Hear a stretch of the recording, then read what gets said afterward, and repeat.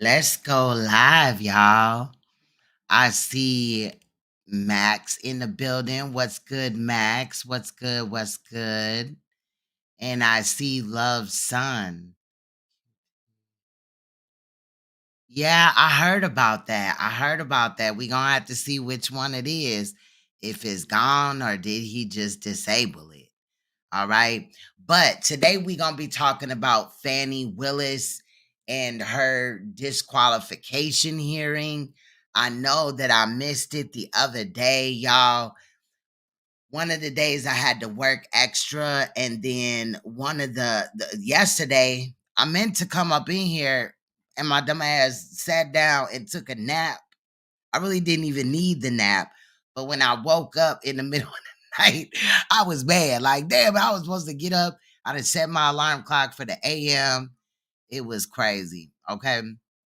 So today, we're gonna be listening to Fani, the part two of her hearing. Remember, this is not a trial. They're just, doing what they gotta do to see if they can disqualify her from the Trump situation. Now, before we get started, we're gonna listen to Moneybag Yo, None Like Me. Let's go. All right, G. Okay, so shout out to everybody in the building.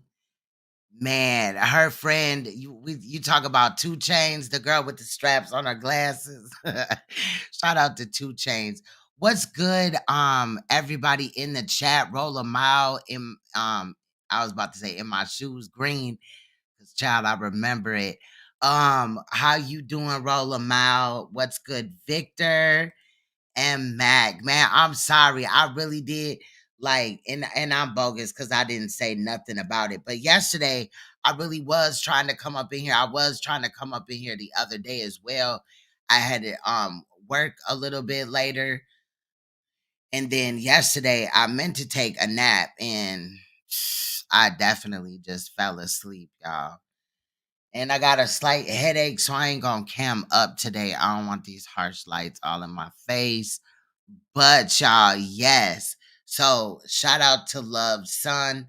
Love's son did come up in here and let us know that Sonetta's channel is gone or missing. Now, what he could have done is disabled his account, right? It basically hides everything, including the channel and all that on their videos and everything. But he also could have been flagged down. So I'm interested in seeing what really happened with this. And y'all know this Fani situation is something temporary. I will always have my feet on Sonetta's neck, okay? Yes, it definitely is. It definitely is. But I've been trying to get more do more streams and stuff like that because next Wednesday, so the 13th of March, I go in for surgery for my hiatal hernia. Is not like a hernia in your intestines or whatever that poke out. You really can't even tell unless you get an upper endoscopy or some other testing done and stuff like that. So I'm going to be doing that and I'll be gone about 10 days. I want to take some time to rest. I'll be off work for 2 weeks. Um so I don't know. My friend she got it done and she like, "Girl, you finna be bored by day 3 4." Cuz she know me, I get bored easily. But I might come up in here for a little struggle stream, right? But I'm gonna really try to catch up on my sleep because they say sleep heals the body. So that is what I'm trying to do. But I do apologize for not letting you guys kind of know what's going on. Yesterday was definitely not my fault, but the day before. So that man Porter knows me. I get bored of just sitting there, bored and stuff like that. So I'm pretty sure I will come on here and, say some or whatever. Definitely appreciate you guys though. Yes. And it's like it's a in and out, surgery. It's unless like Knock on wood, unless something goes wrong. And you know that clearing my throat, that's part of it too. So my doctor said that it will, go away after like a week or two or something like that. So I'm looking forward to that. But I like because I'm really just trying to figure out what I'm gonna do in here. Like nobody's gonna be home, all my kids and my man's will be at work and stuff.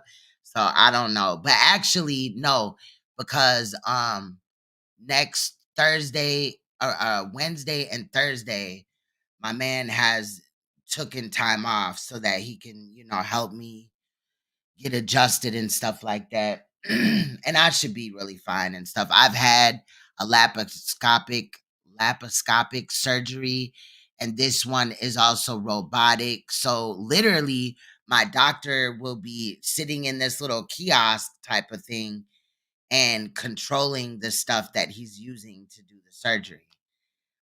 So but I heard I've had that before. You are kind of sore because they put gases in your body, and sometimes your shoulders hurt because that's how the gases leave your body or something like that. I just remember one of my shoulders hurting. I had my gallbladder taken out when I was in my 20s. And for some reason, my shoulder was hurting bad as hell, like worse than everything else. So I was like, what the heck? But I'm a champ, and he already said that they're gonna give me some little pain meds or something. So that's probably gonna cause me to sleep. But like my friend Leak You, she had the surgery done, the same one that I'm having done. And she said that yeah, by like 3 to 4 days, she was like twiddling her thumbs. She was bored as hell. And she's a lot like me. We get bored easy. Like, so, oh, yes, definitely. And why my man, okay. So, recently I've been eating edibles, too, and stuff like that, right? Like, I always ate edibles, but I've been eating them more now. I still smoke the herb, but, you know, and why my man was like, so I guess you're just not gonna be smoking or whatever, because for the first 1 to 10 days, I have like meal restrictions. I have to eat liquid, like a liquid diet, and then from there it goes to like pureed. So like even noodles and soup and stuff is in that category. So I have to wait that long. But he's like, because you don't want to like smoke no green and then cough and then like bust your stitches, and you can't eat other than liquids. So how you gonna eat like your edibles and stuff? And I was like, man, I'm smoking. Fuck that. Cause I remember after I had my gallbladder surgery, I just took a pillow and put it up against my stomach. And if I felt like I was gonna cough off of hitting the blunt, then I just pushed it closer to my stomach, and I just coughed and I was fine. So anyway, I'm definitely finna just chill, catch up. My doctor said he don't want me sitting for long periods of time. So if I do go live like before the 10 days is up, then I won't be in here for like hours on end. And I also probably won't be doing any graphics or things like that, because he said he's gonna tell me how long he don't want me to sit for continuously or whatever, but it's just a lot. But anyway, y'all, so now y'all know about the surgery and stuff. I think I might have mentioned it last live stream because I knew that it was on the 13th. I found out that day. So I'm excited. I'm looking forward to my voice not being hoarse and all this off and on. So but yeah, so ooh, you use a stuffed animal to cop, man, man, that is crazy. Yeah, I got a whole bunch of pillows though. I got like the body pillows and stuff like that, and other pillows. So I don't know, but yeah, I think smoking is a must. Period. Like it's legal for a reason. On this way anyway. Y'all, let's get into it. But yeah, I'm definitely interested on what's going on with Soneta's channel. Some of y'all may know that Soneta Studios is down or gone right now, so we'll have to see what's going on. But And us being and talking about this Fani Willis, aka Nathan Bradley, or Nathan Wade. I said Nathan Bradley and Terrence Bradley. This, we just doing this for now or whatever. I really was interested in this and I still am. So I guess because I was talking to Ben right before I went live, and Ben's been following along with the story too with Fanny. And like I guess Terrence Brad, like some more information came out about Terrence Bradley, that I wasn't even able to look at today because I've been kind of busy. But Terrence Bradley, I guess, was on the phone while he was in somebody else's office, and the person heard Fanny on the phone and saying like, um, you know, they shouldn't be worried about us and that you shouldn't be talking about us or something like that. So we definitely got a lot to be looking at. Definitely. What is good, Lee Q? I was just talking about you a little bit when it came to the surgery stuff. How you doing? But like I said, so today we're supposed to start with Fani Willis because I'm really trying to kind of go in order as the hearing went. Y'all remember this is not a trial, this is just a hearing to see if she and Nathan Wade or her office possibly is disqualified from the Donald Trump election fraud type of situations or whatever that her office is trying to bring. It definitely is getting lit. That's a fact. Much love, Lee Q. It definitely is getting lit. So I definitely, like I said, I'm gonna have to follow along and stuff like that. Far as today went, I did see a little portion of what they were talking about.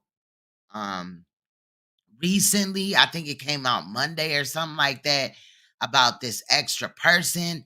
And I also looked up okay, this so 11 Alive, which is the channel that we're getting this footage from. They had interviewed Nathan Wade's attorney for the divorce. So Nathan Wade's wife's attorney for the divorce. So the woman that was representing his wife spoke or whatever. We may look at that at a portion in time, not today. And I looked into some more of Terrence Bradley, this whole thing with him sexually violating somebody or attempting to at his job. And not only that, y'all, a client. Because if y'all remember last time, Terrence Bradley, he's going to testify in this live stream today as well. Because if you didn't know, they interviewed him around about the same time as Robin kind of um Yurity was testified, and then they ended up coming back to him because he was saying attorney client privilege and all this and that. So yes, we have about 1 hour and 49 minutes again of Terrence Bradley, right? And then we also have, we're gonna watch Fani. She's going to speak on this situation. And it's gonna get racy during her thing. I was actually looking forward to this. But then her father, and then there's also her father's gonna testify, and then there's also a man named Roy Barnes, who I believe he was the governor or something. Um, so and then after that, that's when we'll listen to Terrence second time speaking. And both times he put his foot in his mouth. If he was trying to help Nathan or Fani, he definitely did not do a good job at it. Okay, period. But let's get started at this Fani thing because we do have 5 hours of testimonies today. Again, we just trying to recap what's already happened. And like I said, I will look into the newer things that have come out. So if you haven't already, please hit that like button. You already know we're going to talk our crap up in here. We ain't doing this for a political situation. We doing this because there's some scandalous shit that is going on, right? because y'all know I don't get into politics and stuff like that. But let's go, y'all. All right, we are back on the record. Deputy Scott, if you could swear in our next witness. I would, and I do apologize. And Yeah, I think that she's seen herself on camera, because one thing I do want to point out is a lot of people made statements about her dress being on backwards. And my daughter had said something about like her hairline, because she did watch a little bit of this. But I think what's happening is she got gray hair on her hairline and she went and got it dyed, or maybe she got like a 27-piece in shit. I don't know. But she definitely came in, what was it, Friday, wearing a red dress, hair on fleek. She definitely looked like she had a makeover. do me a favor. Put them on my next meeting glasses. After you swear me, tell me what it is. Swear, you can go ahead and swear me, so I don't hold it before. You swear on front. Yes, sir. Okay, spell your first name. District Attorney Fani, Fani. Last name is Willis. Ms. Willis, how did you know to come into the courtroom right then? Ashley Merchant, right away. There were people I was pacing in my office, Okay. and I heard someone yell, "His testimony is done." It only made sense to me that I would be, and I've been very anxious to have this conversation with you today. So I ran to the courtroom. So if y'all remember the last live that we did, right? If you haven't seen it, go check it out. But Nathan Wade ended the day in, ended that live stream as far as his testimony. But right after that, Fani ran to the courtroom and felt like it was her turn to testify. So that's what she was speaking So on. as soon as It's good, Doe Eyes. Shout out to everybody, y'all. Jay Snake, shout out to you. you heard that Mr. Wade was done testifying, that's when you just assumed you would be the next witness? It only makes sense. Did you listen to any of the testimony? I've been in my office pacing, ma'am. Did you listen to any of the arguments? I did hear the arguments this morning. It's ridiculous to me that you lied on Monday, and yet here we still are. And I did listen to that argument. All right, so that was it. She is looking rough. I don't know what is going on, but like I said, even her lashes was on fleek, y'all. When she came back, her dress was turned around the right way. It wasn't backwards. She was wearing a red dress. Her hair was on fleek. Her lashes was on fleek. So it was lit, this time. Cause I don't know what the hell. At first I was like, is that a lace front? Just the argument, no testimony. Right, I listened to the argument this morning where Adam Abadi, I thought, did an excellent job pointing out how dishonest you were with the court on Monday. And I'm actually surprised that the hearing continued, but since it did, here I am. Great. So let's just talk about what you did in Not her stylist was like, come here, child. preparation for today. Did you meet with Mr. Wade at all? Once the motion was filed, did you meet with Mr. Wade and talk to him about the motion that I filed to disqualify you? On this first January motion, Yes. I don't know if you could say talked about. I probably had some choice words about some of the things that you said that were dishonest within this motion. So I don't know that it was a conversation. As you know, Mr. Wade is a Southern gentleman. Me, not so much. Okay. Child, she is being petty as hell. Now I get it though, right? Cause she feel like, Ashley Merchant and her boys is coming for her life. And when she just stated that, I don't know how to break it down. Bro, she seemed like she was gonna jump up out this chair. Let's listen to this again. It was a conversation. As you know, Mr. Wade is a Southern gentleman. Me, not so much. Hold on, let's go back. Adam Abadi, I thought, did an excellent job pointing out how dishonest you were with the court on Monday. And I'm actually surprised that the hearing continued, but since it did, here I am. Great. So let's just talk about what you did in preparation for today. Did you meet with Mr. Wade at all? Once the motion Not the Kamala Harris special. Child, I know her and Kamala gotta be friends. Okay, period. was filed, did you meet with Mr. Wade and talk to him about the motion that I filed to disqualify you? On January, this first January motion? Yes. When she get to holding up them papers, child, I thought she was gonna throw them later on when she bunched them all together and was like, "Oh, this is lies." I was like, "Oh, she going to throw them." I don't know if you could say talked about. I probably had some choice words about some of the things Either did I, love. I was like, "What?"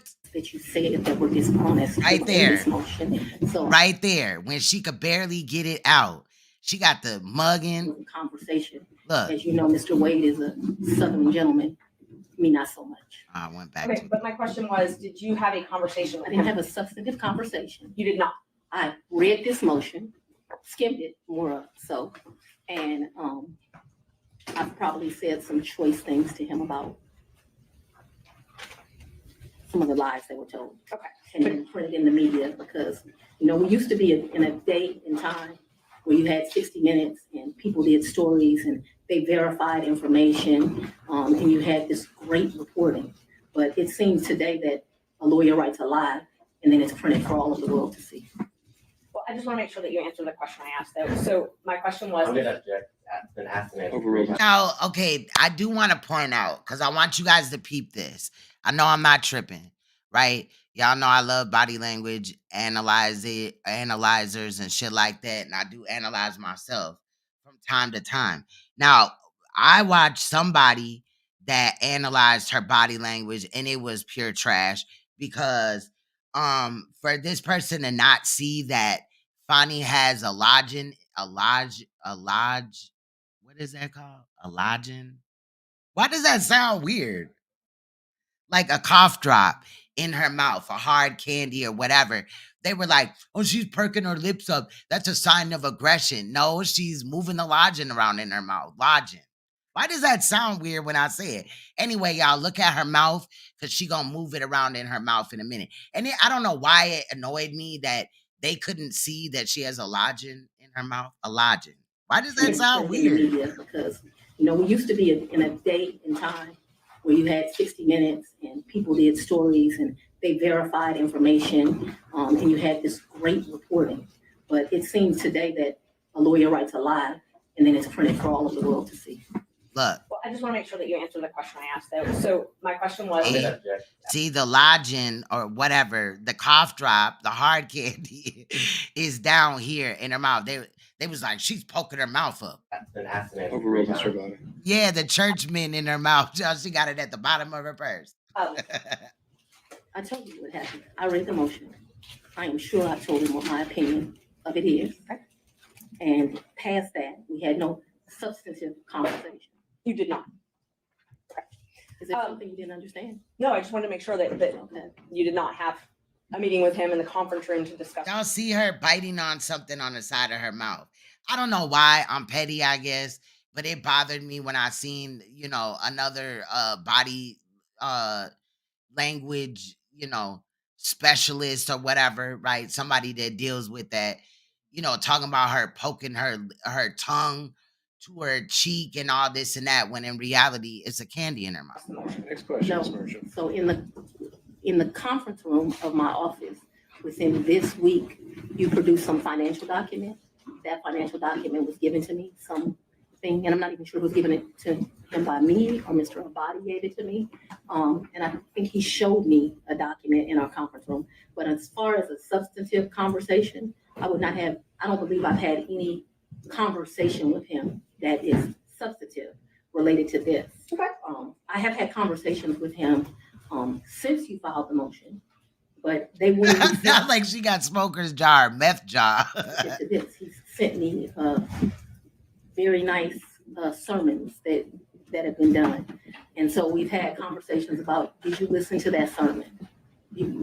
Things of that. See, and then right there, why she had to bring church up in it. Girl, you was not listening to no motherfucking sermon, bouncing that ass in somebody's office or a hotel room, child. You was getting it. Nature. And I would say they were in relationship to this because I think he did it to be kind. Not the Bobby Brown job. Look, right there. the motherfucker was like, look, she poking her mouth out. Like, what? Okay. Let's start back in 2019. Yeah. So you and Mr. Wade met in October 2019 at a conference? That is correct. And I think in one of your motions, you tried to implicate I slept with him at that conference, which I find to be extremely offensive. I stayed at that conference. Mr. Wade was my teacher. I did not meet him when he taught the class. I was standing outside talking to Lisa Reeves, who is a judge. Me and her were just having a conversation. Mr. Wade walks up and they hug each other. They have some brief conversation. She introduces us. Your Honor, I'm going to object. We kind of thought that when you asked the question, you didn't answer the question, not a speech, so I object to the speech. I believe agree. I'm able to explain my answers.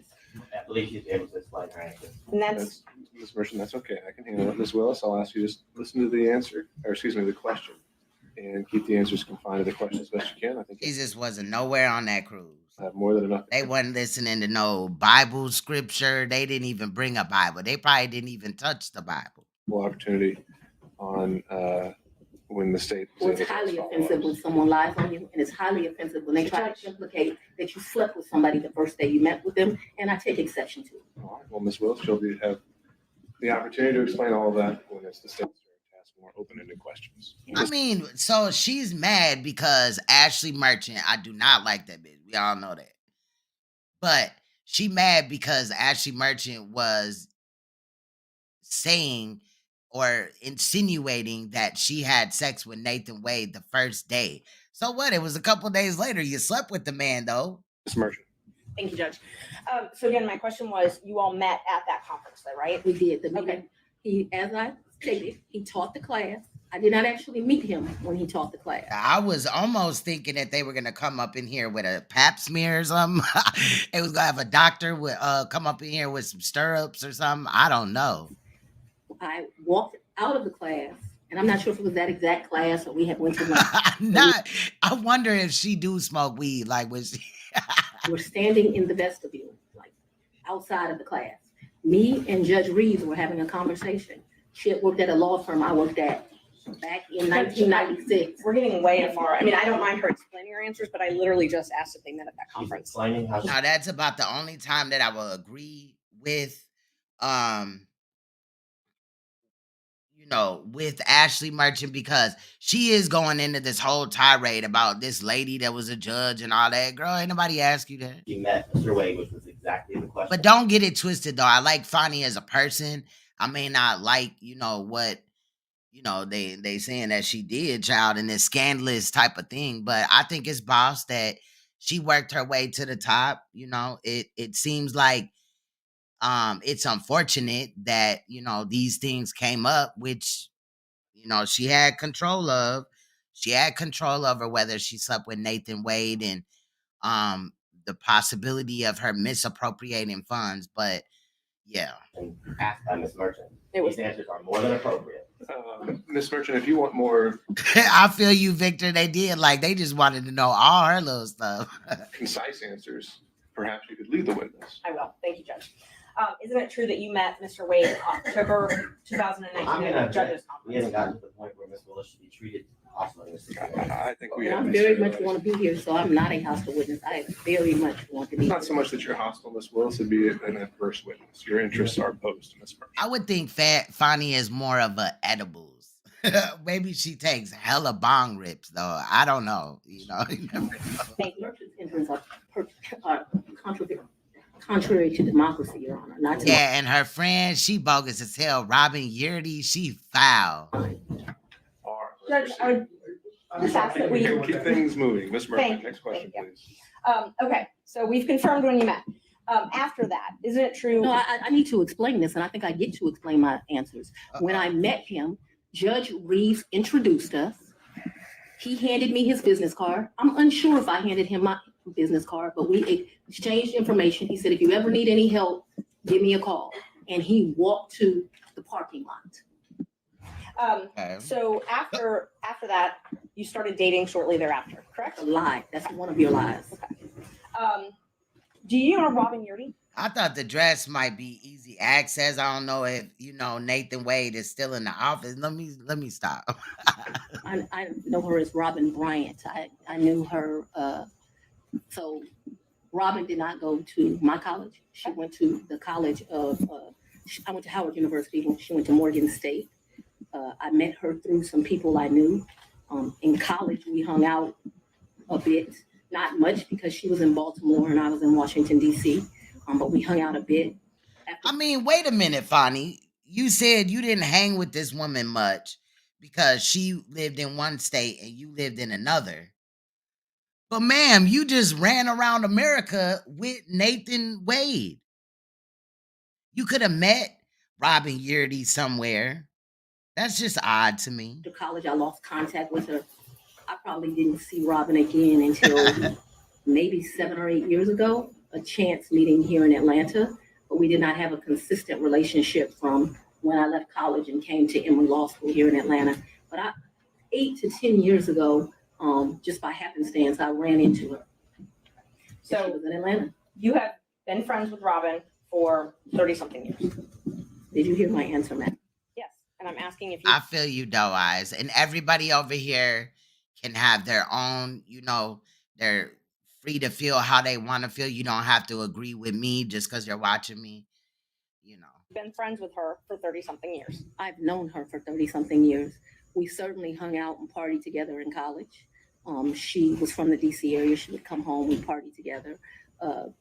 Wasn't close, but she was certainly in the girlfriends that party together. Oh, that's a fact, love son.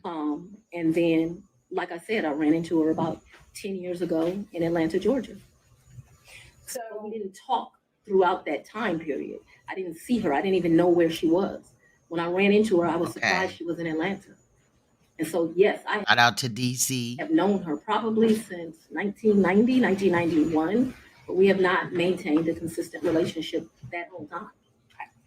For the last 10 years or 5, whatever you'd like to classify it as. Have you been friends with her? I have not spoken to Robin in over a year. I certainly do not consider her a friend now. I think that she, there's a saying, no good deed goes unpunished. And I think that she betrayed our friendship. So let's narrow it down the timeline now. So I really wish we could really find out what was the reason why her and Robin split up. Was it the condo that she went on to sublease of Robin's? Like, how was it that she called her on her, behavior at work or whatever? questions are going to be from the time period of 2019 until she no longer was employed for you, the last time you all talked. So all Right. the next questions She definitely messed up her groove. are just focused on that time frame, okay? Yes, ma'am. Up until Hey, John. she left your office. Yes, ma'am. During 2019, you all were friends, correct? Yes, we knew each other in 2019. During 2020, you all were friends, correct? We were friends during that time period. During 2021, you all were friends, correct? Yes. And such good friends that when you needed a place to stay, you asked her if you could take over her lease. That's a lie. You did That's not not move the- into her apartment? I or her did, but condo? that's not the way you characterize it is wrong. I asked if you could take over her lease. I did not ask if I could take over her lease. Did you move into her apartment? I moved into her condo in April of 21. The circumstances around that were that Robin met her husband. They wanted to move into another and separate place. She wanted to get rid of her condo. My father was living with me at the house. Because of this case and because of my stance on gangs, my life was being threatened regularly. Now stop it right there, because in the live stream that we did earlier, so the last live stream, it was stated that Fani wanted to get away from her father. So we got to put that in there, right? And now it's, because of the gangs. Now, that was hinted on. And like I said, her dad is going to get up there and speak. But I just think it's kind of strange that somebody that's in fear of her life would be carrying around large amounts of cash. Thankfully, nobody stuck her up or anything like that. But it's just odd. What's good, iCuban? My father urged me to leave our home. At the same time, Right, but her dad stayed and he owed. Like, no disrespect to him. I guess he used to be an attorney or whatever, but he was like, nah, I'm not going nowhere. That's as interesting. luck would have it, Robin wanted to give up her lease because she wanted to move in with this new man she met, who eventually became her husband. And so, I feel you, John. I can't stand Biden. as life circumstances work, my dad was begging me to leave the house. He was afraid for me, afraid for his grandchildren. She wanted someone to take over her lease so that she didn't, have to pay a fee or get abandoned. And so I don't remember when, but probably March or April of 21, I moved in and take over her lease. And did you pay her or did you pay the leasing agent? No, I don't even know who the leasing agent was. I paid her. You paid her. Did you pay her cash or did you use card? There were some times that I would give her cash, but Her dad wanted to bring some strippers home. I'm dead. mostly I paid her via Cash App. That would be the most convenient thing. So I would not only give her rent, but then like when the utilities would come in, whatever the utility was, she might be like, I need $70, I need $100, whatever it was. And we never had a problem with money. Whatever she told me it was, I never asked to see a bill. I never questioned her. I just gave it to her. What percentage would you say you paid cash versus Cash App? Oh, the vast majority was Cash App. I Cash don't know what percentage. I'm not going to guess that. Yes, I was talking about that a little bit earlier. I haven't been able to. So everything that went on with Fani's situation today, I haven't been able to click in yet. Vast I will. majority was Cash App. But there would be times she would say, this bill came in at $70. Here goes $70. Did you have a monthly rent amount that you paid her? I can't remember. It was 14. I don't like Obama either. I said Biden. Well, basically, it's the same person. $1,500. I can't remember what it was. And it would vary, which I don't understand to this day. Like I said, I never questioned her. When did you Whatever move she out? said it was, that's what I paid. Right. Who pays rent with Cash App? And remember, and Mac, that she stated that she carried all her money in cash. So why she couldn't just give Robin Yurdy the money that she was asking for in cash at the office, since she run around with cash on her?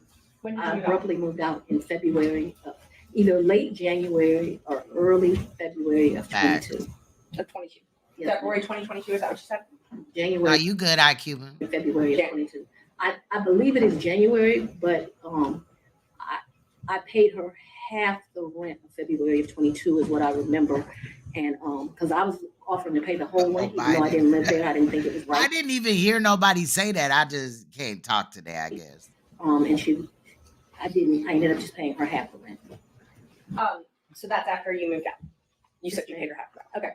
And the time that you said you had to move out of your house because you were scared, did your dad stay there at your house? My father was concerned. Yes, we were both concerned. Okay. But he remained there. My father was 80 years old. He would have been 79. He was scared to death of COVID. You have to go back to when this was. My father's an older man. I wanted him to move out. We had some discussions about him moving out. And what he decided was the risk of COVID was more dangerous than the risk of the people that were threatening. Typical man, more worried about his daughter and his grandchildren than his own safety. You'll get to meet him. And No, in my opinion, if he was really worried about, and I'm not saying this to disrespect her father or anything like that. I'm just highly opinionated. If her dad, in my opinion, cared about her so much, he would have went with her to make sure that she's okay. But I can't understand his want or need or what she had said as her father being a man, not wanting to, leave and uproot to another person's house. And when I say that, him being a man, I'm not being like sexist here. I'm just saying, I would kind of almost feel like my dad would even be like, nah, I'm staying, but he would have been like, you're not going anywhere either. We good. We got this. You know what I mean? But in my opinion, she went there so that she could, I'm not sure where this condo is, but possibly be further away from people that may recognize her and be able to, sneak in Nathan Wade, in my opinion. Just you'll saying. understand, he doesn't scare too easily. So your grandkids, or his grandkids were living at the house as well at that time? Well, I don't know how old your children are, but when you have adult children, they leave and they come back. They leave and they come back. So there have been periods of time that they're there, come, they do whatever they want. Children do. That's what I'm thinking. She moved to knock the boots. She didn't want to knock boots with her dad in the house. But also her dad, like I said, when he gets up and testifies, he sits up there for about 40 minutes. He definitely wanted in on it. Who just said that? I think it was John that said that he wanted in on this. But he's gonna get up there and speak about Fani's ex-husband used to be a DJ or had DJ equipment in the garage, and he went and got it. Now I'm wondering, when she was married to her husband, it seems like that marriage has been resolved some point in time, like before 2010 or something. But I'm wondering, like, was her dad living with her then when she was knocking boots with her husband? What children do, as long as Maybe it's awkward that, her dad was in the same house and she couldn't feel free and stuff. their mother has a house, they'll come to it. Unfortunately, now the threats because of this case have gotten so extreme. I just pay a mortgage and no one lives there. And that's what I was going to ask you. So But you would expect from somebody that's in fear for their life, possibly, that they wouldn't even maybe go on trips. Remember also that she allegedly has a security team. So at the time when, she was stating that people were coming to her house and making statements, I think her dad talks about that a little bit too. And death threats and all this and that. Like, where was her security team at? when you moved out in, I think you said April 2021, you left your dad and your two kids at the house. She wanted to walk around naked up in there, okay? And my two kids were not at the house. They were not. Okay, so they didn't still live at your house. My youngest daughter certainly did not live there. My oldest daughter would come back and forth. I can't say month for month when she was there or when she was not there. I know that she Thank you, Doe Eyes. I appreciate you. has been there post me moving out. At this time, no one is at my house. So at some point after you moved out for the safety reasons, at least one of your children did come Ms. back to the Merchant, can we house. get to the Yeah, relationship to the sure. financial? Yes. Bonnie had Nathan Wade play a cop. I don't know, man. This shit is crazy. Let's see. We were back at 2021. So you were still friends with Miss Yeardy then. Were you also friends with Mr. Bradley? I've never been friends with Mr. Bradley. You've never been friends with Mr. Bradley? No, I don't consider us to be friends. I don't dislike Mr. Bradley, but I don't consider us to be friends. Is he someone that you would have in your phone and you would message? Damn, don't nobody like Terrence Bradley. I might have text messaged him. Would you text message him and Mr. Wade on the same conversations?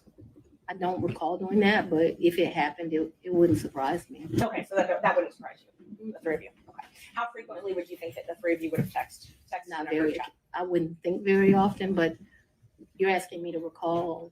I don't even know what time period you're asking me to recall, but I'm not going to speak to that because I just really don't know the answer to that. So I don't want to speculate as to how often that would happen. But it's not out of my practice to text two people on one text message. So if you told me that happened and showed it to me, it wouldn't surprise me, although I have no recollection of it. But there would be some record of it in your phone, or the phone records would have some record of those texts. Perhaps.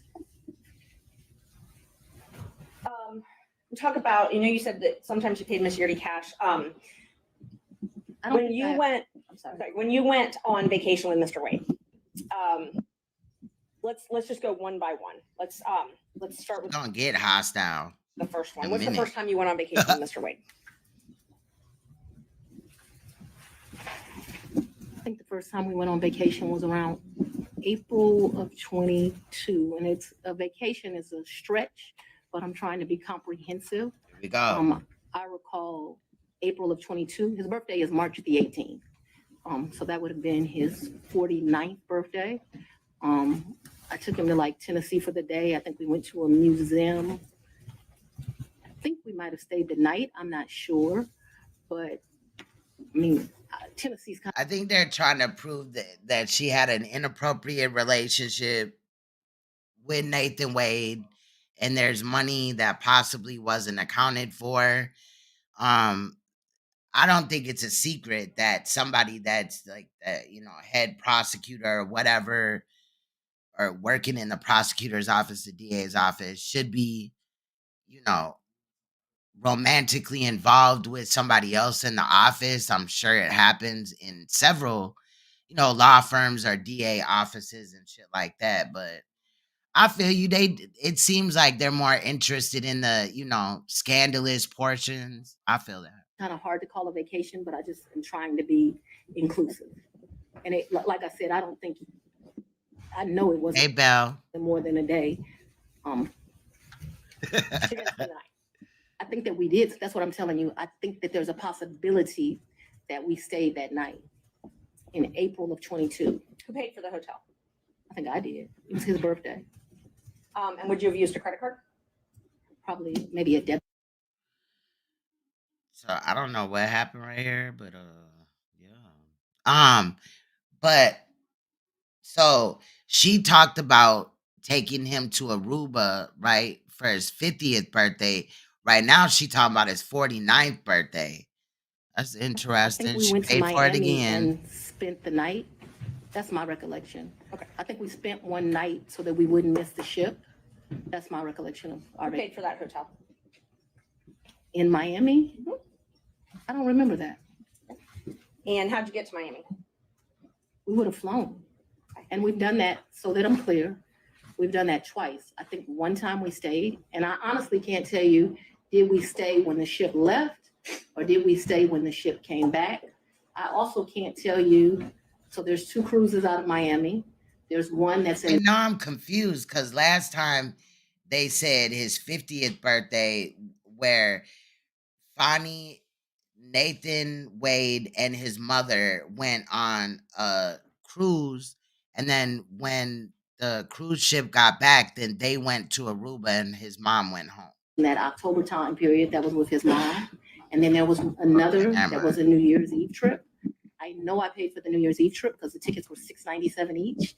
And I thought this is ridiculous that the tickets are Hey, Texas. $700 to go to Miami. But when you travel during New Year's Eve, they get you. So let's just back up and talk about the first time that you went to Facts, John. Florida with Mr. Wade. That was the time that you said you stayed in Miami at the hotel the first night. That's the time I told you I am not sure.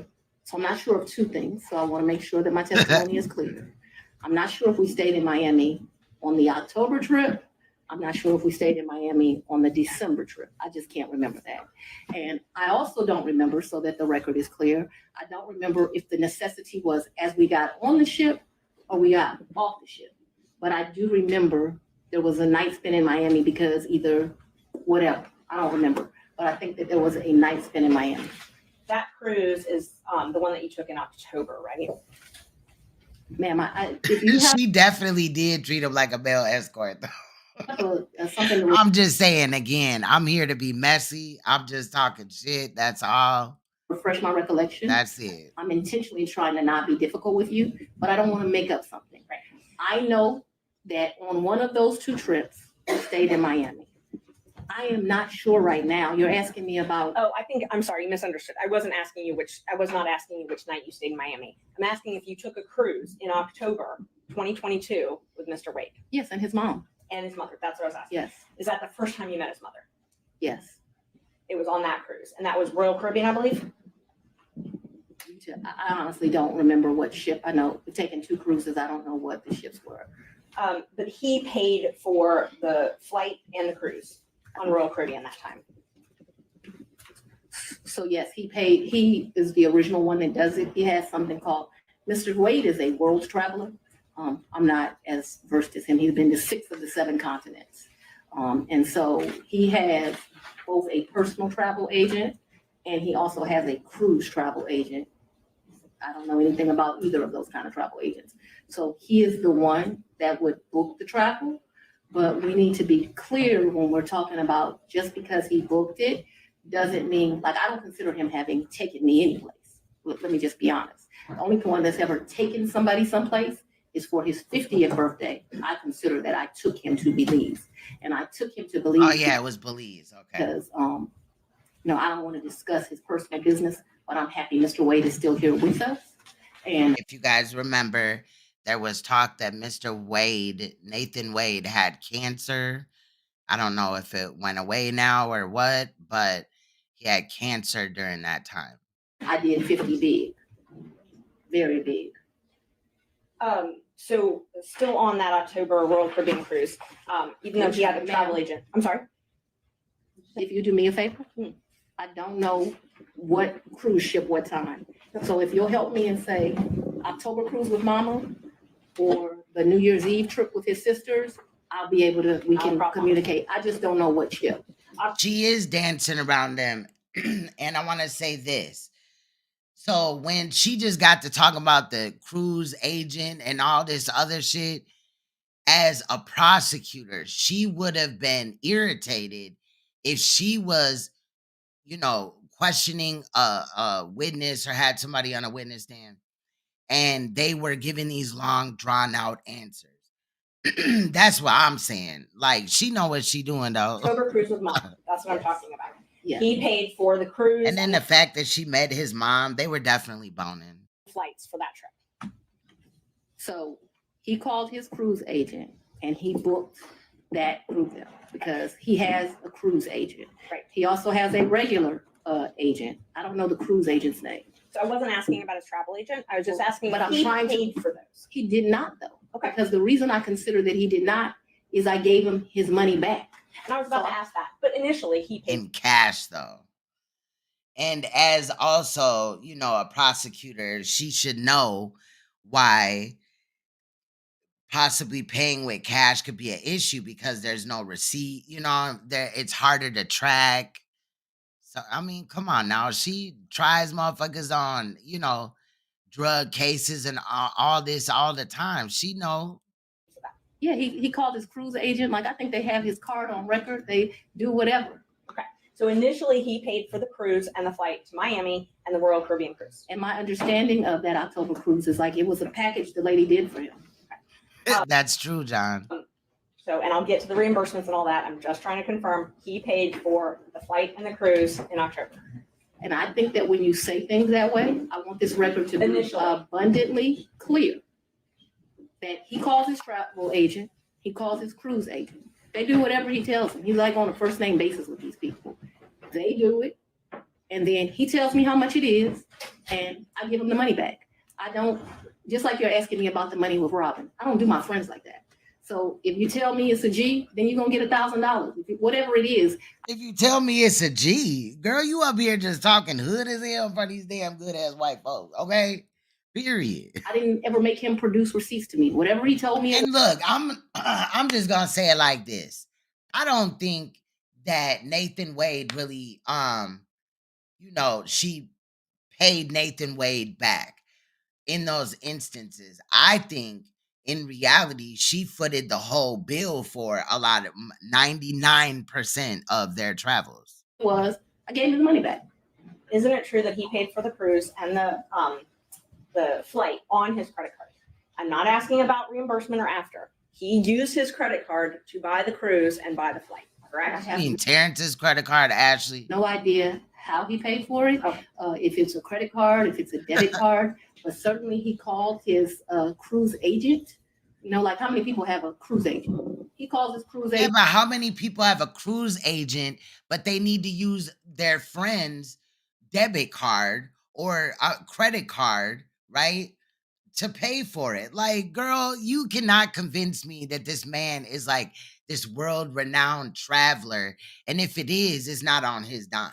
Agent tells them where they want to go. They tell them what's booked.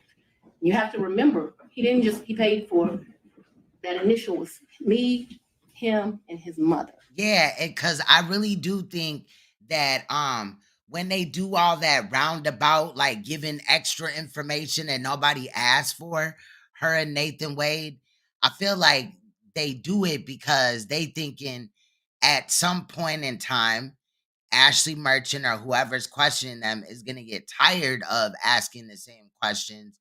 Or also the judge would be like, well, you did, interview her for, an hour or two, because he had made a statement like that in the last live stream. That's the only reason why I'm saying it. Not that he can stop them. Well, I don't know. He can technically stop them from questioning somebody, but I don't know.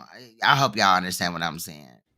Yeah, he a gigolo. Facts. Thank you. I was looking for that word too. And then after that cruise, you all flew to Aruba and spent a couple days in a hotel there, correct? Right, and his mother was not. Facts. Signing off on his work invoices, but not even looking at the invoice itself. Like, what? He And we left her initially paid behind. for that. He initially paid for that. For Aruba, yes, ma'am. So let's talk about. I mean, both- if he boning the boss, that's easy for all type of corruption to go on. You know, I'm just saying. of those. I know he initially paid for it. Did you pay him And when you travel, you can only take $10,000 cash. Like, back? For the cruise and for Aruba, yeah, I gave him his money before we ever went on that trip. You gave him cash before you ever went on the trip? Mm-hmm. And so when you got cash to pay him back on these trips, would you go to the ATM? No, lady, You would not go to the ATM. no, Okay. So Fulton County pays you direct deposit, I assume? yes, Fulton County and the state of Georgia both pay me direct deposits. Okay. so So- she has a bank account. She then must what? Go to the bank and just bring it all home in cash? So the cash that you What? would pay him, you wouldn't get it out of the bank. I have money in my house. You have money in your house. So it was just money that was there. When you meet my father, he's gonna tell you as a woman, Hold on, I gotta fix this here. It's acting funny again. Okay. you should always have, which I don't have, so let's don't tell him that. You should have at least 6 months No, I feel you, John. in cash at your house at all times. Now, I don't know why this old black man feels like that, but he does. When we were growing up, my daddy had 3 safes in the house. So my father's bought me a lockbox. See, look at her blaming on her dad. And they probably, went over, her testimony. Her dad is an attorney, or was, right? He 80 now. I don't know if he's still. But so he know the ins and outs too. She And definitely I was always covering keep her cash in the tracks. house. Now, I don't do it to the degree that my father would do it. He Facts, would probably John. be ashamed with me, but I always have cash at the house. That has been, I don't know, all my life. Not she went to a check cash to play. She cashed that shit at a bar, nigga. Like, You're a woman and you go on a date with a man, you better have $200 in your pocket. So if that man acts up, you can go where you want to go. So I keep cash in my house, and I don't keep cash as good in my purse like I used to, because I don't go on many dates. But when you go on a date, you should have cash in your pocket. So my because we know she likes to go on her dates out of the country or out of the state. question was, where did that cash originally come from? If it didn't Cash come out of the from- bank? Cash is fungible. We've had cash for years in my house. So for me to tell you the source of when it comes from, when you go to Publix and you buy something, you get $50, you throw it in there. When it's been my whole life. When I took out a large amount of money on my first campaign, I kept some of the cash of that. Like, to tell you, I just have cash in I my remember the campaign because she's gonna talk about losing 50,000 to a campaign, and I do feel her. That would be fucked up, right? But she just said that she kept some of it. house. I don't have as much today as I would normally have, but I'm building back up now. So you just put Right, like she an old school playhouse. She's sitting in a chair. She got her arm poached all up. She just sitting there chilling, talking about if she said it was a G, then I gave her a G. You know, like money. It's a damn. very good practice. I would advise it They to was probably looking at her like, who is this person? all women. So you can't identify when you came into this cash or where the cash came from. Facts. I didn't say I couldn't identify it. No, nobody gives me anything. I am sure that the source of the money is always the work, sweat, and tears of me. I can't stand that nigga Soros either. He's trash. What you asked me for And he looks scary as hell. The Rothschilds too. is when did the money go in there? What I am trying to tell you is, so I got divorced in 2005 from my husband. Fact. And No, it's important. You said, where did the money come from? And I need to tell you where the money came from. And so for many, many years, I have Not kept Gangstaline. She got a damn double cup of some syrup. money in my house. That money in my worst days has probably only been $500 or $1,000.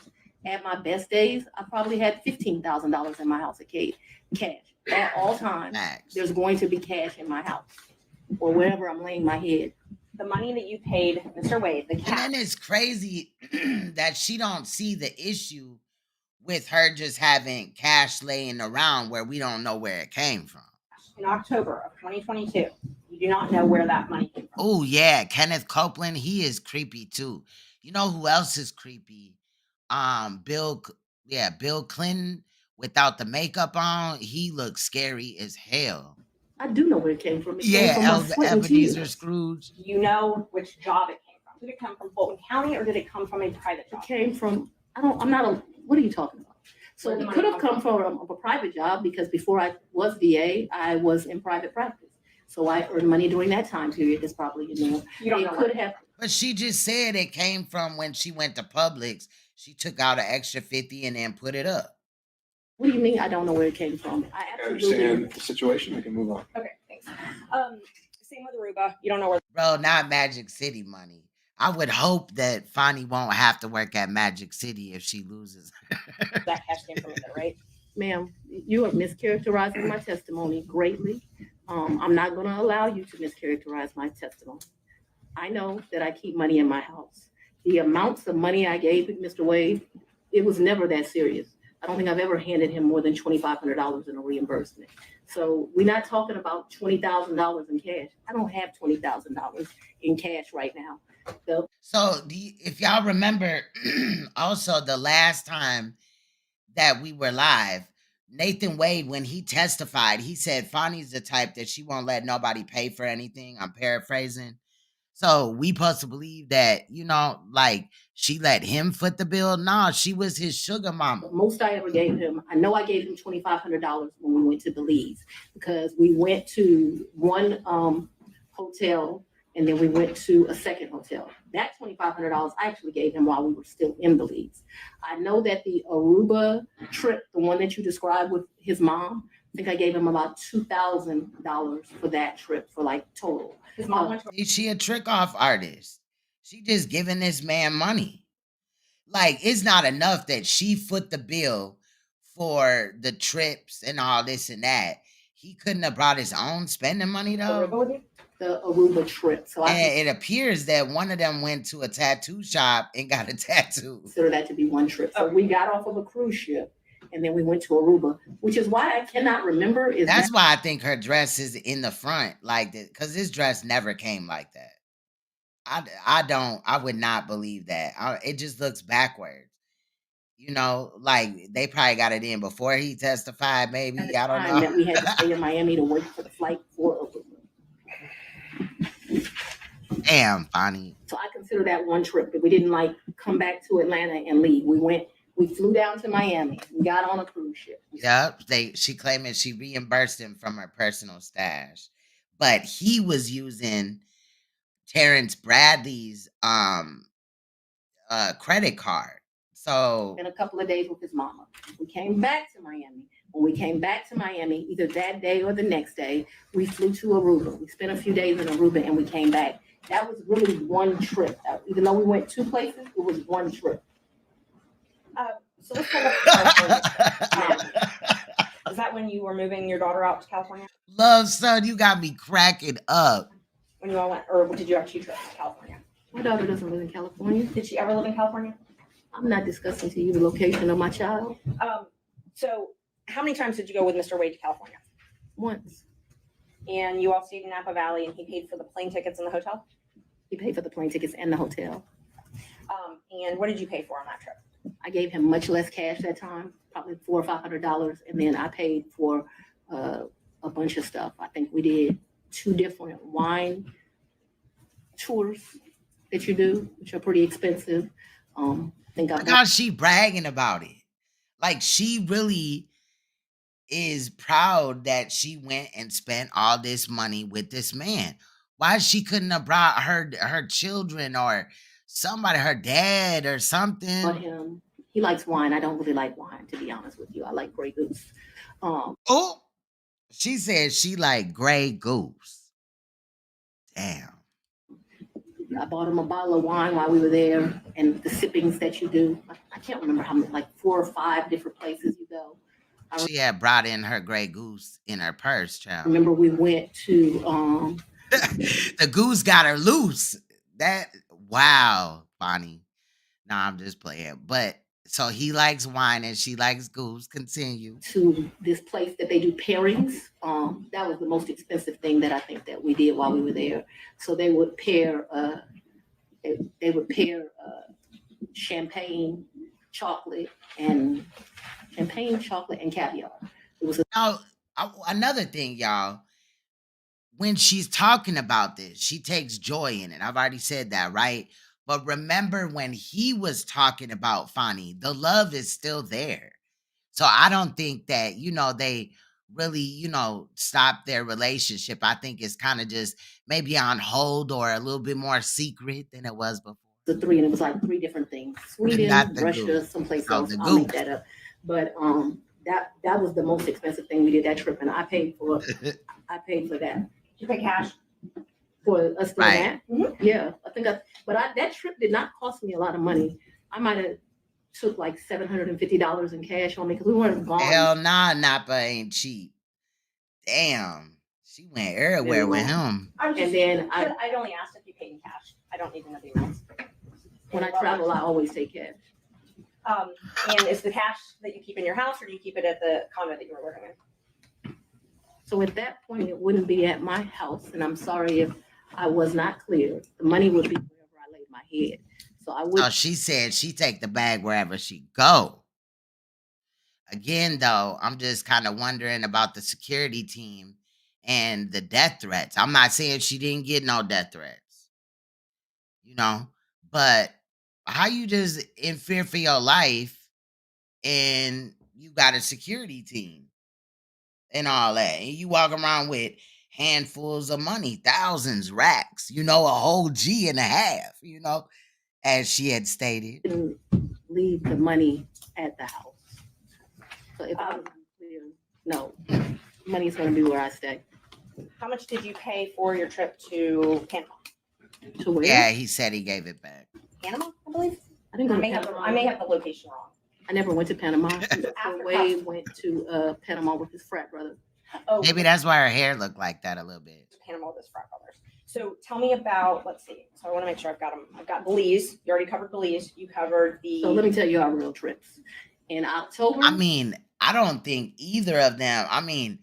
Terrence Bradley, I hope charges come on him because just to fill y'all in if you didn't know, Terrence Bradley had made a sexual advance towards somebody that was working at the office that him and Nathan Wade and this other guy with the last name Campbell had a law firm. And so he had tried to sexually violate somebody that was working there and then also a client. So, like, this shit is crazy as hell. And I know when he was up there on the witness stand, he thinking about how all this stuff could come into play. People could, start an investigation into that whole thing. But also when Nathan Wade was up there, it seemed like he was thinking about like, damn, did I really go through all these years of college to become a lawyer just to lose it this way? We went with we went on the cruise with his mom. We got back from the cruise with his mom and we went to Aruba. I consider that one trip. Second trip, New Year's Eve, we went on a cruise to the Bahamas. That's the second trip. I'll make sure I get this right. Third trip, 100% on me. I think he might have spent $200 on that entire trip. And then some could look at it like she's being transparent, because she's going into detail. Went to Belize. That was my trip. That was, big bag his hairs. 50th. And then Napa Valley, we went around May. I don't know the dates, but it seems to me like it was close to Mother's Day. Right. He was out of security. That's crazy. Big Bag Willis. And those are the only trips? She's doing her thing. So that the record is complete. I remember one time driving to, where were we? South Carolina, and we met my sister for lunch with her man. When We was didn't that? stay I don't know, but we didn't stay the night there, but I guess people would consider that a trip if you drive somewhere and you come back. That was insane because it was like 5 hours to drive. We ate lunch and we drove right back. That's the truth, though, and Mac. That interest would have been great. Um, But I do understand, like, the idea of keeping money on you, whether you're a man or a woman. You know that. I can remember driving to some little town in Georgia. I don't even know where I was. I had never been there before or after. There's some boat you can get on over to, and they're like a slave thing. If that gives anyone any reference, we didn't do that. Yup. Um, Exporter. I remember doing that. I remember driving one time to Charlotte. We had lunch with one of my very close girlfriends. And again, we drove to Charlotte, met my girlfriend for lunch, and drove right back. So that's a trip. Victor, I'm dead. We didn't stay the night there, but I just want to be complete in my testimony. We drove someplace, had lunch, drove back. I don't remember another driving someplace distant for lunch and coming back to Charlotte to see a girlfriend, to meet my sister in South Carolina. We went by ourselves when I told you about that remote place in Georgia. We could have driven someplace else and had lunch and came back. That's all that comes to my recollection right now. There could have been another place we drove and had lunch. My security team was very clear to me. I'm not to be out and about in Atlanta without them. And so for me to do something just very normal that a normal person would get to do, if they weren't prosecuting this case, I got. Well, if she wasn't supposed to be around her security in Atlanta without her security team, then where was they at when people allegedly came to her house and was also sending her death threat? To drive 4 hours to do it. And that's what I was gonna ask you, your security detail, did they take you to and from your house? They take, well, so I haven't been able to enjoy my home. Condo, I'm sorry. Since March of. Where you lay your head? Did they take you to and from where you lay your head? 99% of the time. Would they take Mr. Wade to and from wherever you laid your head? That is Yeah, and this is kind of degrading. Let me chill. never in the history of ever happened, ever, okay? Your security team has never taken He him? do look like Mr. Brown from Meet the Browns. He sure do. Child, Terrence Bradley is wild. I cannot, and we gotta hear him too. From my house, that's a lie. I'm That's asking another, if they've ever taken him and anywhere. I'm telling you that that's never happened. So your security team has never taken My Mr. Wade anywhere? security team has never taken Mr. Wade from any place where I have lived and brought him here. Never, not once, not ever. Have they ever taken the two of you together? And then why didn't anybody from her security team to have to testify or anything like that? Do you want the truth or not? Oh, yeah. Anyway, The security team, the receptionist, like all them people would know this. We've left this building and for gone to lunch, but I go to lunch so rarely that is a very rare occasion, I am sure. And let me be clear, it wouldn't just be Mr. Wade. So I'm sure my security team has taken me to lunch. Probably been a time I've left here 7 o'clock, gone to get something to eat. And I don't even know that they would have taken him or if he would have driven himself, but they've taken me to do that. But we're talking very few, very far in between. Most days I don't even eat lunch. And when I do, it's because my assistant has heated up some bag, something, and I eat through meetings and eat in my office. It's not a practice of mine to go to lunch. during the time period that you were dating, would your security team ever take you two together anywhere? No. Never. If there was a lunch that occurred that I just described, if there was a meal that occurred that I just described, You thought it was Mr. Brown too? anything outside of that, and it needs to be very clear. Not often, once, twice, because I want to be over inclusive. I'm saying Right. Security team got paid to go away and shut up, probably. Don't say nothing. You ain't seen nothing. Look, they could have brought her to a restaurant, and sat outside, and then Nathan Wade come out of a laundry basket or something. You know what I'm saying? Eat lunch with her, then get back in there. You never know what the hell was going on. once or twice. I'm not saying But she probably didn't want to be seen really in Atlanta with him because, people talk. that it happened, but I'd rather be over inclusive with you. So your office objected to us getting Delta Yeah, she said she don't like lunches, so for flights that you may have taken. maybe I'm wondering, did she stay back from lunch? So everybody else could go out, and then her and Nathan could have the office to themselves. I'm not gonna take care. Well, no. I object to you getting records. You've been intrusive into people's personal lives. You're confused. You think I'm on trial. These people are on trial for trying to steal an election in 2020. I'm not on trial, no matter how hard you try to put me on trial. So my question That's a fact, though. Hush money is real if the price is right. That's facts, Victor. was, do you have any I problem? object to you getting any personal records of mine. We're not dealing. Oh, y'all. So, from what I seen, right? Remember when I told y'all that I had watched a video of 11 Alive, that's an Atlanta news station, interviewing Nathan Wade's wife's attorney in the divorce shit. And y'all, can y'all believe they are subpoenaing Fani to testify at their divorce hearing? So when he said that they were divorced in 2021 or whatever, last live stream, that's cap from what I've seen.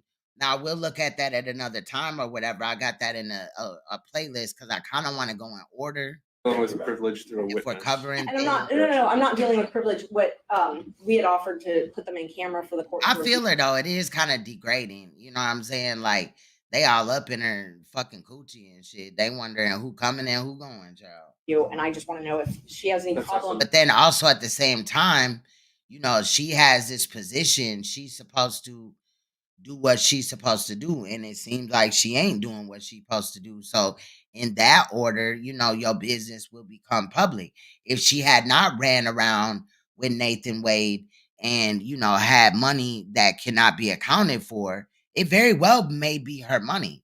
But it just raises an eyebrow when you got all this shit going on. When you deal with a witness. Yeah, woo child.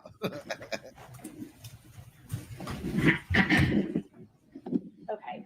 You have to file as part of your job something called the income and financial. Right. So why did he lie on the stand then? Because I could have sworn he said 2021 he got divorced. So he wasn't cheating when or whatever, when the man was asking him, did you entertain anybody that you're not married to and that you're not related to? And he said no. He was lying up there too at that time. Correct. That's correct. And you filed your first one. So you filed 2 today. Is that right? Yeah, she's single. I believe, don't hold me to this, but I want to say, I heard them say that she got divorced in like 2003 or something like that. But don't hold me to that. But from what I heard, her marriage has been dissolved for years. Is it 2 or 3? I probably would have filed 21, 22. Also, love, son, I don't know if you know, but allegedly Nathan Wade's wife was cheating on Nathan Wade with his best friend. So that's why I'm not in here like Fani sleeping with a married man and all this and that, because the wife, had cheated allegedly. Now, Nathan Wade could have went up there and lied and put it all on his wife that, she had this affair and they couldn't, work through that or whatever. He could have lied. That's also going to come out in court. But if he did lie, like I said, he lied on the stand more than once then. Maybe I Hey, haven't Nicolette, how you been? filed 23 yet, because isn't it due like June of the next year? April, I believe. So you filed, let's see, you filed your first one, it looks like April 15th, 2022, and your second one, Yeah, Fani's beautiful. April 17th, 2023. Does that sound familiar? That I don't remember the dates, but you're an officer of the court. I'm gonna hope you're telling the truth now. May I approach the witness? You may. Thank you. I already gave the state a copy, exhibit 20 and 21, if you should look at those. They're part of the certified records, so yeah. Can somebody bring me some? Yeah. Yeah, her hoarding money because we don't know if it was a payoff from this person, that person. It'd be different if one of us just, hoarded money or we had a bank account, but we ain't put our money in there or whatever. It could be a different thing. I'm getting a little old. It's just some shit that I don't think she should be involved in, or nobody that holds her position should be involved in. Yes. I'll be right back, y'all. I'm finna Okay, go so check on my those are babies the right ones that you quick. filed. This, No, this, as this looks you know, as a mom, when the kids get too quiet, y'all, something might be wrong. like Mr. I'll be right Sewell. back, y'all. Yes, ma'am. Yes, ma'am. Should we move to admit 20 and 21? I think you need to delineate which one's which one's 20 which. is 2021, so it accounts for the time period, Your Honor, January the 1st, 21 through December the 31st, 2021. That is Defendant's Exhibit 20. Defendant's Exhibit 2021, it accounts for the time period, January the 1st, 2022 through December the 1st of 2022. All right. Any objection to exhibits 20 and 21 Nope, No, sorry. from other counsel? Admitted without objection. When did your personal relationship with Mr. Wade end? Our personal relationship ended in this year.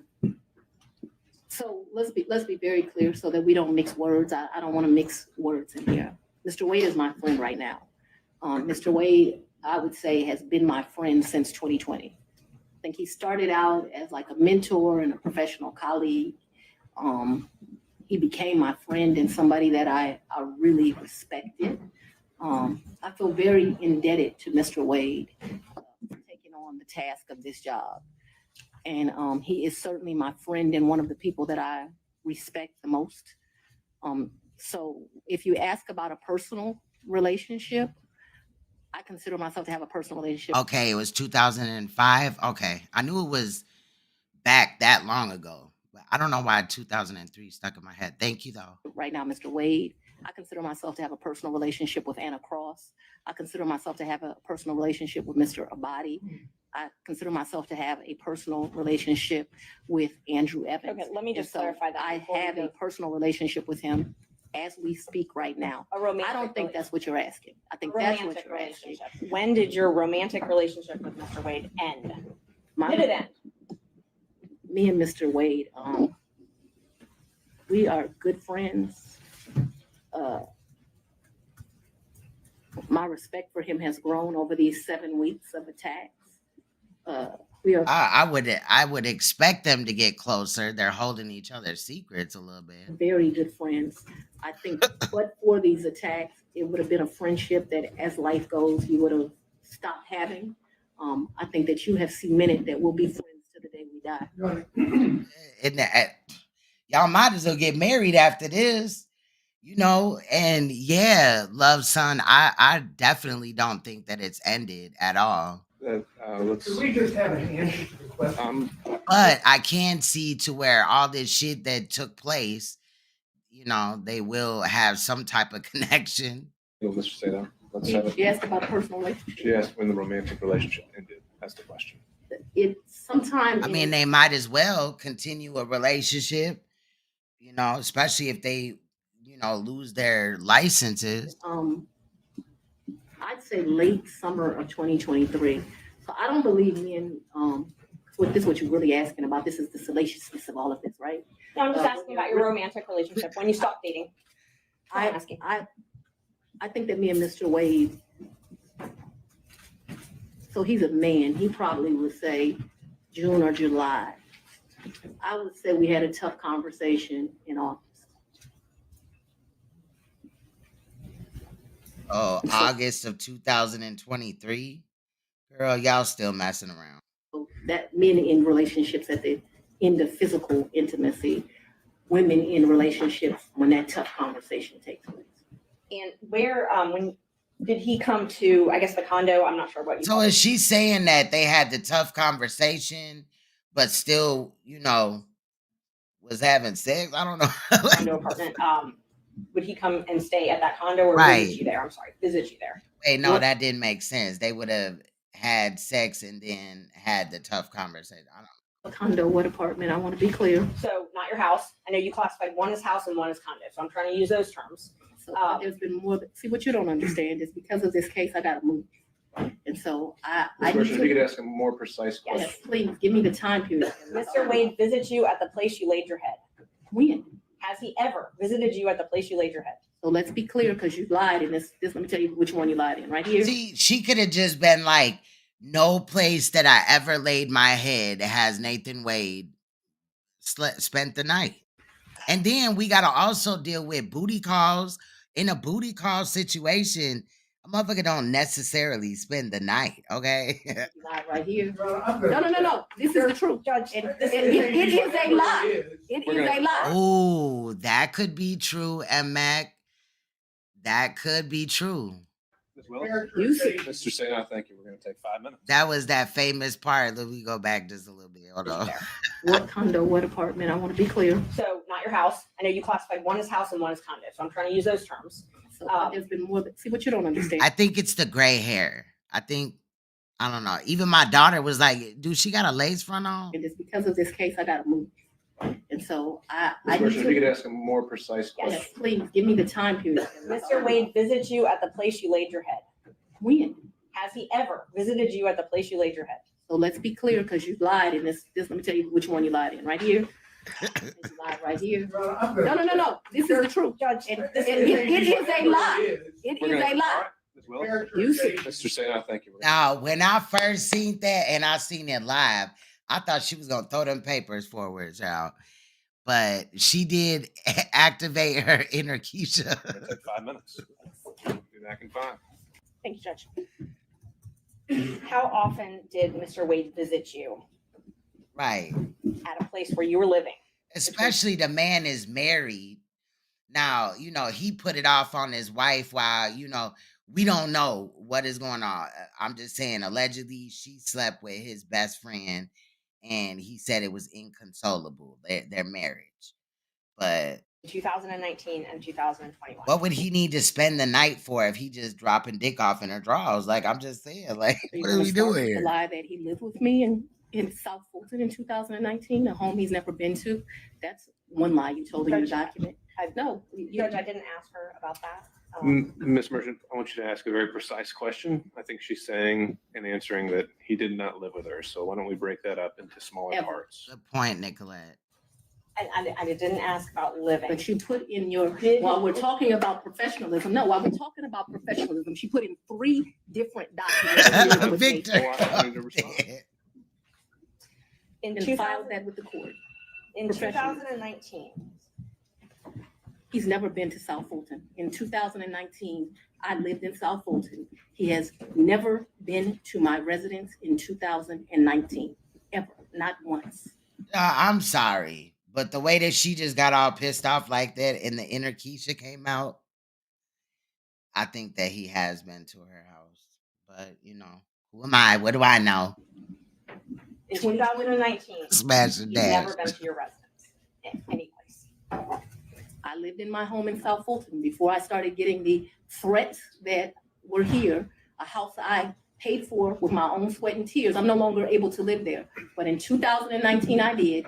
And in the 2 months of 2019 that I knew Mr. Wade, 3 months, the beginning of October, all of November, and all of December, Mr. Wade never came to my house in South Fulton. Let me help you out. I lived there in 2020. He never came to my house in 2020, let alone live with me, as you put falsely in these documents.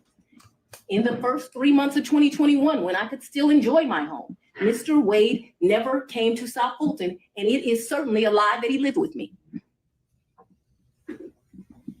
So Oh, no. She got very upset about that. in 2020, so you said 2019. Yeah, that's what I was thinking, like a quick weave, a sew-in or something. Yeah. Did Mr. Wade ever visit you at a place that you He has resided? never been to my home in South Fulton. 2020 was before I knew that a phone call was going to be made and I was going to have to abandon my home. As a result thereof, he never visited, lived at, came to, or has seen South Fulton. You qualified that with your home in South Fulton. But how would she know that he's never seen Southfield? Maybe she's talking about her house. But I get it, Victor. I get it. Yeah. And it could be a lot. You know what I mean? Especially if she is telling the truth right there and then, like, she's steady trying to tell them and they're not listening. And we already know Ashley Merchant. Well, in my opinion, Ashley Merchant is hard-headed and annoying. That's where I lived in In 2020. 2020, did he ever visit you at a place that you resided? Right. When she said, I'm not about to discuss her daughter's location, child, she was about to flip out. I'm surprised she didn't like run up on her. I felt like it was coming. Okay. I don't understand you about to give me that.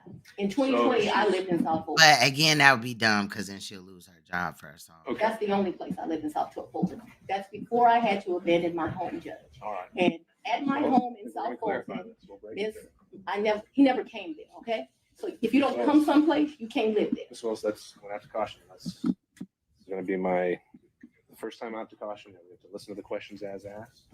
And And then we know how older people is, people in their late 40s or whatever, right?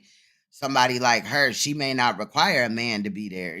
She just want her emotional, bag or whatever out the deal. And then, that's it. Again and again, I'm gonna have no choice but to strike your testimony. So we need to break this down. Ms. Merchant's question, I believe, was asking whether you lived anywhere other than South Fulton. I did not live anywhere but South Fulton, Georgia in 2020. That is before I began my prosecution of this case, and it was my plan to only live there. Did Mr. Wade ever visit you at the condo that you leased from Miss Yurdy? He visited that condo, yes. He did. Oh, Yes. Did he ever spend the night at that condo? No. Just visited. Yeah, but he did visit for sure. Did you ever go out to eat together, other than the lunches you talked about, In during 2020. 2019 or 2020? I would think that we probably went to lunch, but it wouldn't have been, let me think, 2019. I'm going to say, I don't know. I'm going to say we probably broke bread someplace in 2019. I don't remember it, but it seems like we would have broke bread sometime in 2019. So I'm going to say yes, although not broke bread. I have no recollection. But it seems to me like I go out to eat and drink with pretty much everyone. So Not he was her emotional support animal. I'm dead. say yes. So outside of the vacations that we've already talked about, did you ever go out to dinner? I mentioned to you that I'm gonna object as to what time period. Like, we're asking very vague questions. I thought we were treating the witness as hostile under 611. We're no longer doing that. So we're gonna go back and forth. We need to be more specific with our questions if we're gonna treat her as hostile. All right, Ms. Merchant, it's not so much, I think you can elect between leading and open-ended questions, but I think we are still wondering about, and I think we need to get back on track of focusing on the financial benefit or the relationship. And my next question about if you did go out to dinner, who paid when you went out to dinner? he paid. I paid. You both paid. Okay, so let me be real clear. We didn't say, oh, the bill is $102. You give $51, I'll give $51. I don't operate like that with my girlfriends. I don't operate like that with anyone. He caught the bill, I caught the bill. Whomever. Did you ever pay him through Cash App? No. You only ever paid him through cash. Well, yes. We're talking about, I'm very confused. You've now, never like, given Mr. Wade money through Cash App. No, The only money you've ever given him outside of a contract is cash. I didn't give him money in a contract, so that was cute. But I didn't give him money outside in a contract. What happened is, no, we're gonna answer it since you said it. Oh, she pulled out the game. Now she went back into Keisha again. Okay. Now the Cash Apps is important though, because she had said she paid Robin Yeardy with Cash Apps for the rent. He worked more hours than he was paid, and the county paid him for the work that he did. So don't be cute with me and then think that you're not gonna get an answer. And I will ask you about the contract in a minute. I asked you about cash. Did you ever pay him anything? Spicy. And I'm trying to qualify my questions. I'm not talking about the contract with Fulton County that was paid. I'm not talking about that. I'm talking about outside of that. Did you ever pay him anything other than cash? I've only given cash a few times in the course of what we're talking about. So you've If never we used would go credit to card? dinner, Let her finish her answer. if we would go to dinner, I wouldn't give him cash because he paid for dinner or I paid for dinner. I've given him cash only a few times in life, probably 4. Okay. Probably the most money I've ever handed him is $2,500. The least amount of money I've handed him, probably between $500 and $1,000. Yeah, but just friends don't, just fork over $2,500 and all this and that. You never wrote him a check? Ma'am, I don't have checks. So you have no, The way that she said, ma'am, I don't have checks. I don't even have checks. You know what I mean? But also, I feel like you could understand that because, yes, she does have a bank account, but the way that she, presses, carrying her money in cash, proof of any reimbursement, any of right? these things, because it was all. She already said, how people say like a G, $1,000. She said if Robin had told me that it was a G, then I sent her a G. She was just in here talking hood. Right. The testimony of one These witness people ain't never is seen enough this to prove before. a fact. So my Are you question was, telling do me you that have I'm any lying to you? Is proof? that what you're intimating right here?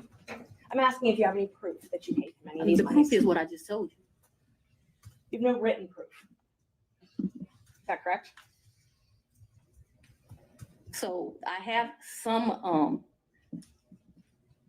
probably some transactions like in Belize. I probably spent $500 on my card in Belize. I spent 800, I can't remember, $900 on each of our tickets to go to Belize. I did the $700. I probably got some minor expenses in Aruba that would be on a card. But Yeah, she trying to dance around them, and Ashley Merchant is not trying to have it, for the most part, for those in my trips, opinion. other than, so the 2 cruises, I gave him money for those before we ever left. Because they were pre-booked. Let me answer. Well, the question was if you had any written proof. And so I've answered you that I've had then written we proof. can move to of- the next question. If you've answered if you had any written proof, and that was my question. I want to make sure that we're clear that for the 2 cruises. Judge, that's I the asked if cruise she gave plus him written Aruba. proof. We're not going to talk over each other. Ms. Merchant, she answered your question, so we can ask the next question. Ms. Willis and Ms. Cross will have plenty of opportunities to let you clarify your answers when it's her turn. Thank you, Judge. Knowing your role as district attorney, you know that public funds are scrutinized and money is scrutinized and things like that. You And understand. I'm sorry, go ahead. You understand you're under a microscope. You have reporting requirements, all of those types of things. You have no record, other than your testimony, of the money that you've given Mr. Wade. You've already asked that question. Let's keep going. When you took office, you had a tax lien of $4,600. Did you pay that with cash when you made that tax lien whole? I Nicolette. probably paid through, however you pay. Okay, so but you were saying that you had amounts of cash. You still had that lien in 2022 when you were dating Wade and going on these trips. So the cash that you gave him, that could have been used to pay this tax lien off? You gonna tell me how to pay my I'm gonna bills? object, this is not relevant as it relates to why we're here today. Ms. Merchant, are you trying to? Right, so she had a tax lien, and look, I'm not trying to tell you, Fani, how to pay your bills, but you got a tax lien, right? And you running around going on vacation, giving niggas money. What is going on? Establish that she was insolvent in some way? I definitely was trying to establish that she did not have these mass amounts of cash that she's talking about, yes. All right. Re-ask the question.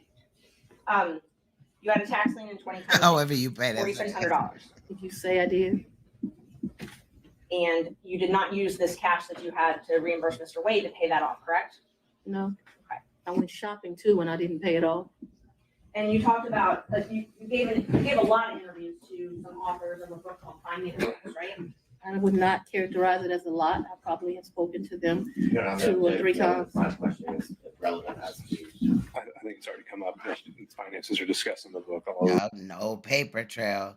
And that's why I think she did it deliberately. That's the real reason why she don't, go through a bank, because all of it is trackable. Rule that. Thank you. Ms. Willis, so you can continue your answer. What came up with Mr. Wade as it relates to hearsay statements that he was asked about in relation to what Ms. Willis may or may not have said in relation to an author. Oh, y'all, during closing arguments, this dude just went on and on and on and on. I'm like, what in the hell? So we might clip some of that because he was repetitive. Not relevant to the testimony that's occurring at this time. I think Ms. Merchant has said that inside the book, she also makes a statement as to her own finances, and that's that issue. So you gave interviews to the authors of this book, correct? Oh, that's a good question right there. I would think that the DA wouldn't be allowed to have a tax lien. Once or twice. Okay. And 3 times, just to be comprehensive. I don't know if it was 3 times, 2 or 3 times, I think. You were quoted in the book, and I will give you a chance to say if this is a misquote. You were quoted, when they asked you about if you wanted to run for office for DA, you were quoted, "I really don't want to be financially effed up again." Do you remember saying that? So what that refers to, so that. My question first is if you remember saying that. I remember saying something similar to that, but I would like to be able to explain what that's in fine. reference to. That's not in reference to anything else. It was a huge sacrifice to be district attorney in Fulton County, huge. I was doing just fine. I had a municipal court judgeship that was paying me $100,000 a year, and like you got to show up twice a week. Easiest thing I've ever done in life. I also had private clients that were paying me to represent them. So I was able to have a law practice and that. Raising two daughters by myself, there were times in life where things were hard. And so I was telling people, I don't really run for DA. I don't want to run for DA. I'm in a good position right now. I got this easy job that I enjoy, being the chief judge of the city of South Fulton. I'm making money at the law firm. And I'm not sure that I want to make this sacrifice. And why does it always have to be me? Eventually, I prayed. I think that I was the appropriate person. I think that I did that. So when you're referring to that, what I'm saying is, why should I make a sacrifice again? And what I was not talking about is being district attorney. Once you get elected district attorney, you're in a fine financial position. I make over $200,000 a year. What I was talking about is I ran for judge. When I ran for judge, I took $50,000 of my personal money out of my retirement. And that money ended up being lost.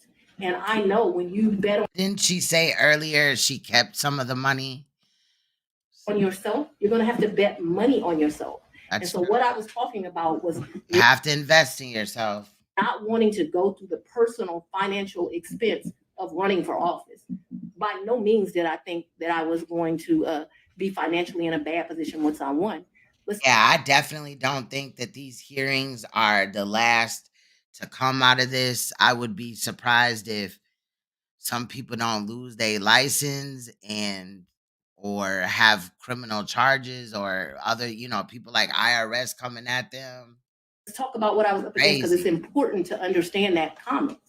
I had a district attorney who had been here for 24 years. People, no.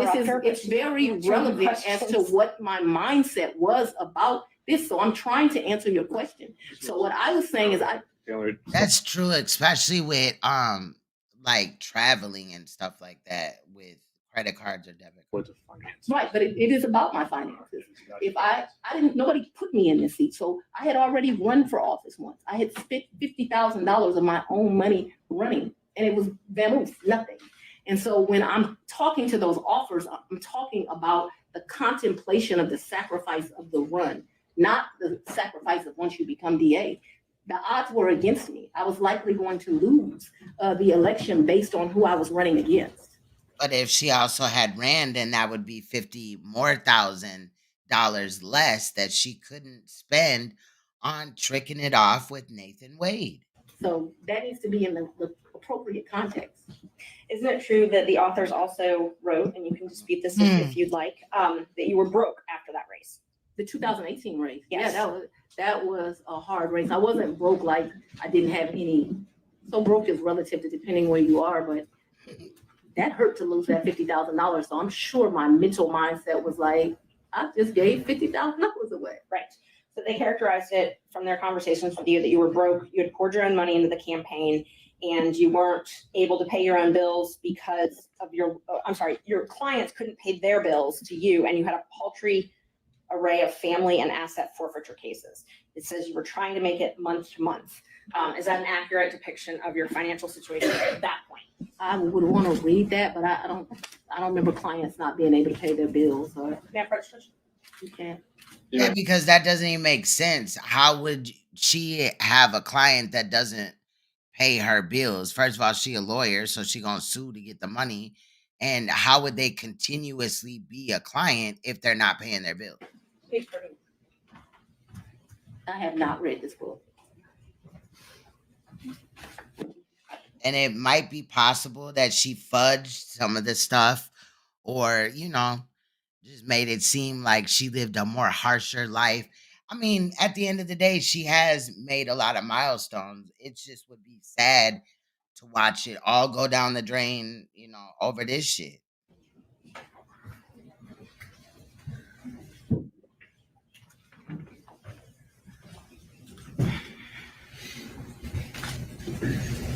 So like this back here, her ex-husband Fred had run into a financial, I have no information I about didn't that. ask about that. I just asked about if you were. And that's what I'm saying. Ashley Merchant be pressing like the bar on shit. You're right, love son. What they represent What you from doing? their interviews with you, that you were broke and that you had clients that weren't able to pay their bills. Can you show me where that is? Because this is where you put the tab, so that's where I read. Broke, couldn't pay their bills.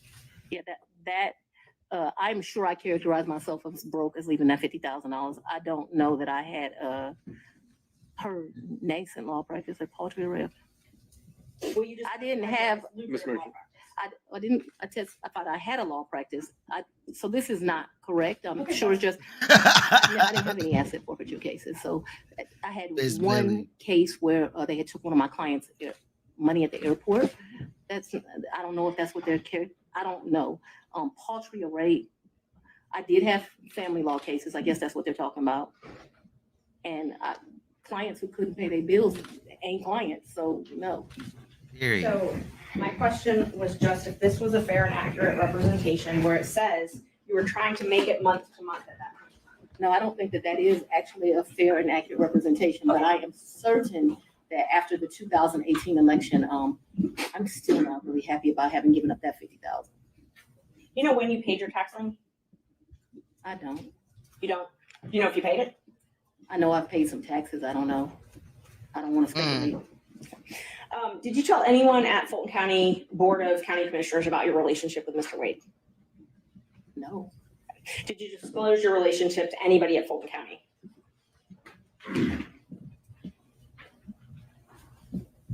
No, I don't think so. And as the chief law enforcement officer of Fulton County, I assume that you're familiar with the county code and ordinances? I've said we're not going to cover that in this hearing, Ms. Merchant. I'm sorry, Judge? I think we said we weren't going to cover the county regulations. Okay. And I won't. Let me ask you this then. So are you aware that you're required to disclose any relationship with someone that you That's a fact, UW. Shout out to UW. contract with in Fulton County? I'm gonna object to the court's prior ruling that you made this morning. You made- Would this be different because it's a potential for impeachment? Yes. What did you ask me? Ms. Merchant, if you could re-ask the question. Okay. Are you aware that Fulton County requires you to disclose any relationship with someone that you're doing business with? I'm not aware, and I know often that things are confused with state constitutional officers in county, but I'm not aware. So it's not so it's your understanding that you don't have a duty to disclose the She's relationship? answered that question. Let's keep going.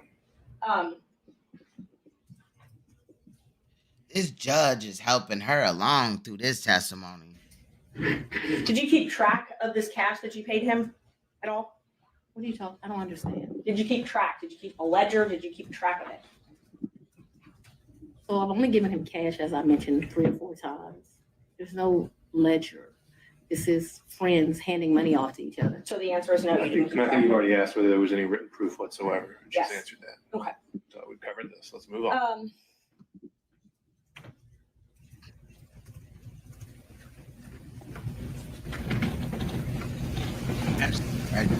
Who were you referring to when you suggested that Mr. Roman's motion to disqualify was racially motivated? We already said we're not talking about the forensic misconduct that's been alleged. And just so the record is clear, I don't believe I said that his motion was racially motivated, so I don't want that to stay there. I've never said his motion was racially motivated, so that should not be Of course, true. I think She it would wrote be that. best if we don't need to go down that road. We're going to save that for argument. She gonna argue with the judge. You once said that you would not engage with a personal relationship with anyone that worked for Fulton County. Is that correct? An employee? Anyone that worked for Fulton County. I think I said an employee. So that's the qualification you give an employee. You would I not. think that's the statement that I made, so if you want to quote me accurately. Yeah, but didn't she make Nathan Wade an employee? So it's your position because Mr. Wade was not an employee, or it's your position he wasn't an employee, correct? Mr. Wade is not an employee, and he will tell you that over and over again. And that's why I think they fucking.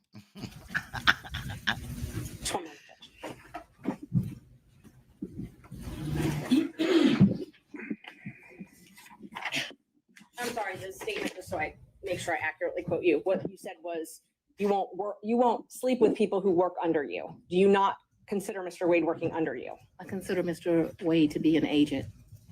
Wow. Yeah. All right. An appointee is what I really would think of him as. Your point, whatever merit it has, Ms. Merchant, is on the record. Next question.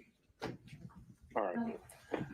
Who you talking about, Fani or Ashley? Do we need any moments in a minute? Mr. Sadow. No, I'm ready to go, Your Honor. All right. Oh, I do not like the Sadow dude. He's a fucking. I don't know. I feel like this dude is a racist.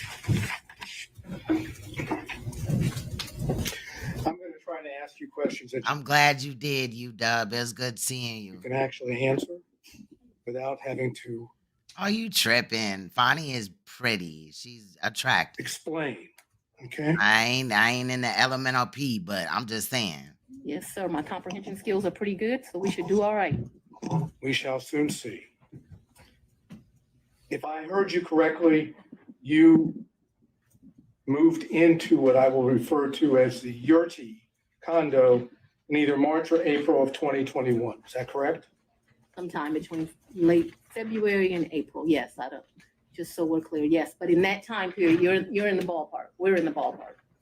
And is that Yurti condo, would you say that it is in Hapeville? It is in Hapeville, yes, sir. And you moved in there for safety reasons? My father, yes, I moved in there. We were concerned. My father was terribly concerned about me continuing to live at the house. And so they were clear. People came to my house at 5 o'clock in the morning about the police brutality cases, saying I was going to have a wake up call. Where was your security team? There were security threats due to gang cases, and there were concerns due to that was at the very beginning of this, looking into that. And so for all of those reasons and what was happening, my father wanted me out the house, and begrudgingly I left. Okay, so the answer to the question was a yes for safety reasons, correct?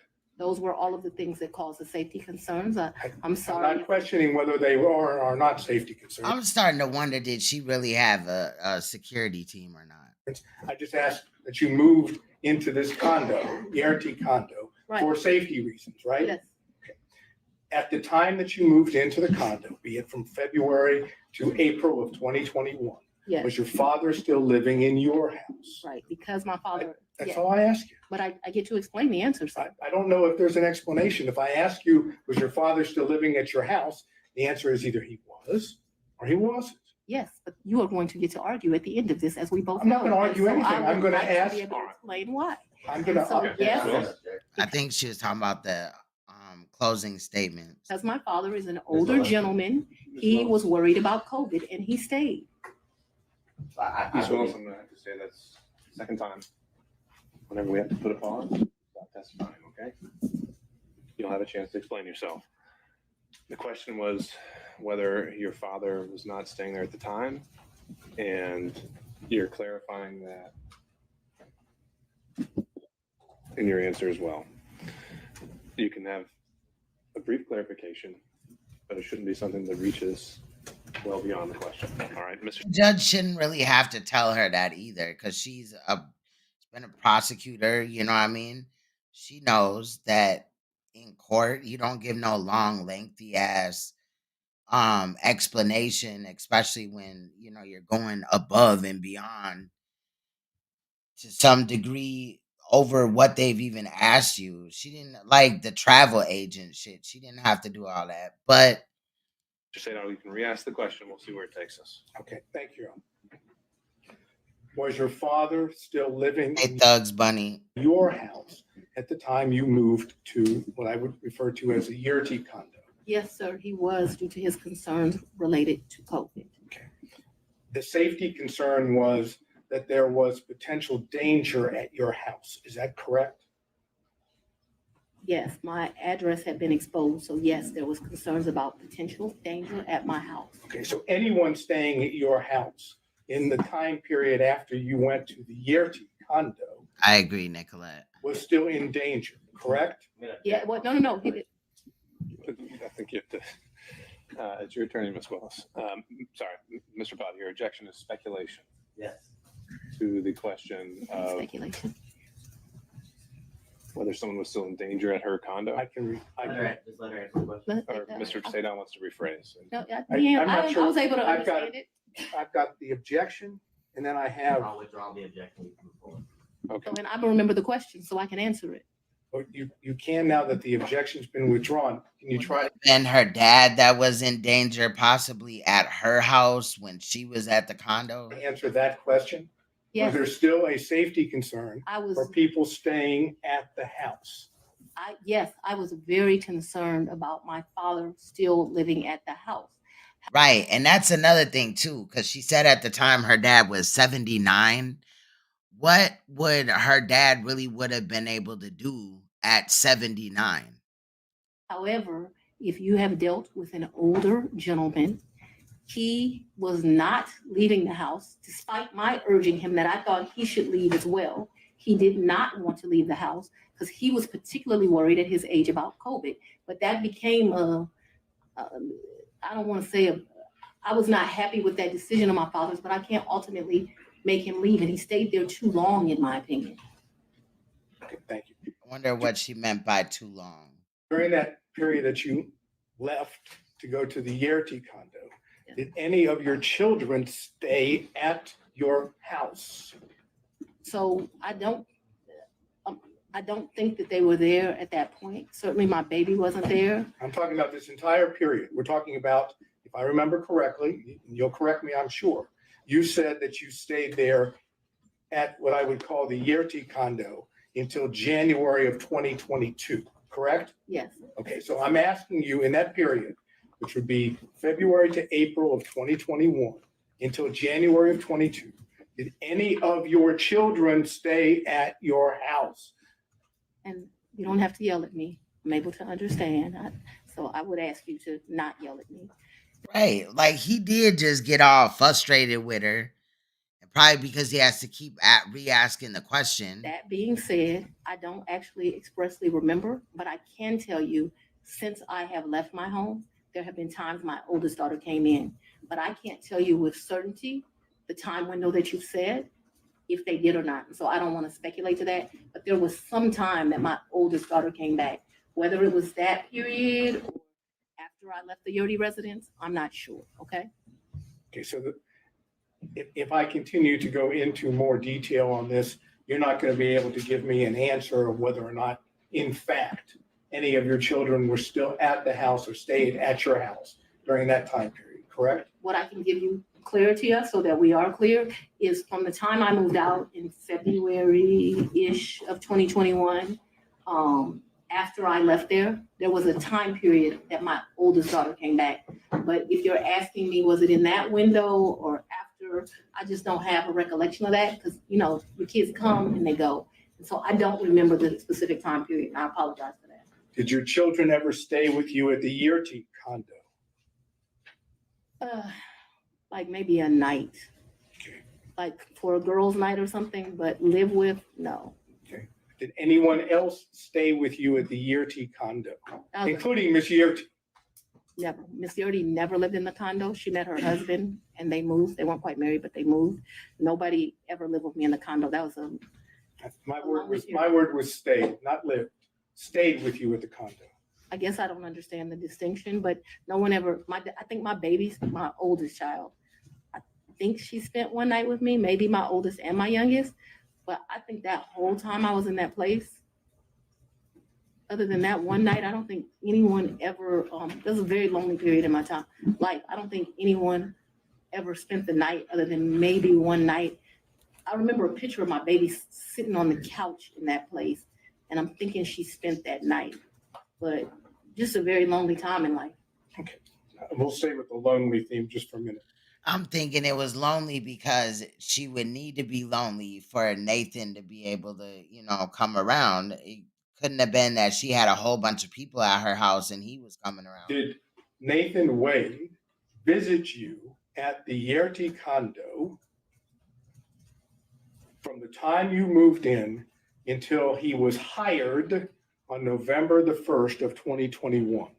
So I moved out of that condo, but during that time period, yeah, I'm sure he came to visit. He came to visit. I can remember us going, I think the restaurant's Lickety Split. I can remember him picking me up, going to Lickety Split and ordering some food and coming and sitting at my table and eating. So I remember times that he visited me at that condo. Yeah. Okay, could you give us an approximation of how, But last time he said he would drop off paperwork there. I'm sure that's not all he was dropping off. how many times Mr. Wade visited you at the condo between the time you moved in and prior to November 1 of 2020? I don't think often, but I don't want to speculate. Can we say more than 5, more than 10? I'm gonna tell you the problem I'm having here. Let's say more than 10, but I'm not sure that that's even accurate. He certainly has come and picked me up, want to grab some food to eat. I don't remember him being in that condo a lot. Okay, that's your. I'm sorry. You want a number, and what I don't want You're to giving me your current and best recollection is all I'm asking for. That's all I can give you, sir.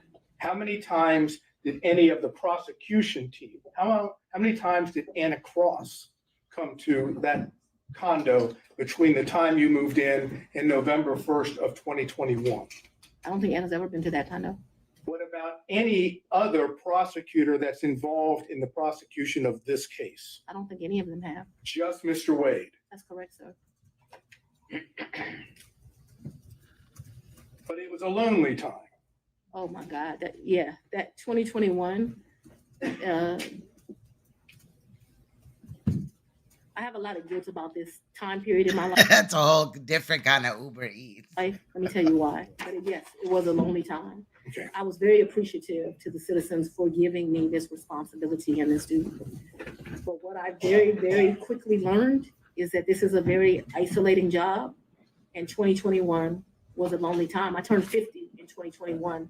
That's probably one of the worst birthdays I've ever had. I spent it alone. So I have a clear recollection of 2021 being lonely. So at the same time, though, she taking Nathan Wade here and there for his birthday and stuff like that, but he couldn't even reciprocate and make sure that she had a great birthday. Like when she took him to Belize, paid for the whole thing, gave him $2,500 spending money and shit, right? Why was her birthday so bad? Did Mr. Wade ever visit That's you what I'm saying. Something ain't right. at the condo, the time period I'm talking about, prior to November of 2021, when Ms. Yerty was at the condo? So Miss Yurdy and me we didn't share the condo at the same time. So the answer would be no.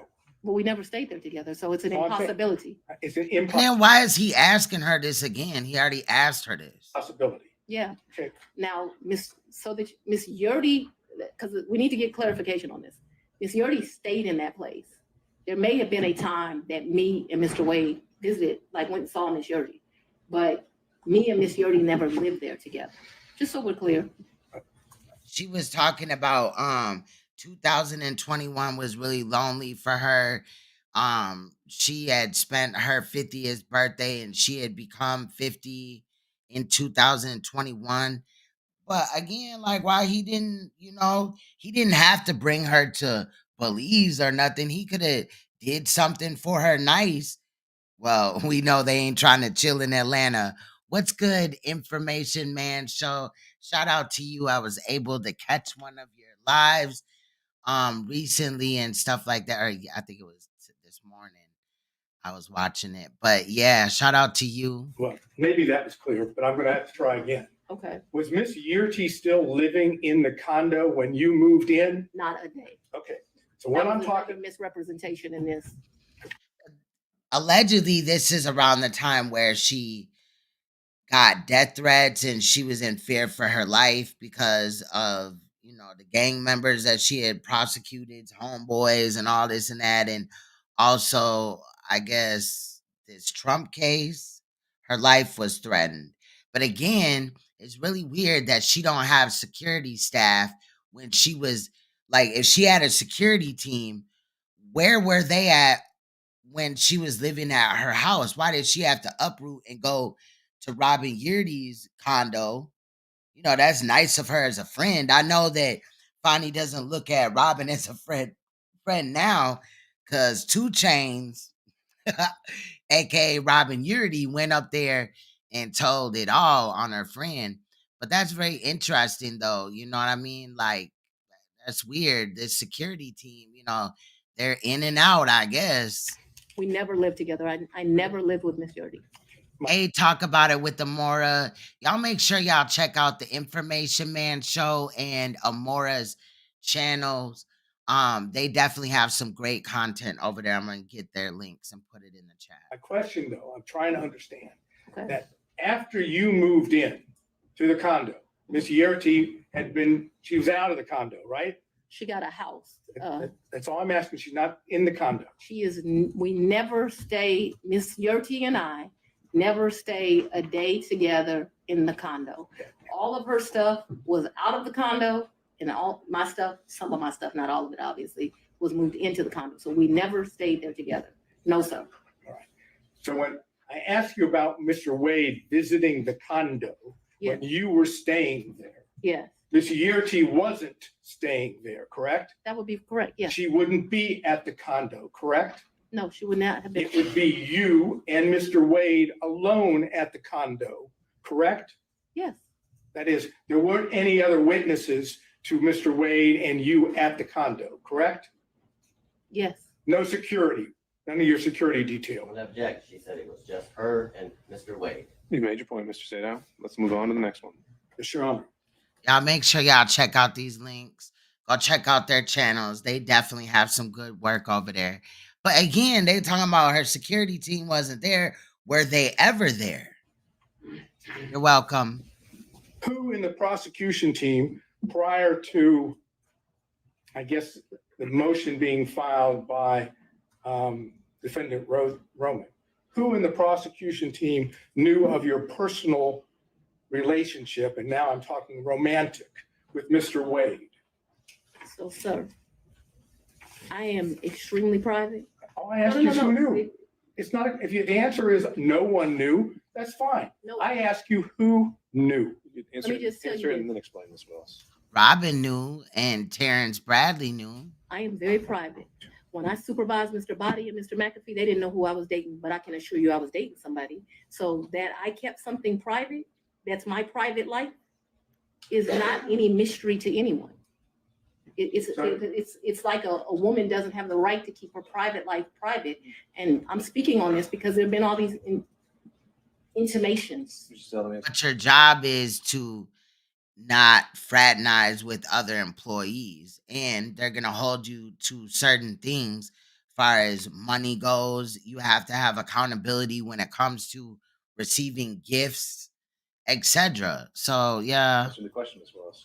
I'm sorry. I mean, again, if that wasn't her job, it would be a different thing if they were just all in her coochie like that and worried about who she's sleeping with. But ma'am, your job, you have to have some transparency here. Is there anyone else who knew about it? And then you can explain. I don't know. I don't think so. I certainly didn't go out telling my business to the world. Okay, so the best of your recollection, you didn't inform anyone on the prosecution team that the individual that you had chosen to lead the prosecution team had a personal relationship with you. So Is that correct? That's inaccurate. Your question is inaccurate. What? Because you stated that the person I chose, we had a personal relationship. So we had a friendship. We have all these distinguishing factors. Remember, when I chose him in November of 21, first of all, let's get this straight. Mr. Wade was not actually my first choice. That's no insult to him. No, it is you, because of the way you phrased the question. You said, when I chose him, I didn't inform people of a personal relationship. We have defined personal as romantic. It is an inaccurate way to state the question. Facts, you Doug. And I will certainly restate it so it is very accurate. Okay, and please do not yell at me. You hired Mr. Wade for the first time on November 1st of 2021, correct? November of 2021, yes, Okay. sir. Your testimony is whether one accepts it or not, your testimony is that at the time you hired Mr. Wade, there had never been a romantic relationship with Mr. Wade before you hired him, correct? Yes, my testimony is that we were very good friends, but we're talking about a sex, so let's just don't. No, I'm not talking about, I'm saying romantic relationship doesn't necessarily have to be just sex. It can be dating, it can be holding hands, it can be any of those things that one might call romantic. I'm asking you whether or not prior to November 1st of 2021, there was a romantic relationship with Mr. Wade. It's very simple. It's either a yes or a no. I don't consider my relationship with him to be romantic before that. I'm not a hand holder, so no. Yeah, that's fine. Now, let's move beyond November 1st of 2020, Yeah. 2021, excuse me. If I understand your testimony, there was no romantic relationship with Mr. Wade until early in 2022, whether it be January or February or March, early in 2022, correct? I would say sometime between February and April. Yes, sir. All right. Now I'm asking you about that time period when it became romantic, Yes, sir. okay? Thank you. You didn't see the need, if I understand, to tell any of the people on the prosecution team when you had established a romantic relationship with Mr. Wade. She may not be a hand holder, but she's clearly a booty bouncer. Lead prosecutor, that is the man that was basically giving orders to others, was dating or having a romantic relationship with you, correct? I'm gonna object to relevance at this point, Your Honor. Just no relevance. Just to prove or attempting to show that there is an issue on the credibility about the relationship. The failure to have informed anyone on her team that she was having a romantic relationship with the lead prosecutor, I suggest gives rise to that inference. That's the relevance. The inference that that they were concealing this because it was not as it's been characterized to the court, and that in fact it started earlier than what they say. all right, overruled. Let's sit down. But I just want to make sure that we're clear. From at least 2020, me and Mr. Wade were friends. At least that time period. Okay, I'm not talking Okay, about. so no, I want to be clear because my credibility is being evaluated here, right? We were friends. We hung out prior to November of 2021. In November of 2021, I hired him. I do not consider our relationship to have become romantic until early of 2022. Because I don't know a date and time, I'm saying sometime between February and April of 2022, and very early April of 2022, because I know that the trip that I discussed with you was like the first week of 2022, that the relationship had become romantic. I hope that answered your question, but I can't have it where, we're saying something different. All right, so you've established the timeline as you put it. The question originally was, at that time, did you tell any other prosecutors? I never tell people at work who I'm dating. All right, Mr. Seda. Okay. Did you take any trips to DC with Mr. Wade? Never. Did you take, okay, so you have no, what I would call personal trips or business trips to DC with Mr. Wade? I never went to DC with Mr. Wade, personal, business, otherwise, never. Okay, so, I've never been in the District of Columbia with Mr. Wade, or Maryland, Virginia, the DMV as they call it. so as I understand it, to be clear, any trips that you would have taken to see DC, That was, Would that was a pretty clear answer. huh? That was a pretty clear answer. Ask you answer She just said no. twice. So you have a variation or something new to bring up. I'll ask you and we'll see. Did you take trips to DC that were non-business during the time period that this case or this matter was under investigation? I'm gonna object as to relevance as it relates to the matter that we're here before Your Honor. Well, again, the question already asked was, did you take personal or business trips? She said But that was with Mr. personal or Wade. business. That was with Mr. Wade. This I asked her alone whether she took. What's the Then what relevance? would be the relevance of that? I tried to understand whether or not we have an ability to show a personal trip in which Mr. Wade is there at the same time. I understand her answer.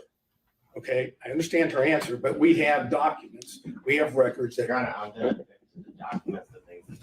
Well, this could be something that's maybe not part of the record yet, but if he has I think there have been other things discussed in this case, and they have evidence that Mr. Wade may have been in DC at the same time. If you want to ask about that exact specific date, Mr. Sadon, you can do that. I would reference to the court that that was not asked of Mr. Wade, anything about any trips to DC. Sure. And so that's going to limit its merit and impact on credibility. So Mr. Sadon, ask the question. So whether, I understand your testimony is you never took a trip to DC with Mr. Wade, that's correct. personal or business. That's correct. Were you ever in DC at the same time as Mr. Wade I was not. on personal or business? No, me and Mr. Wade have not been to DC at the same time. However, since Mr. Wade has been on this case, he's been to DC. Since Mr. Wade has been onto this case, I've been to DC. What has not happened is we have not been in the District of Columbia at the same time. Now, the only thing I'm not sure about with what you asked me is if I've been to DC personally, because I've got a lot of personal friends in that area, but I know that I have been to DC. I did an interview at Howard University. I went to DC for that. Shit, she need to. Look, I've been to DC one other time. Belle, you a fool. Oh, I went to DC for the Global Summit. Actually, yeah, those were two separate trips. My next question is based on her opening the door, and therefore I'll just ask it and Your Honor can decide whether or not it's appropriate. When you went to DC, did you go to the White House? Yes. I did not go to the White House. No. Well, What is they trying to accuse her of? Sitting up under Biden and shit, y'all? Apparently, I'm going to get the answer anyhow. there you have it. Next question. Okay. You indicated your best recollection was that your relationship with Mr. Wade, the romantic relationship, ended, you left it in August of 2023. That sound right? That's the hard conversation. That's not the, We've covered this. Next question.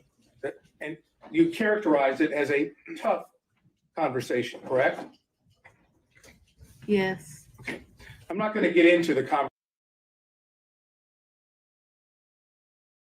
We've covered this. Next question.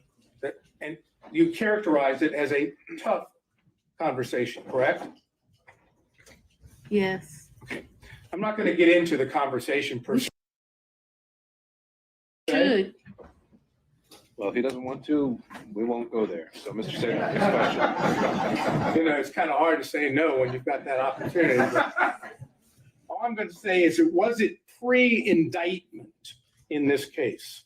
So, We know the timeline that the indictment was delivered. Well, and so that we're clear, the physical relationship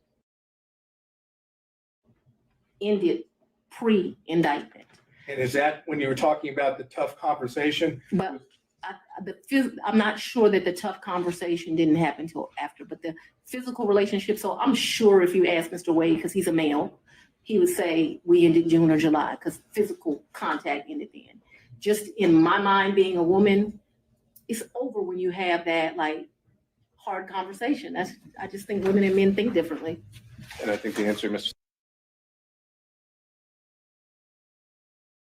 Sadon, to your question was she's not sure whether it was before or after the indictment. I'm not sure that was her answer, but let's see if I can get specific. That is what I said. That's what I said. I'll let you. Next question, Mr. Sadon. If you need to Want to say clarify. one more? The romantic relationship ended before the indictment was returned, yes or no? To a man, yes. Well, to a man, yes. To you, no? She's explained this, Mr. Sadon. She's explained this. And did the forthcoming indictment have anything to do with that? Or was it just a coincidence?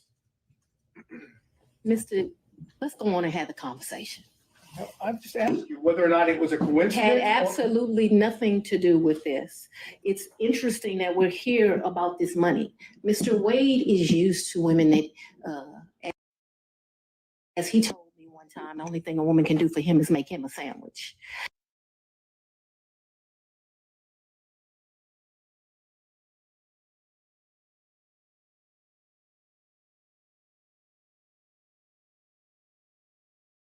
nothing to do with this. It's interesting that we're here about this money. Mr. Wade is used to women that, as he told me one time, the only thing a woman can do for him is make him a sandwich.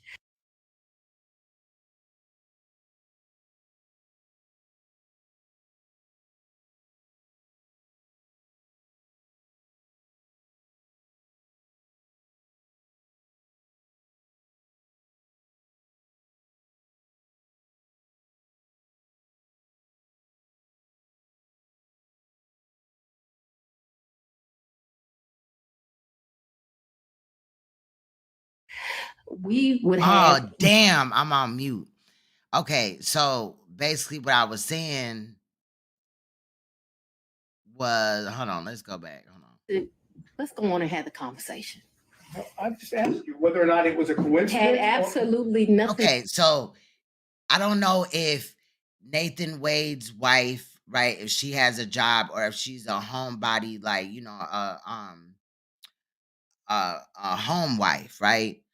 But the fact that she feels like or said that Nathan Wade says the only thing that a woman can do for him is make him a sandwich, in my opinion, is why she did shell out them G's to him. And you know, tried to entertain him with a good time in all these other countries and places and shit. You know, because she trying to show him that not all women are, you know, just the sandwich type of making woman. I don't know. To do with this. It's interesting that we're here. Thank you, Belle, for letting me know about this money. Mr. Wade is used to women that, as he told me one time, the only thing a woman can do for him is make him a sandwich. We would have brutal arguments about the fact that I am your equal. I don't need anything from a man. A man is not a plan. A man is a companion. And so there was tension always in our relationship, which is why I would give him his money back. I don't need anybody to foot my bills. The only man who's ever foot my bills completely is my daddy. Is there anything else you would like to add to that? No, Sure. but I'm sure we'll talk about it further. No, we're not going to talk about it further. All right, no back and forth. Let's stay down. Next question. My next question is something that I Okay, she had a job. Well, maybe far as like the money that he was bringing in compared to her, he made more. But that has to do with Yeah, independent. what I've characterized as the church speech. Let me just tell you what the question is, because I know that's not something. Preserve it for the record. Huh? You can preserve the question for the record, but then we'll move on. That's correct. Thank you. When you gave what I've referred to as the Martin Luther King weekend church speech, you know what I'm referring to. A great honor of mine. That's a historic African-American church. Yes, I do. Okay. Did you have handwritten notes with you that you were reading from during the speech? And on second thought, Mr. Sadov, because you might have a number of questions about this, why don't we just bullet point what you would want to cover on this to preserve for the record, and then we'll move on to the next topic. Okay. Since I had laid out before that the forensic misconduct isn't a subject. Okay, so I looked up the wife, right? It doesn't say anything. I'm sure it does somewhere about where she worked. But they did get separated August 15, 2021. And maybe that's why last live stream he looked at it, quote unquote, like they were divorced as of 2021. Did not get an answer for that? That's right. Okay.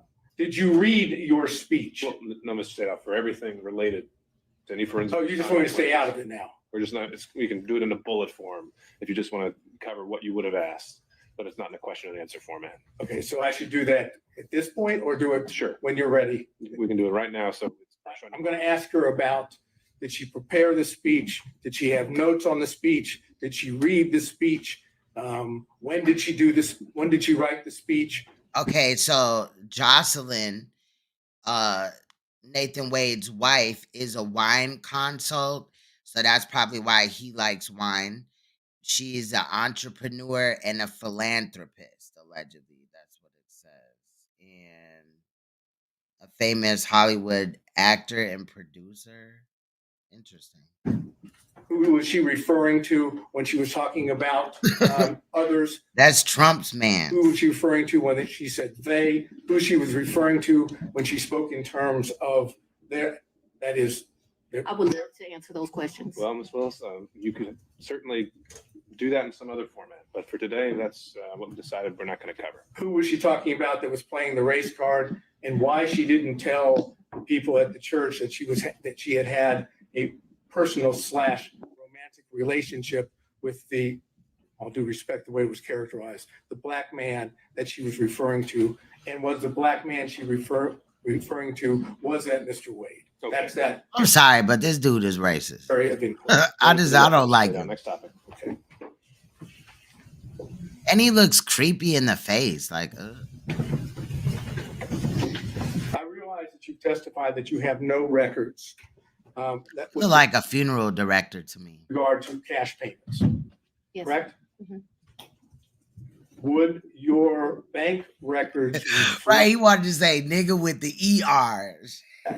that you withdrew cash from your bank accounts during the time period of 2020, 2021, 2022, or 2023? And then another thing, when they be doing, having court and stuff, and like when they come and cross-examine, like this dude, he on the Trump side and all this and that, right? So he gonna sit up there and act like he really mad, or is he really mad at Fani? But it just really seems like he really got beef with her, though. I'm not Like, asking you, I'm just asking whether they would reflect that you withdrew cash from any of your bank accounts. So the exact amounts. No, Just just yeah, that you did. Of course, I withdrew money throughout that time period, throughout my life. I withdrawn money from the bank. Yes, of course. Talking about cash from, that is, that you go to a Cash, bank right. or you go to an ATM Cash. and you take cash out.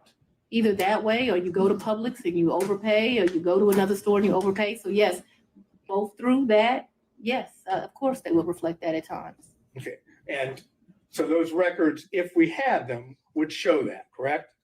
That throughout the course of my life, I took No, out no, money.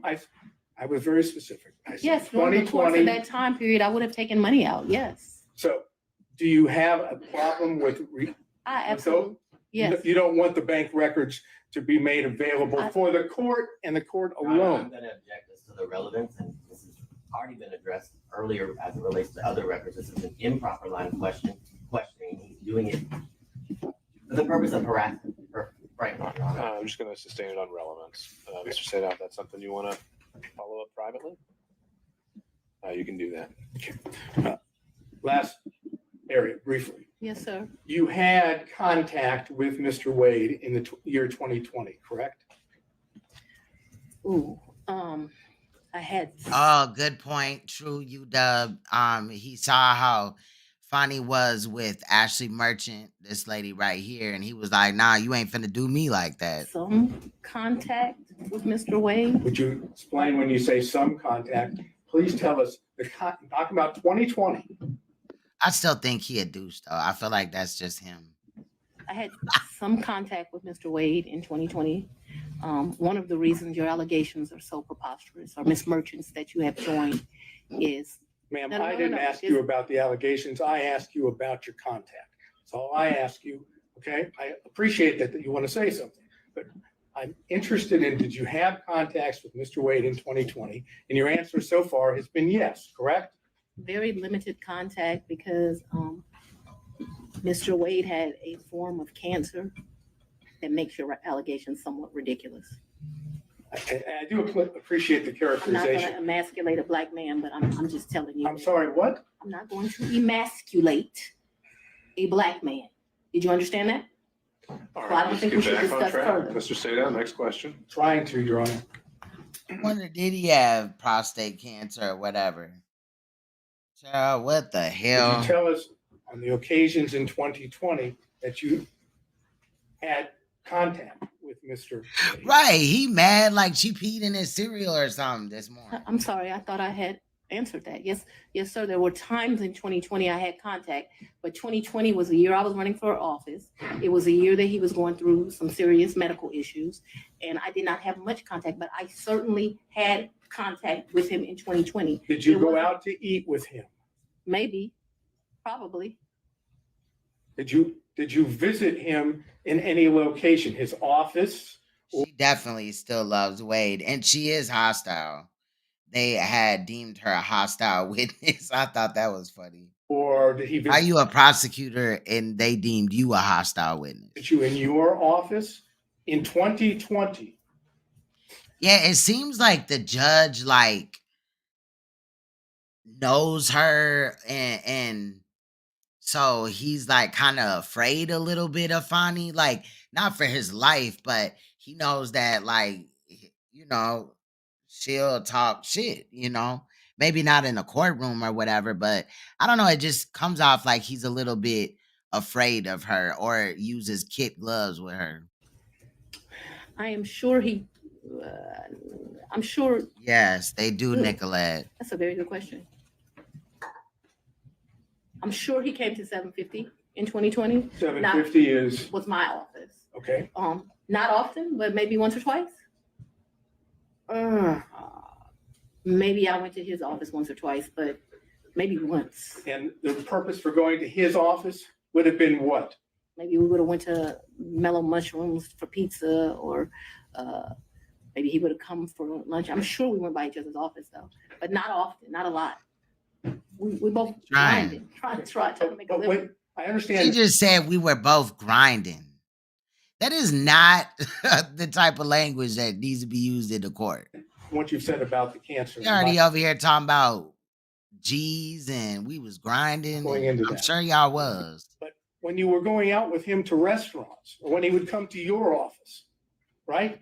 Oh, you talking about, so the dude that's asking her questions right now donated to her campaign? Damn. Those were not sterile environments, were they? Oh, very I sterile. didn't know because that. it The was- restaurants were sterile environments? A lot of times we wouldn't eat there. We would pick up something and go in, but they were. You I'm listening to you. You pick up and take it to where? maybe eat at our office, but it did not happen much. That's what I'm trying to explain to you.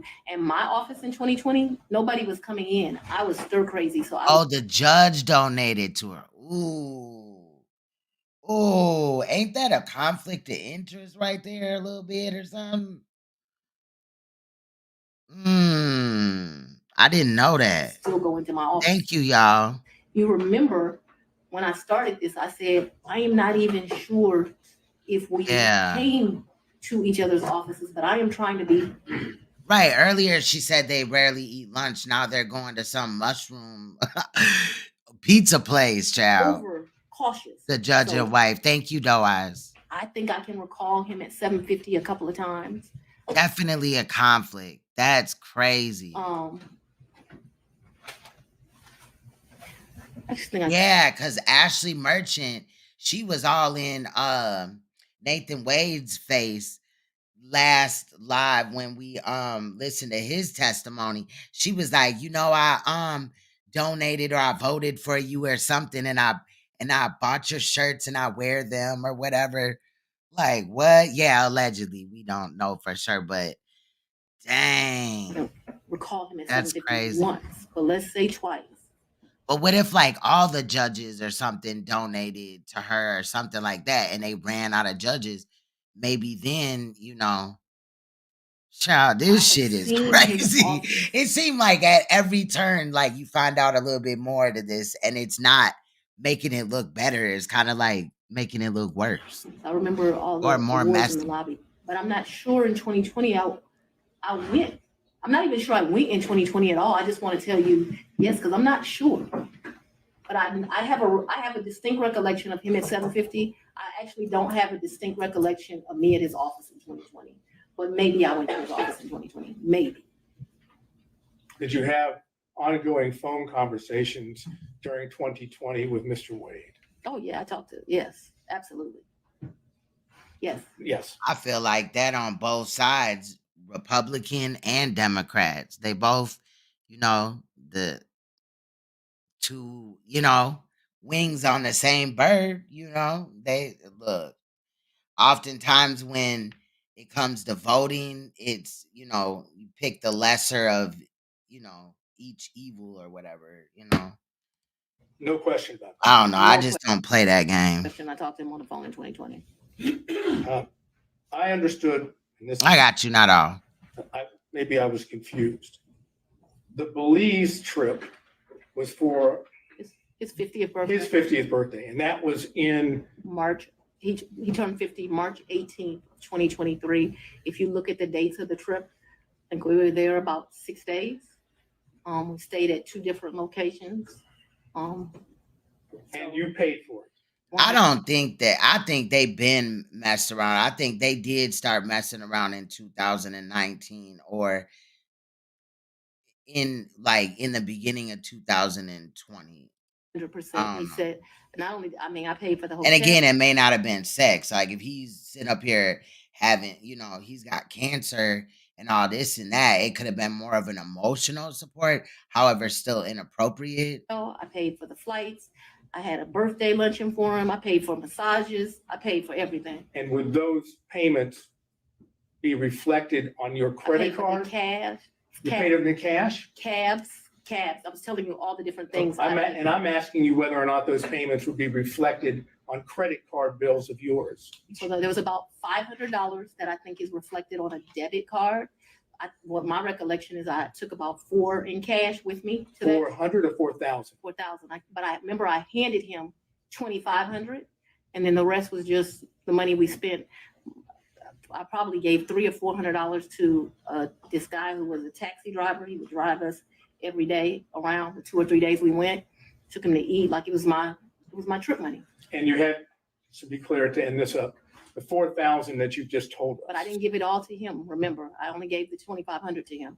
I didn't ask you that. I was going to ask you that 4,000 is part of your, Right. my words, cash hoard that you had collected over time. Cash what? Hoard, H-O-R-D-E. Oh, I thought you said something different, sir. He thought he called her. She thought he called her a whore. No, I'm afraid I wouldn't say that under Um, any circumstances to you or in All right, court. back on track. So hoard, cash hoard debt. I would not classify it in that way, but I have money at my house. Yes, sir. And the money, when you had money at your house, So there's like money that she like. That's what I'm getting from it. There's money that because she spent it when they went on the trip. She spent it in cash. We don't know where the origin of it came from. And at her, as far as her job and stuff, if she gets any like gifts or whatever, it's supposed to be documented. She's supposed to, report certain incomes that she get or something like that. Too loosely. I had money wherever I was staying, so I was not referring to my house. Yeah, using government money to treat a coworker, possibly. From $750. I'm saying I had money But she's claiming that it's her money. wherever I was laying my head. Yes, sir. That was my fault that I wasn't clear. so when you were at what we said, the Yerti condo, during the time period we've always discussed, that's where you would keep your cash. When I stayed there, yes. Okay, that's all I have. Thank you. All right, I want to see if we can get through a few more defense counsel possible That's a good question right there, you before dub. breaking for today. Mr. Stockton, Probably 6. Madam District Attorney, I'm Alan Stocks, and I don't think we've had the pleasure of meeting. It's a pleasure to meet you, sir. Madam DA, you described these various trips, and Mr. Sadow asked you about going to Washington. Did you and Mr. Wade go to New York? I've gone to New York.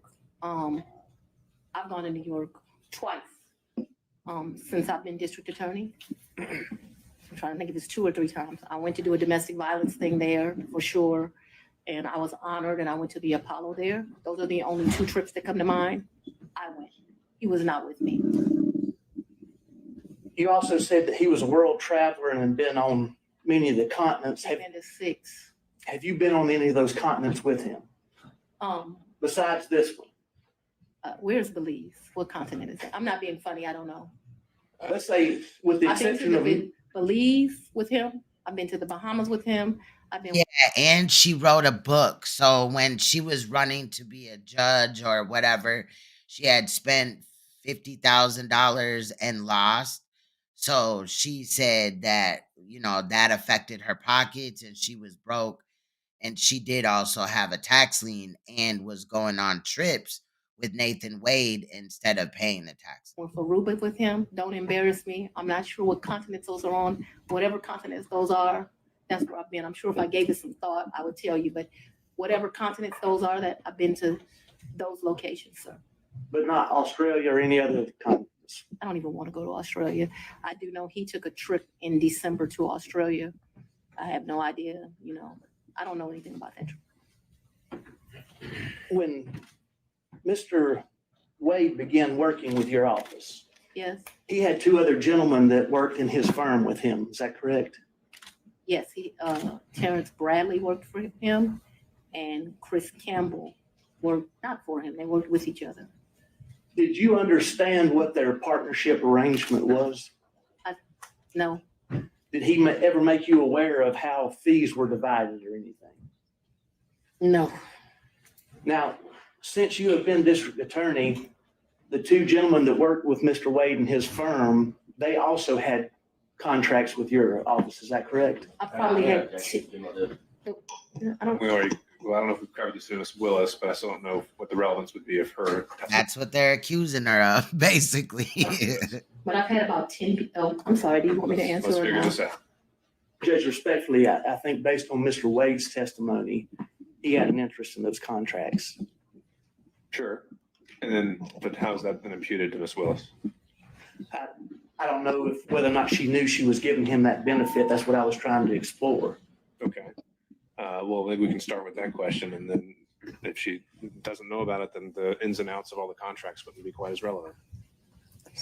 Just to lay a foundation for that, though, Let's see where it respectfully, I need takes us. to. Go ahead. The two gentlemen that were in Mr. Wade's office, did they have what I think's been referred to as a taint contract? So let me be clear, and I may get the names wrong. When I first became DA, the office was not properly staffed. And so I'm surprised any lawyer would take it, but I did a contract for like $60 an hour to help us out with first appearance. That lasted a few months. Okay, so I can't remember if Bradley or Campbell had that. I'm sure we can have records and I can tell you which one, but I just can't remember now. I liked their experience. Bradley had been a probation officer and a defense attorney. Campbell had been a police officer and a defense attorney. There's a reason I'm telling you this. Then that contract, like I said, it didn't last long. It was just, I was aggressively hiring. As soon as I got where I felt like I had first appearance, enough lawyers for that, I let them go. Then we had what's called a filter contract, but it was not filtered for this particular case. I do have a lawyer who does the filter for this election interference case.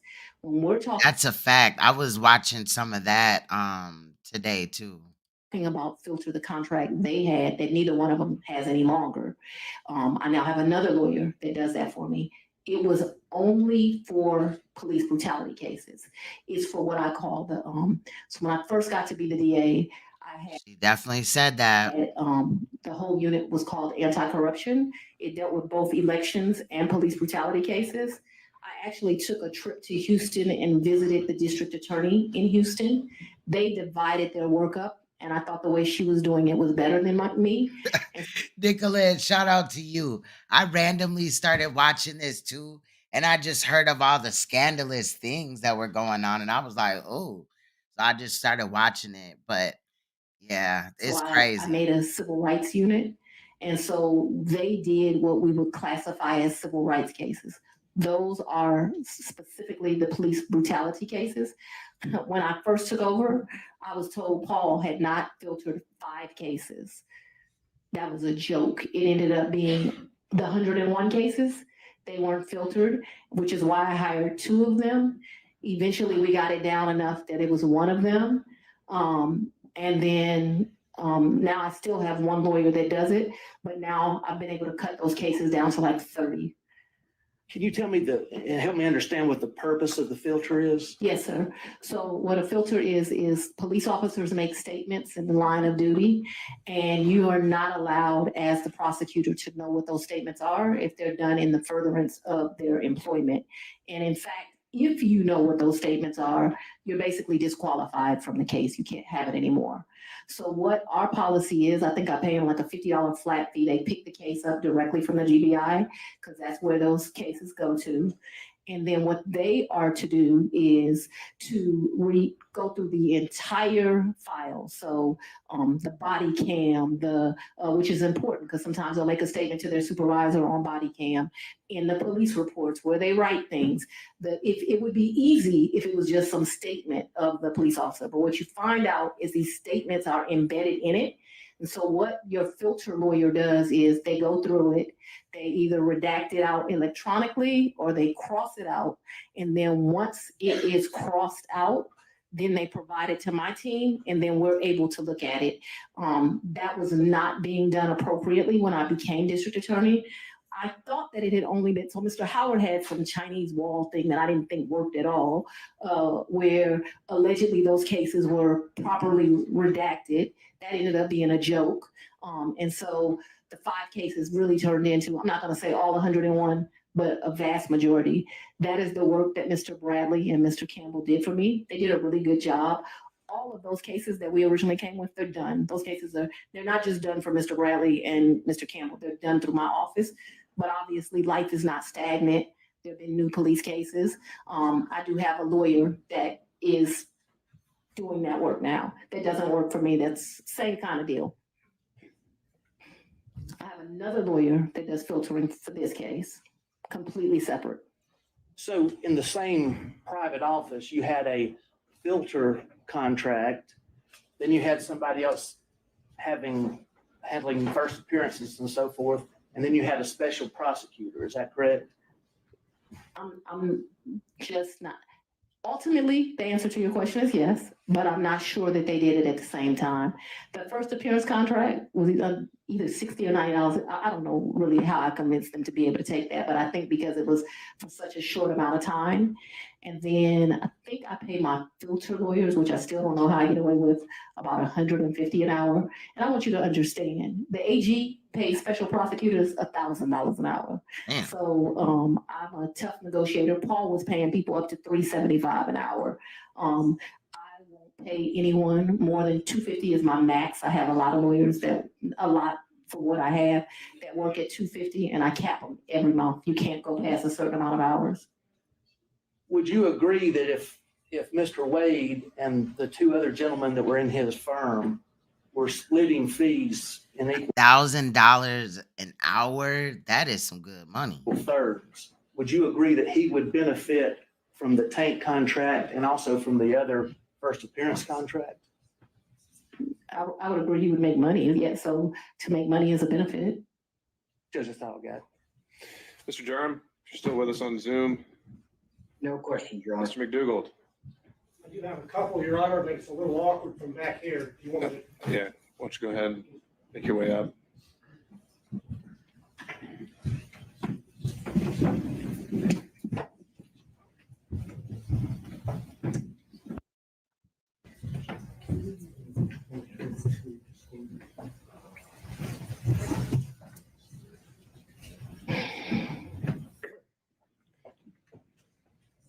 Good afternoon, Ms. Willis. How you doing? I'm very well. How are you, Mr. McDougall? I think this is our first in-person meeting, correct? Second. Second? Well, I apologize for not remembering you more clear. That's quite all right. I'm referring now to exhibit number 21, Yes, sir. which was your financial disclosure form for 2022. Yes, sir. And it has a question which requires you to disclose any gifts or favors from a single prohibited source in the aggregate amount of $100 or more. Do you see that? I don't, but I believe you. It would be on page 2 in the middle, paragraph number 3. Yes. And what is your understanding of a prohibited source for You know what I'm saying? Too bad she didn't cap the dick. purposes of this form? And government I spending, believe that's there's a some fact. classification of somebody you like don't have a personal relationship with that gives you $100. If you look under, under there, Sorry. it's paragraph 2, Romanet 2. It defines it as someone that you know or should know is seeking to do or is doing business with the county, correct? Yes, but yes, yes, That includes Mr. Wade as of the date you filled out this form, correct? yes, but he never gave me a gift of $100 or more. The only thing that I would say maybe went over that, but I don't think it ever did. Yeah, they don't really show proof. There was talk on both sides that like nothing really got addressed here. It was just they were all up in Fani's business as far as her relationship with Nathan Wade. Just to let you know, Nicolette. Is if we went to dinner and my meal was $100, but I don't think I've ever eaten $100 worth of food at a restaurant because I would not pay him back if we went to lunch or went to dinner. But trips I paid him back for, I never thought about the money until y'all brought it up. And I would be less than honest that says I was giving him the money back because I was the district attorney. But also, Nicolette, she's not on like trial or whatever. This is just a hearing to disqualify her from the Trump case. Her, Nathan, and possibly her office. I didn't take gifts from him for a lot of personal reasons. Anyway, I did not take gifts from him.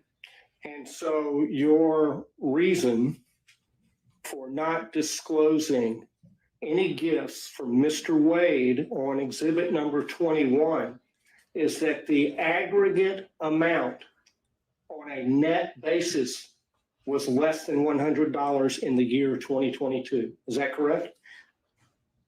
I did not accept a gift of him. Yeah, I did too at first. That's why I was like, well, where is the, them, posting up the proof? And I'm used to trials going a little bit different. But yeah, no, it's just about the court case. Of more than $100 in 2022. One exception to that, because I want us to be clear, is we probably went out to eat multiple times in the year. If you're considering eating a meal, because we went out multiple times, that probably went to the level of more than $100. But if we're doing tit for tat like that, I probably paid for as many meals as he paid for. And so I did not receive any gifts from him.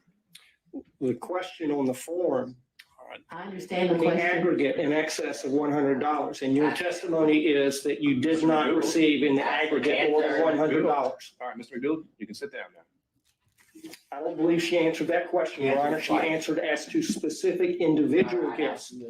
And you're not listening to my answer either, so we're done. Very well. Okay, Mr. Rice. No further questions. Mr. Gillen.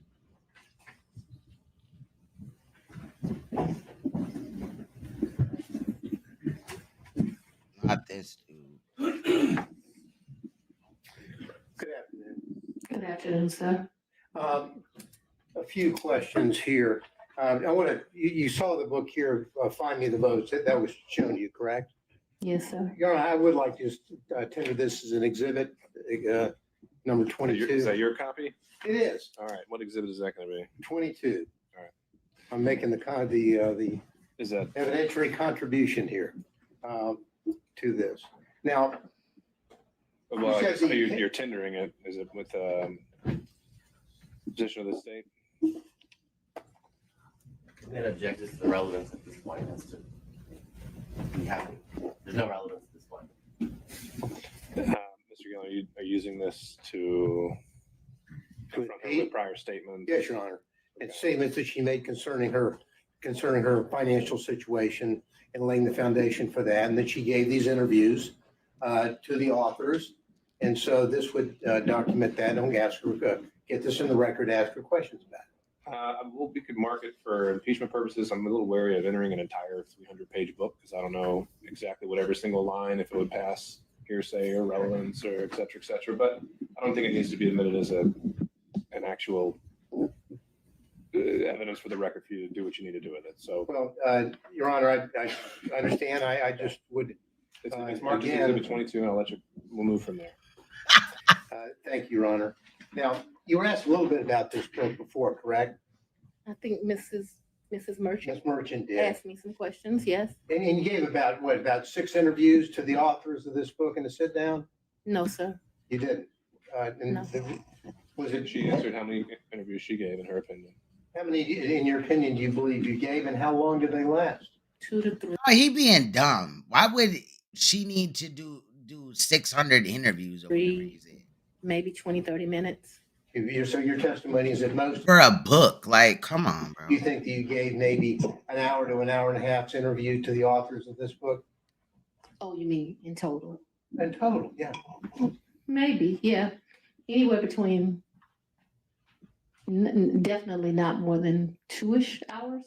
Okay, but you also were telling, when they were, the title of the book, of course, is A Hard-Charging Georgia Prosecutor, a Rogue President, and the Plot to Steal American Election. You've seen that. Why is the title of the book relevant, sir? And I Well, I'm had just no, gonna get in. I'm gonna ask her whether or not that was the theme that they gave her when they talked with her. Objection. What the thing gave her, what do you mean by that? Well, because they were sat down and they told her why they were there to interview her. And why does that matter? Well, I think it matters because it shows, but they want her to give her version of what her life story is. This is almost a life story of her.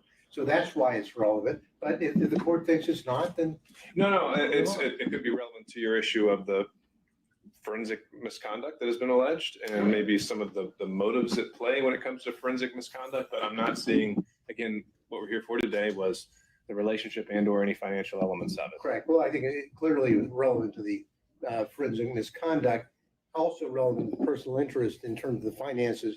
Let me. I didn't make 10 cents off that book. Pardon me? I didn't make 10 cents off that book. Didn't ask whether you made any money. Okay, I just, Didn't ask whether you made any money. Do you have any other statements that she hadn't already been confronted with by Ms. Merchant? Well, other than, I want to focus on, when you were telling them about your financial straits and you were living kind of month to month, that is what your financial status was back in 2018 after your election. Mr. Gallon, we covered that at length. And you're at the end of the line. I'm sorry about that, but we've got to find new ground. Well, and let me move on to my point here. This dude, man. So the point is that what you're telling us is that you were in financial straits, but really that your testimony today is you had a cash hoard of maybe up to $10,000 in cash where you laid your head at night so that you would dip out and there would be no record of it, correct? that's not what I'm telling you, sir. Well, That's not at all what I'm telling you. What I'm telling you is that throughout the course of my life, I have always kept cash in my house. That cash has ranged from times, my father would probably be ashamed of this because he would say it should be more. But that cash at times has ranged from $500 to maybe $9,000. And he would be like, that is not what I told you to do. I've always had that amount of money. What I've told you is that when I travel, you do better negotiating when you travel. If you have cash, you go to get the cab. They say, oh, we're going to charge you $300 for the day. Well, I got American cash. Will you take it for $150? And so it's my practice to take money when I travel. We're not talking about a whole lot of money. We're going to the Bahamas. $1,500 in cash is in my pocket, or at the most $2,500. Belize was actually probably the most money I've ever taken. And it was taken because it was a big deal. My 50th birthday sucked. His 50th birthday, it sucked. It was terrible. No, Your Honor, And I'd so like to get back to some questions here. I'm trying to answer Rather it. than I think it narrative. would help if we. So let's Good question. move to the specific yes or no's here. Have you told us today that you would keep a cash hoard in your residence up to about $9,000? Yes or no? And throughout the course of my adult life. And so let's even be more specific than that. Probably from the time, Your Honor, I'm only asking for yes or no rather than But But speech. we have already covered this, so I Well, yeah, can but get I'm to that trying to- point. I'm I know trying you're to laying the move forward. foundation, but it's already been laid. So Yeah. The filibuster is here. I'm trying to move through the filibuster. but we're not talking about a lot of, and so it could be 2,000, it could be 1,500, it could be 7,500. It just depends on what you're doing at that time. What I'm telling you is when I traveled, I took cash. I find that when you travel, especially to foreign countries, the American dollar does well, and it's good to have cash. You can negotiate with the taxi driver, with the jet skis, And it's not a lot of money we're talking about. Your Honor. Okay, we understood, need Ms. to- Willis. we need Let's to get cut to it. off the. Let's get to a question, Mr. Gill. And so you have cash in your house, but you had a lien, a tax lien on your property, is that right? I don't believe I had a tax lien on my You property. didn't have a tax lien on your property? You gotta talk about it, Jackson, Mr. cumulative, Your Honor. Okay, we already covered that, Mr. Gillen? I need new ground here. I'm asking the question, I'm trying to figure out how someone can have a tax Then lien, ask that question. but not use the money that they allegedly said they have. Well, I think Ms. Merchant asked that exact same question, since you didn't use the money to pay your tax. So what's your question? No, So I was gonna build on that to say, no more billing, it's already built. all right, It's the same way you pay a bill. Remind me of Elmer Fudd. So just It's put a- top on it if you need to, It's okay? the same way you owe a bill and go shopping. well, now, have you ever used, did you say earlier that you used Cash App? When I would pay Robin Bryant, I used Cash App. What is Cash App for the record? I don't need to know that for the record. Let's keep going. Well, so, if you're paying Robin with Cash App, why aren't you paying, allegedly paying Mr.? There's no alleged here. Why aren't you paying allegedly Mr. Wade with Cash App? I don't think Mr. Wade does Cash App. Do you ask him? I think he's told me he doesn't do Cash App. Okay, so that's the reason why you didn't use Cash App, He's sitting next to me. I hand him the money. because there would be a record in Cash App of your making payments, correct? Yes, Sure. but I didn't think that I was making a record in a personal relationship. Because when you're filing your, and I know that I'm going to move into this financial statement here. You were asked just a second ago about your non-disclosure form, or your disclosure form of an Exhibit 21, where we agree that Mr. Wade is a Definitely going in circles. He almost off though. He got 3 more minutes. prohibited source, correct? What I agree to is, I don't believe he's giving me gifts. You would like to classify these trips as gifts, but I've always paid my fair share on these trips, so I did not look at them as gifts. I don't think that what this is disclosing, and they can tell me if they mean something different. I don't think it means that if you go to dinner with somebody over the course of a year and it gets to 100, you're supposed to report it. If my understanding of that is wrong, I've probably been to lunches with a couple of people that over the course of a year, they paid, I paid. Let me, prohibited source means, We already went over this, Mr. Gillen. Mr. McDougal. well, Your Honor, I have to lay the foundation here before I can follow up with my next question. I don't know why you have to. Well, It's already okay, questions been made. This dude has lost it. Your 2022 disclosure form did not list any of the thousands and thousands of dollars that Mr. Wade paid for on trips that you were on. Objection. Isn't that Answer, correct? answer, cumulative. That's because Mr. Wade was paid that money back, or he was paid due to the fact that Facts, Bell. I bought the plane ticket, or I paid for the hotel. There were never money that he gave me. But that wasn't the nature of our relationship. You know, there's so many men, and Mr. Wade is one of them, where the nature of the relationship is they're just paying a woman. The nature of our relationship is companionship and friendship. Despite the way people would like to paint certain women, it's just not true. Final question. And not a single solitary documentary piece of evidence Answer, Your showing Honor. that you have withdrawn the cash to pay Last him All back. right. Thank you, Mr. Gillen. That's not accurate. Thank you. Okay, Mr. McCullough, on behalf of Mr. Floyd. All right, and Mr. Cromwell on behalf of Ms. Latham. Great thing about becoming last is. I had one question, Ms. Willis. Can you hear me? Yes, sir.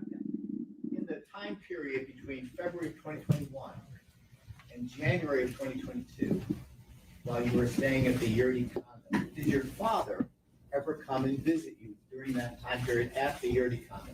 That's all I have. Thank you, Your Honor. All right, Ms. Cross, I would imagine you have a number of topics to cover with Ms. Willis that'll take more than 10 to 15 minutes. I did. Okay, then I think we've reached a stopping point for today. And so, Ms. Willis, I'd ask you to step down now, and I'd also remind you that you're not to discuss your testimony or that of any other. So there's that one. We still have her father and Shout out to Those Eyes TV. I do want to share her channel link over here really quick. She had tagged me in some things that I'm gonna look at afterwards. So y'all can also check out her channel if you want. I definitely subscribe myself. So, okay. All right. So we still got Fanny's father, Roy Barnes, who I believe is the governor, and then Terrence Bradley for almost 2 hours. So this one is 57 minutes, and we are going to be looking at Fanny's father's testimony. At first, it's 40 minutes, and then Roy comes up for like 17 or something like that. It's not that long. So let's hear from Fanny's father.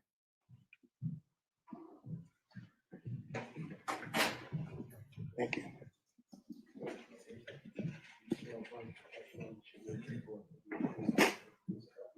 I do. Please state the spell your full name. My name is John Clifford Floyd III. Say, good morning, sir. Good morning. Can you tell the court, are you currently retired? Yes, I am. And prior to being retired, can you tell the court a little bit about, did you work in the legal career? Were you a I lawyer? was an attorney. I practiced law. I've probably tried 1,000 cases. About 50% of my practice was criminal law. 25% of it was family law, and the rest was whatever walked through the front door could pay for it. Okay. And Can we wait 1 second? Governor's come back. He might I do. My calendar shows it was October 26, 2021. All right. And would defense counsel accept it as a stipulation, or is there any follow-up questions? Oh, because they asked Roy for a date, so he went and checked his calendar. I thought that the father went before Roy, but obviously I was wrong. Needed on that. Mr. Barnes is still considered under oath on this point. All right. I'm just going to look for a show of hands or for someone to speak now on Zoom, and hearing none. You're welcome. Thank you, sir. No, You're excused. And thank you for sending me that video also on Tiffany. I forgot her last name. That lady, I was following along with that too. That's just interesting. I just started watching it over the last few days, like kind of tapping in. sir, can you tell the court, are you from Atlanta? No, I grew up in South Central Los Angeles. I spent most of my legal career, I would say, Tiffany Henyard, that's right. in Washington, D.C. was kind of the circle, but I've tried cases all over the country, and I tried the longest. I was the first lawyer to try an international criminal court. I was with the International Criminal Tribunal for Rwanda. I was in trial there for 4.5 years in Arusha, Tanzania, and Hague in the Netherlands. Okay. When you weren't there, it sounds like the kind of center of gravity was Washington, D.C. Correct, but I've tried cases in West Virginia, Maryland, Florida, California. All over. Yes. And do you, sir, can you tell the court, do you have any children? I have one daughter, Fani Willis. Okay. And I want to direct your attention back to 2019, okay? Yes. Back in 2019, can you tell the court, did you move here to Atlanta? I was living in Johannesburg, South Africa. And unfortunately, for some reasons, I could not get an extended visa. When I retired from the practice of law in 2018, I moved to South Africa. And I had to leave South Africa, and I did then come to Atlanta.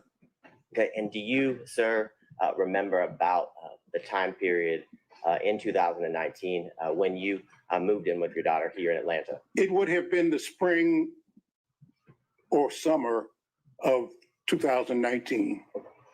And after you moved here, did you get a driver's license to kind of confirm your residency? All right, so we know that it was 2019 when he moved in. Atlanta. Well, Them glass. My driver's license for the District of Columbia was going to expire on my birthday, which is in October. And yes, I did get a license here in the state of Georgia. Your Honor, may I approach the witness? Good.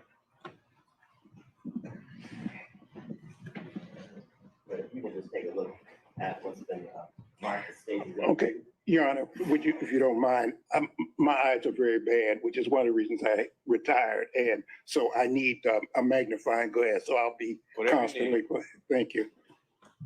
Now, it is not funny that this man, you know, is older in age and he cannot see. But boy, when he whipped out this magnifying glass, I fell the fuck out. The magnifying glass is big as hell.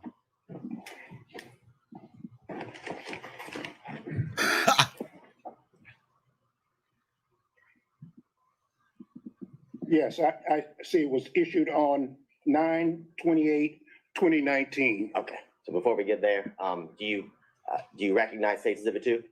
Yes, just my driver's license. And is State's Exhibit 2 a fair and accurate copy of your physical driver's license? It gave me Alfred Hitchcock, bro. Like, for real. He looking for clues. This time, Your Honor, the state would tender what's been marked as State's Exhibit 2 into evidence. Seeing no other objections, is submitted. State's Exhibit 2 is submitted for the record. Now, and for the record, Your Honor, the state is going to supplement State's Exhibit 2 with a redacted copy of the license.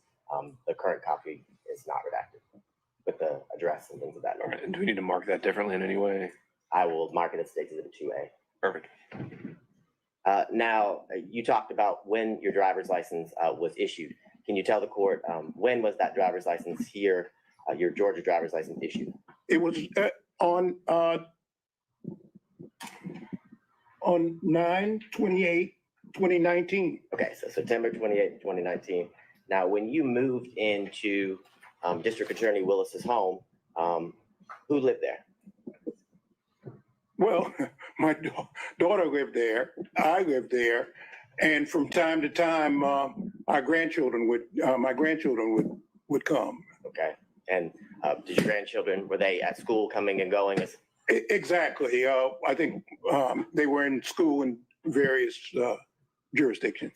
And during the time, how long did you live at or with Miss Willis and at her home here in Fulton County? She was forced to move after she was elected. I don't know if you want me to go through the whole thing, but that, Your Honor, if Your Honor will indulge me. Hold on really quick. The way he just said, she was forced to move, to me seemed like this whole, like he's been coached through what to say during portions of this. Y'all remember it was said that Fani actually moved out the house because she wanted to get away from her dad. I'm just saying. But nah.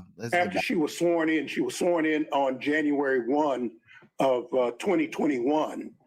And on or about the 3rd of I don't think she was screwing dude, you know what I'm saying, Nathan, in front of her dad. Bless his heart. He is so just sweet and innocent, right? I'm just February. He probably would have been in there with the magnifying glass, like, Fani, are you doing what I think you do it? Probably 5:30 a.m. in the morning. There were people outside her house cursing and yelling and calling her the B word and the N word, and just, it was bizarre. Okay, just. Sorry, pause, sir. Mr. Abadi. Here's the objection to you. What is going on with this news reporter and his camera? I would say it's effect on listener. What is going on? You got one job, bro. But I can. No, that's. And he's saying he was personally present to hear these things? Yes. Okay, overruled. Okay, and fortunately, the neighbors called the police and disbanded.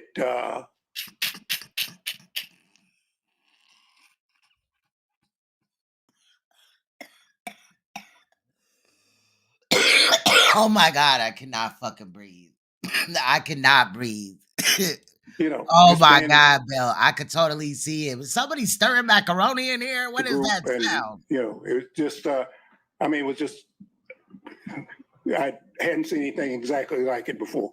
Okay, and after that happened, can you tell the court that Ms. Willis would have to move from her home? Yes, she was forced to leave.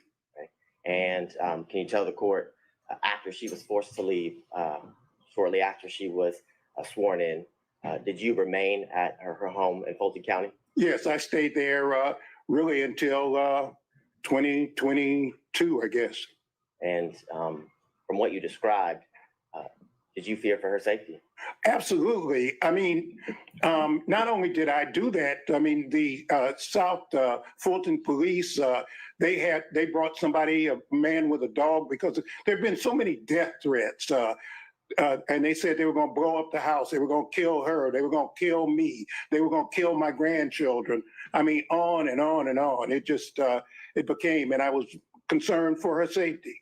And after those What if Fani was threatening herself? What if it was Nathan Wade just to get her up out that house where her dad child? concerns came to your attention, I'm and just after playing. what you heard and saw that day, you remained at the house? Yes. And can you tell the court, with what you just described, why did you remain living at the district attorney's home here in Fulton County? Right, because this man, you know, and bless his heart, right? He's older in age. How would he be able to fight off these people if they came there? Mr. Buck? I believe it's relevant based on a lot of the questions that were asked yesterday of Ms. Willis as to And where was her security team? about Like, where was the they at? threat and the fact that it was implied that those threats were not necessarily real, in the sense that Mr. Boyd remained in the home. There were many questions about the fact that he remained and her children would still come to go to. Facts. Calling her dad from her cell phone with the number block. Fam, like, I'm gonna kill Fani. I'm gonna do this. I'm gonna do that. The whole time it was really her or Terrence Bradley. I think it's relevant based on the testimony that was elicited from It was defense Terrence, counsel, y'all. yesterday. Overruled.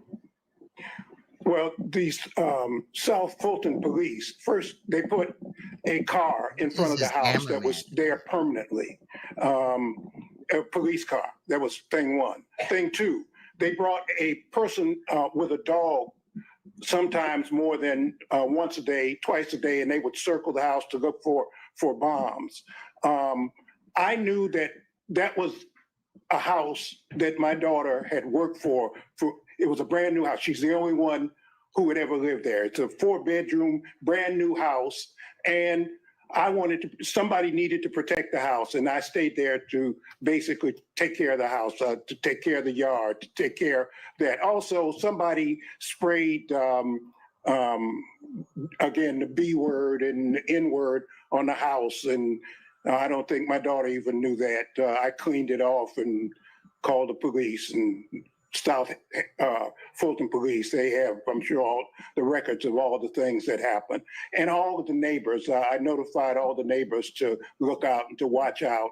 And it was so crazy. I mean, it was just so crazy. We'd have people would show up and park car. There was a guy parked for probably 8 hours out in front of the house. You know, it was just, and we'd call And that wasn't the security team? Like, what? the police, and, you know. Now, at the time that you lived there with Miss Willis, and I guess even when you remained, so I wish they asked him, have you ever seen Fani Willis's, your daughter's security team? Because I'm just saying, I know this is petty as hell maybe to y'all, but it ain't to me. I'm wondering, did she really have a security team? during the time period of 2019 Should. to the end of 2020, are you aware if Miss Willis was dating someone? Yeah, she did. She had a boyfriend when I first got there. And did you meet her boyfriend? Yeah, I met him often. Okay, and did you know him by He better not have been offering fruit shake with his hips. I'm specific dead. nickname? Yeah, Deuce. Okay, and Okay. can you tell the court while you were living there, how often would you see him? Sometimes every day, sometimes, every other day. He was a disc jockey or something, and he had all. So he's talking about Fani's ex-husband that somebody had clarified that they had gotten a divorce in 2005. So he's coming to the house, right, to pick up his disc jockey stuff. All Child. this paraphernalia that I'd have to move out. There was a thing with the keyboard. Things that play music and so forth. So Now, when you moved in But he said his name was Deuce. That's interesting. in 2019, and then throughout the years in year 2020, 2021, had you ever met someone named Nathan Wade? I did not meet Nathan Wade until 2023, about a year ago, when a reporter by the name of Issakoff interviewed me. I met him. That was the first time I had met him. You said that was in 2023? 2023, right?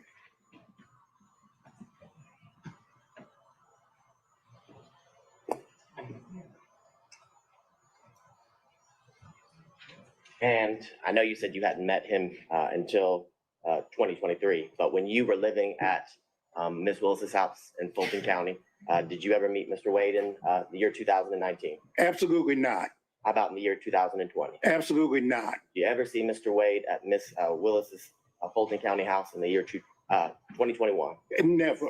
And is it your testimony that the only time or the first time that you met Mr. Wade was in 2023? Let me say something. Mr. Wade said that he remembers seeing me, and I do remember some banter. I'm a member of Kappa Alpha Psi fraternity, and there's kind of this thing that goes on between fraternities. And Mr. Wade is a member of Alpha Phi Alpha, and I do remember there was some kind of banter when my daughter was sworn in to be district attorney between me and a couple of guys, and he said he remembers me. I don't remember him. And so really quick, Fani's ex-husband's name is Fred Willis. So I don't know, Deuce must be a nickname or whatever. But she met him the day that she took her bar exam. I guess he was working there as a photographer. They got married in 1996 and they had 2 daughters. They then divorced in 2005. Prior to that experience that you're talking about, as well as I guess your official meeting in 2023, had you ever even heard his name? No, never. I don't think I have any further questions, Your Honor. And I think that was deliberate, that she didn't want her dad to meet Nathan. Yes, thank you, Judge. How are you? Fine. How are you, counsel? Good, thank you. Just got a couple questions. She want her dad On all in Monday, her we heard business. you were in California. Do you have a place in California?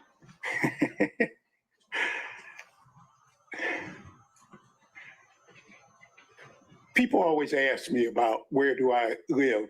I guess I live right here, sitting in this seat right now. But yes, the answer is I have a place in Los Angeles. Okay, you do. So Papa's a Rolling Stone. All right. So do you share time or split time between Los Angeles and Georgia? Actually, I'm working on a documentary film, and I'm supposed to be being filmed not for this trial, but I'm supposed to be being filmed right now. It was planned, and we had to stop it because they asked me to come here. But the answer is I'm working on a documentary, and I'll be in California until I finish the documentary, if we don't have another actor strike and we don't have another writer strike. So do you own property in California? No, I don't. I live with a friend of mine. You live with a friend of yours. Okay. Yeah. And when did you first move? You're always living with people, child. Well, let me qualify with the dates. Did you spend any time in 2019 in California? No, and the reason I didn't is that when I first came here, the answer is no, I did not. What happened was COVID. Once COVID hit, I was just paralyzed. I couldn't go any place. I couldn't go anything. I mean, I'm a theater buff. I used to go to theater at least once a week. But when COVID hit, I just couldn't. I couldn't go to the dentist, which I need to do. Or, it was just a thing. So I was just stuck. I was just stuck there.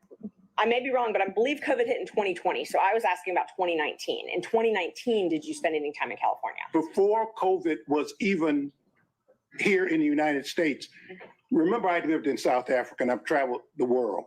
I knew COVID was coming before. I knew COVID was around before. They may have announced it in 20, but in fact, I knew about it and I knew what was happening in 19. Okay, so let's walk through 2019 then. You said you moved here in September. So No, I didn't say that. I moved here probably prior to September. In September is when I got the driver's license. I probably moved in the springtime. I'm sorry, you did. You said spring, summer. I see that in my notes. So Right. COVID-19. She talking about some 2020. spring, summer 2019 is when you moved here. So up until spring, summer 2019, where did you live? She must think that they just called it COVID-19 just because. I lived in Johannesburg. Well, I lived in Washington, D.C., 2018. I had planned to retire for the rest of my life in South Africa. I had worked for Nelson Mandela and the Free Mandela and getting that. And someone I'd gone to law school, he had located there after Mandela was freed from prison and became president. I was going to live there for the rest of my life, but Y'all, that just made me think about the Mandela effect. But anyway. Unfortunately, because of political reasons, I could not stay in South Africa, and I was forced, in a sense, to come back to the United States. Okay, so let's just focus in on the period from, let's just start with October 2019. Okay, we'll call that the relevant period. October 2019 until the end of 2019. Were you in Georgia every single day of that year? Absolutely. Okay. So now let's move to 2020. Okay, and every single day, before I move on, every single day in 2019, you slept at your daughter's house, correct? That's correct. Okay, so let's start in 2020. All right, so 2020, the entire year, did you travel anywhere? No. Okay. You didn't travel at all that year? No. It's messing up again on my side, so I don't hope it ain't for y'all. Right. And I didn't go to the movies, which upset me also. So that entire year, 2020, you remained here in Georgia. Right. In 2021, did you do any traveling? No. Okay. So when did you move back, or when did you start this documentary film in Los Angeles? What I had been doing to occupy time is I was writing my own memoir. As I delved into my family background, I discovered something, and that's what got me to working on the documentary. So I want you to understand what was going on in my life. I pitched I have a movie script called Bad Blood. I have a movie script we're trying to sell. So I tried to sell that, and I just happened to mention something that happened during the civil rights movement. SNCC, it's called the SNCC 5. The legendary Peter Fitzsimmons was interested, and so with Peter Fitzsimmons and Leah Smith, we're now doing the documentary. So I don't want to interrupt you, but what I was asking was when you moved to Los Angeles, not what you moved there for. Well, you keep saying moved. I haven't moved to Los Angeles. I spent more time in California, in Oakland, if you really want to just be, because Peter is basically San Francisco based. So we're working on the documentary. Okay. I was in Los Angeles because I still didn't answer her damn question. I was going to the Pan-African Film Festival, and that's why we were there. And the way Hollywood works is, you know, when you make connections, and film festivals are a place to try to sell ideas and meet people and organize things. Facts, Bill. You still own property in Washington, D.C., correct? No, I don't. You don't own property at 1467 Roxana Road Northwest? That's where I used to live. That's where you used to live. Did you own that property? Yes. Okay. And you owned that property when you moved here in 2019? Yes. And you owned it in 2020, correct? Well, you talk about. No, when anytime he put his hands up and he do that little laugh, there's gonna be a story that come with it. Very complicated issue. I left the property. There was a dispute between me, and I had gotten a reverse mortgage company, and there was a dispute between me and that, and I just I walked away from it. Okay, you walked away from it with almost $300,000. Yeah, what is the relevance of that? Where he lived and registered to vote. That's what they brought in. So that's, Why's the money he got from the sale relevant at all? it's the only proof I have of that he owned that address. So I can move on now. All right. Okay. When did you sell Oh, that? he got 300,000 and he just staying with people, child. That's weird. I didn't. The reverse mortgage company took it. Oh, okay. Okay. So in 2019, when you Fact, she did kind of do the same thing as he's doing. when you got your driver's license here, Yes. the next day you registered to vote, correct? I think it may have been the same day, but maybe it was the next day. I don't remember. But you didn't own Bro, property who here in moves Georgia. somewhere to another state and takes care of their ID and they voter shit the same day that they move there? That's weird. That day? No, I was living with my daughter.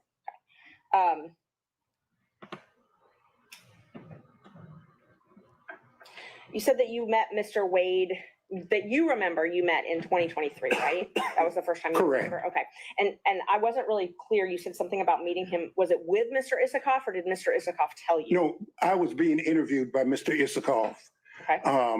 And he walked in and I met him. That was the first time. He walked into the office and Where were you being interviewed? at the district attorney's office. And Mr. Wade walked into that interview? Yes. And so Ms. Willis had not told you about Mr. Wade prior to that. Absolutely not. So she didn't tell you anything about their relationship before you met him that day. No. But Mr. Wade remembers meeting you in 2020. He said that at my daughter's swearing in. I do remember that we having some banner about fraternities, but other than that, Oh, at your daughter swearing in. Okay. right. That's all I have. Just one moment. Nothing else. Thank you.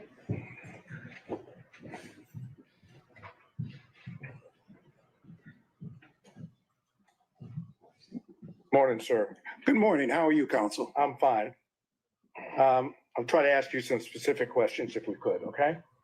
And I'll give specific answers if I can. Perfect. Okay. The driver's license address, I'm not going to publish. That is state Right, when they were sworn in. exhibit number 2.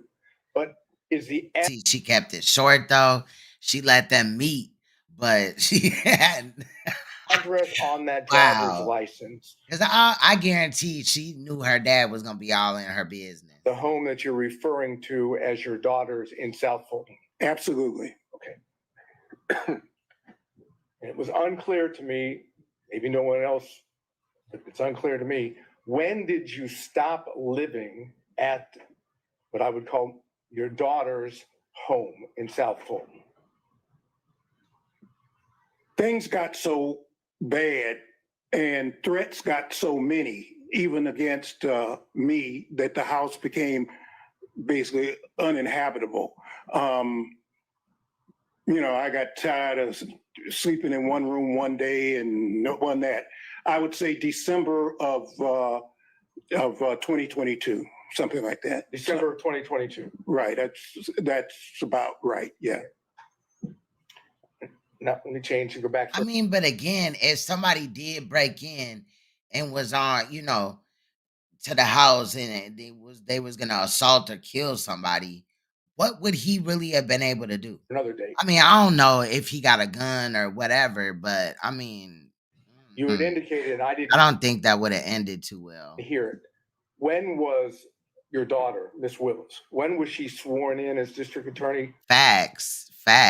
Oh, Fani's also going to be in Nathan Wade's divorce hearing and stuff. She just got subpoenaed for that. On January 1, 2021. Okay. And did you indicate that there was an incident, and I know you've described it, was that incident on February the 3rd, 2021? That's my best recollection. Okay. So my question then is, after February 3rd of 2020, True, that could be it, Nicolette. He may have thought he was safe because they wanted her, but he had said that they gave death threats to everybody in the family, basically the daughters. I'm not sure if he said him, but at some point he did say him. how much longer did Miss Willis stay at the house before she moved somewhere Crazy. else? Very short period of time, and I cannot be precise, but I would bet all the money I ever made, it wasn't more than a month and a half, if that long. Okay, so we're talking about, best of your recollection, end of February into the beginning of March, give or take, of 2021, when Miss Willis would have moved to a different location. Exactly. Okay. A hot mess. They got this man's driver's license all submitted into the case records and stuff. And did Miss Willis return to the house, that is, the house that you were in, at any point in time that you can remember?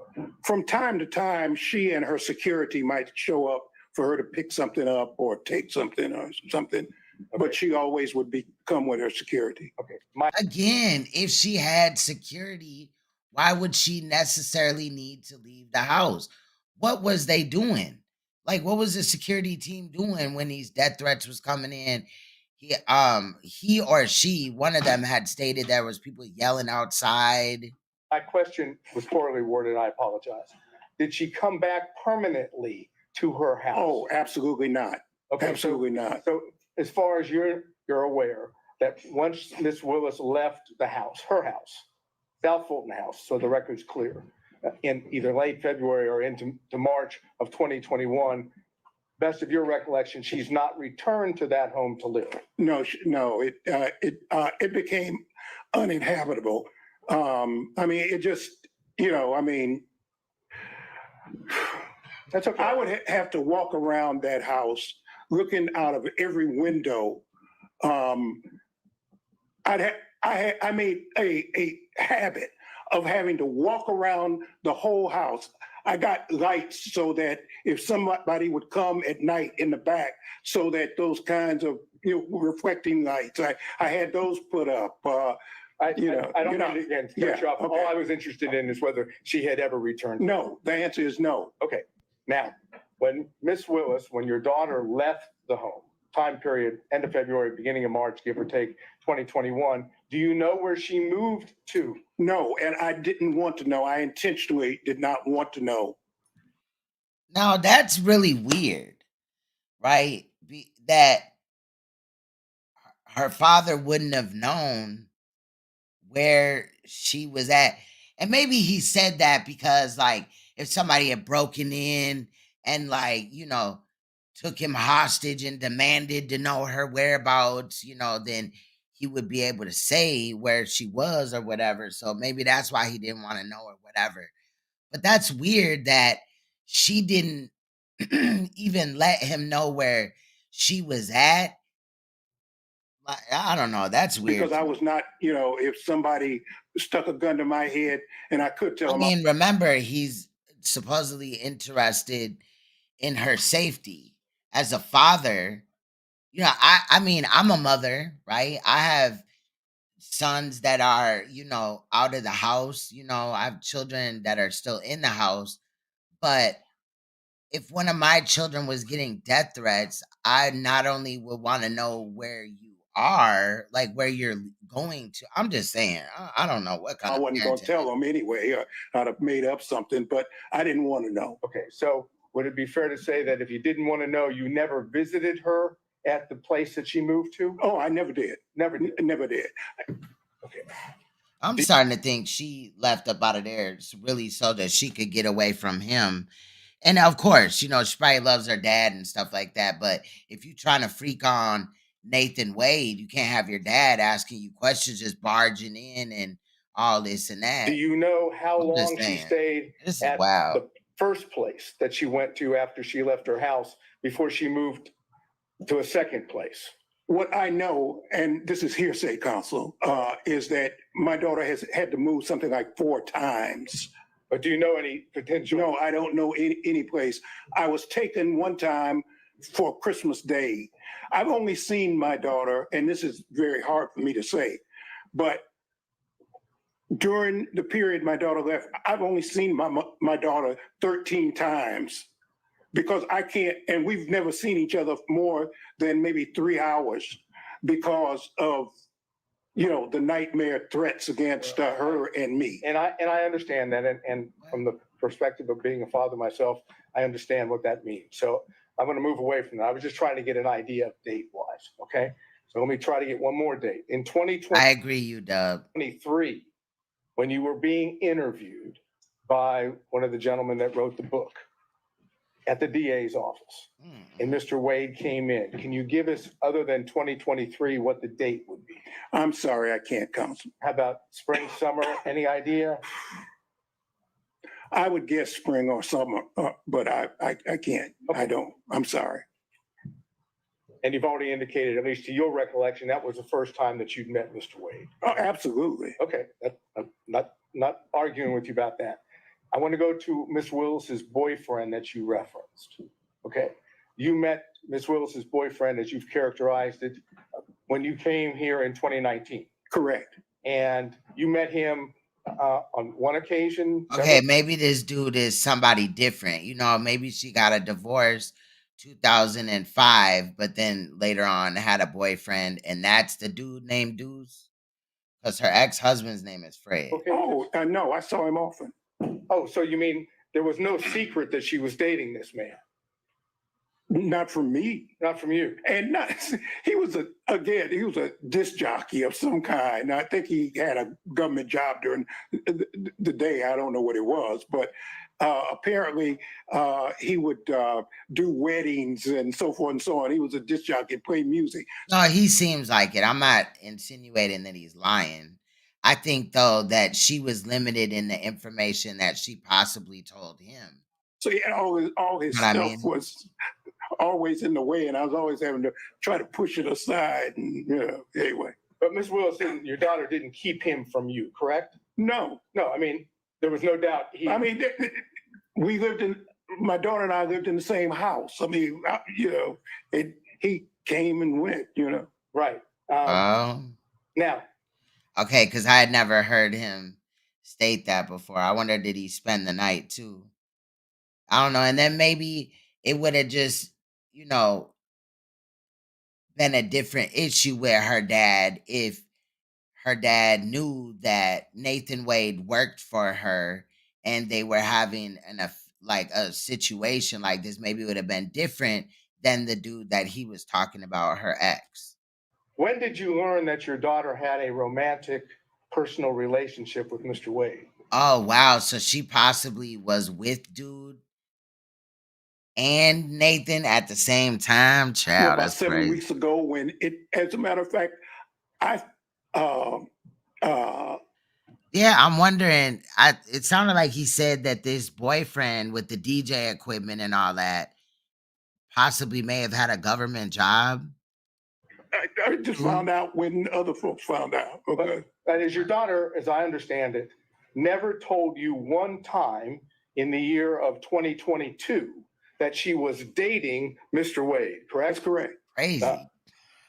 And until recently, you didn't know from anyone, including your daughter, that she dated Mr. Wade, correct? That's correct. That is, whatever the relationship is between father and daughter, she kept that a secret from you, correct? Correct. That's all I need to know. Mr. Stockton. No. I mean, it's also crazy that Fani met Nathan Wade's mom.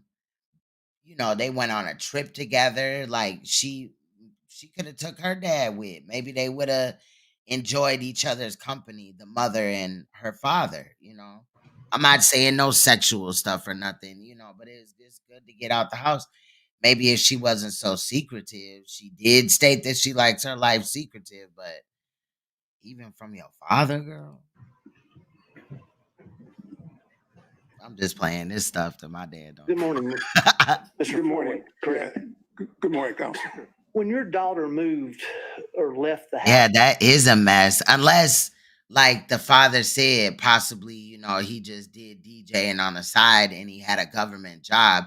That would seem more, realistic, but you never know. You never know. So No she eyes. owned. Did she say anything to you about having a large savings of cash? Oh, no, no. See, maybe, excuse me, and Your Honor, I'm not trying to be racist, okay?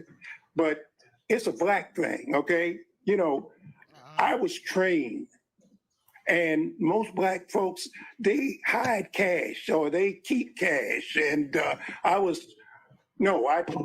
train, you always keep some cash because I've been places, and just because of the color of my skin, for example, I took a fellowship at Harvard when my daughter was just if I might, Your Honor, when I was just, she was just, maybe 3 years old. And I remember going to a restaurant in Cambridge, Massachusetts, and I had a American Express credit card and maybe a Visa or whatever. And I had a lot of what they call traveler's checks. I don't even know if they still have traveler's checks, but traveler's checks. And there was a sign said, with the credit card.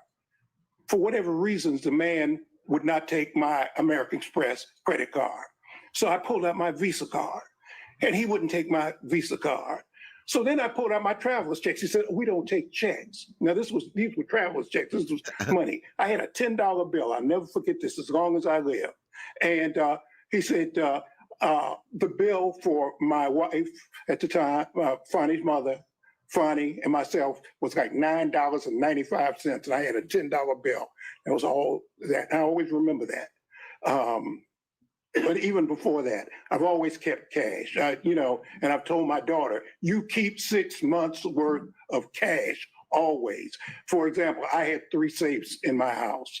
I put some of my clients' stuff there too, things I didn't want other lawyers to be, because you're always in a firm, and I knew that there were special conditions. So some of my clients' things I would bring home, put them in the safe. But I've always kept safes. And as a matter of fact, I gave my daughter her first cash box and told her always keep some cash.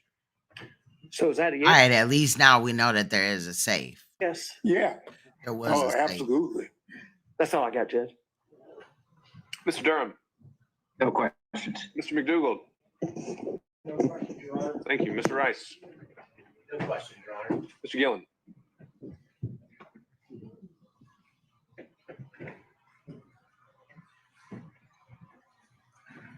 It's still morning. Good morning, sir. Good morning, counsel. How are you? Just fine. Just a few questions following up. When you were talking about when you learned about Mr. Wade and your daughter, correct? Correct. Now, did your daughter tell you in around October of 2022 that she had gone on a Caribbean cruise with Mr. Wade to the Bahamas? The answer is I knew that my daughter had gone, but I did not know who she went with or what the circumstances were. So I knew that she had gone out of town, but I didn't know with whom. I see. And did she tell you in November of 2022 that she had gone to Aruba and stayed at the Hyatt Regency Resort there in Aruba for 3 days with Mr. Wade? Did she tell you that? The answer was, again, I knew she went out of town. I didn't even know where she went. I knew she was going out of town. She told me she was going out of town. I think she might have said she was going out of the country or something. She'd be going. But other than that, that was all. Okay. And Right. He answered that like a true lawyer, for real. did she tell you in March of 2023 that she was going to Belize for several days with Mr. Wade?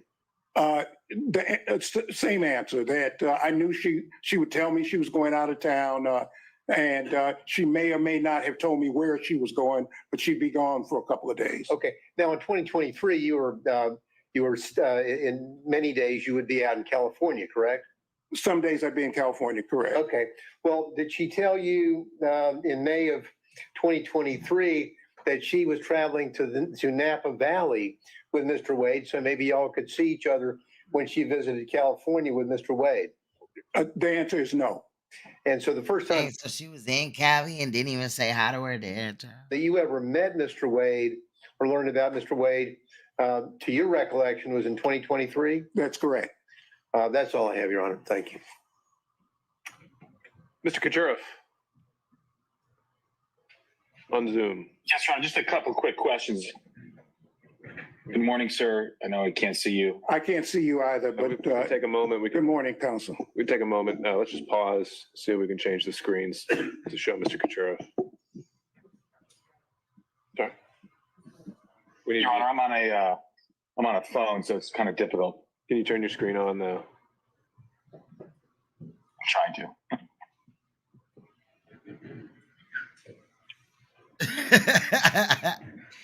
For real. I one of the days the stenographer had the little thing that they have pressed to their mouth and they just talk into it. But I didn't see the stenographer this day.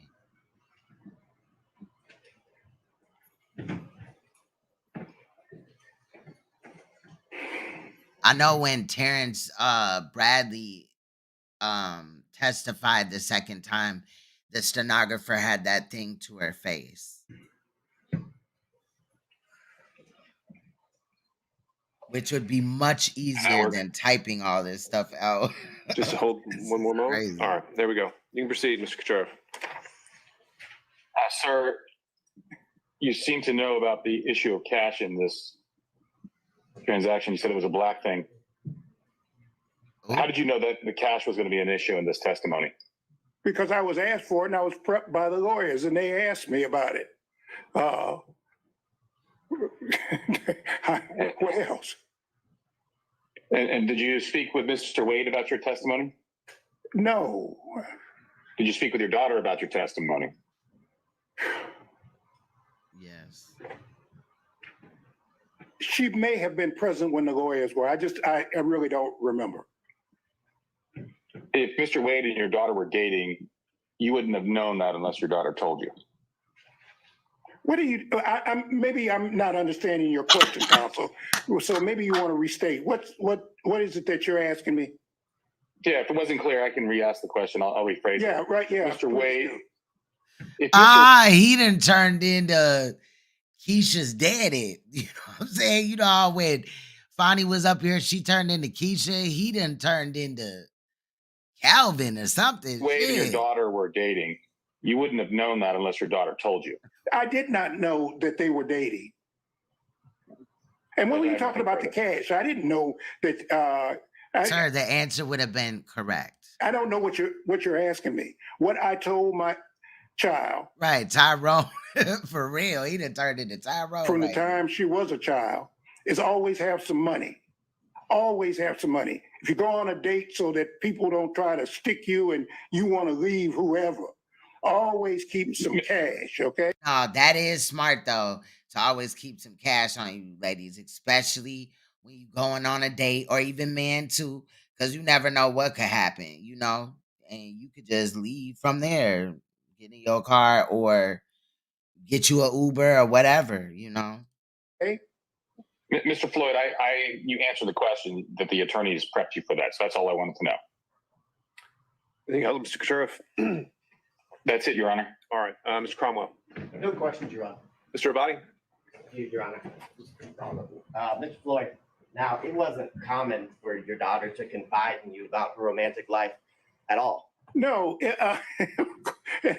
I haven't confided in her about mine before when I had one, okay? Yeah. And you wouldn't have known about her boyfriend, the disc jockey. Hey, Debs.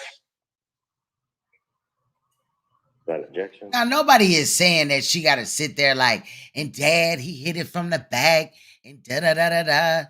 But it's just kind of weird that, I don't know, for me, I tell my parents still where I'm, you know, if I'm like finna go out of, you know, on a trip or something like that, I'm finna talk to them. Like, why not? I think that might have just been still off mute. Okay. Let's keep going. Now, you wouldn't have known Right, about he her said boyfriend, the disc jockey, had you not been living with her, correct? That's correct. I'll allow overruled. I have nothing further. Did he answer the question? He said that's correct. All right, by show of hands, any redirect on those points only. Ms. Merchant. I just want to know when you were prepped by the lawyers, when this prep session was. I just got off the plane on, what was it, Tuesday night? I think I was probably drooling at the mouth. I was so tired. So it must have been, I got in Wednesday. It must have been Wednesday. Okay. And did you talk about any of the testimony from yesterday or watching the news report? Okay, I could see that, Nicolette. I could see that. I could see that. Reports or anything like that? Oh, absolutely. You can't cut the TV on without seeing this. The first thing, and I listen to conservative radio a lot, and last night for 5 hours, all they talked about was this case. Yeah, but I'm inclined to feel like if the person in the case that they were talking about wasn't his daughter, he would care less. It wouldn't be so bothersome. You were aware of what the testimony your daughter gave yesterday was. Yeah, unless you Right, Daddy, he hit it from the back like this. Put her leg up. You know what I mean? Like cut the radio on, unless you don't cut the television on, unless you don't read the AJC or any other, the New York Times or whatever, which I do every day. Yeah, of course. So is it fair to say nobody instructed you that you were under the rule of sequestration? Right, and I'm not under subpoena either. Thank you. All right, anything else? Seeing and hearing none, thank you, Mr. Floyd. Thank you very much, Your Honor. It's a pleasure to appear in front of Your Honor. Take care. Thank you. All right, Miss. shout out to her dad though. That's what's up. He came up there, he rode out for his daughter. I thought it was kind of funny and cute when he, not like cute in a sexy way, but when the dad kind of just started, when he turned into Tyrone, that was wild.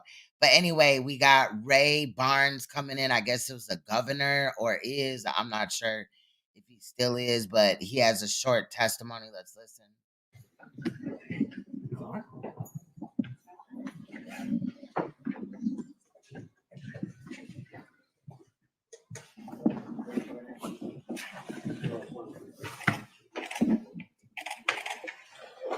I do.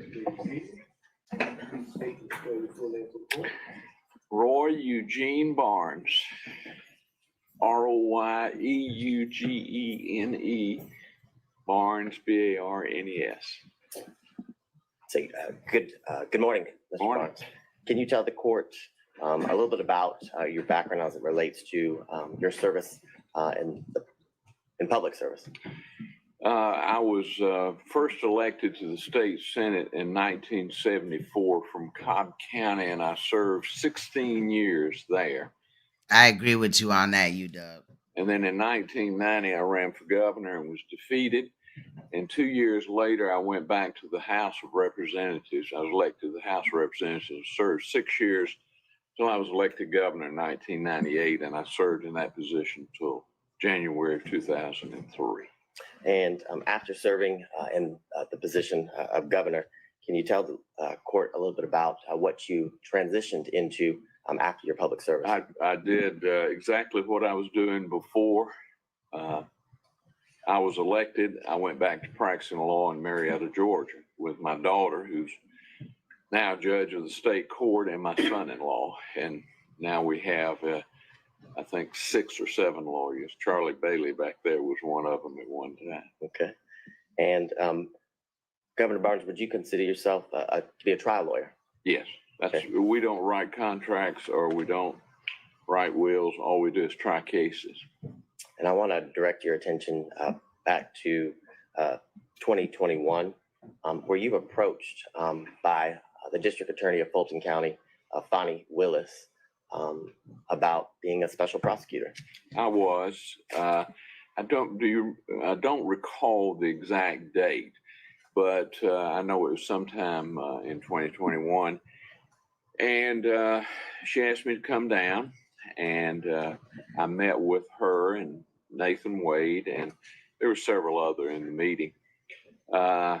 She asked me, said they were beginning this investigation, and she asked me if I'd be interested in being special prosecutor, to which I replied that I had mouths to feed at a law office and that I would not do that.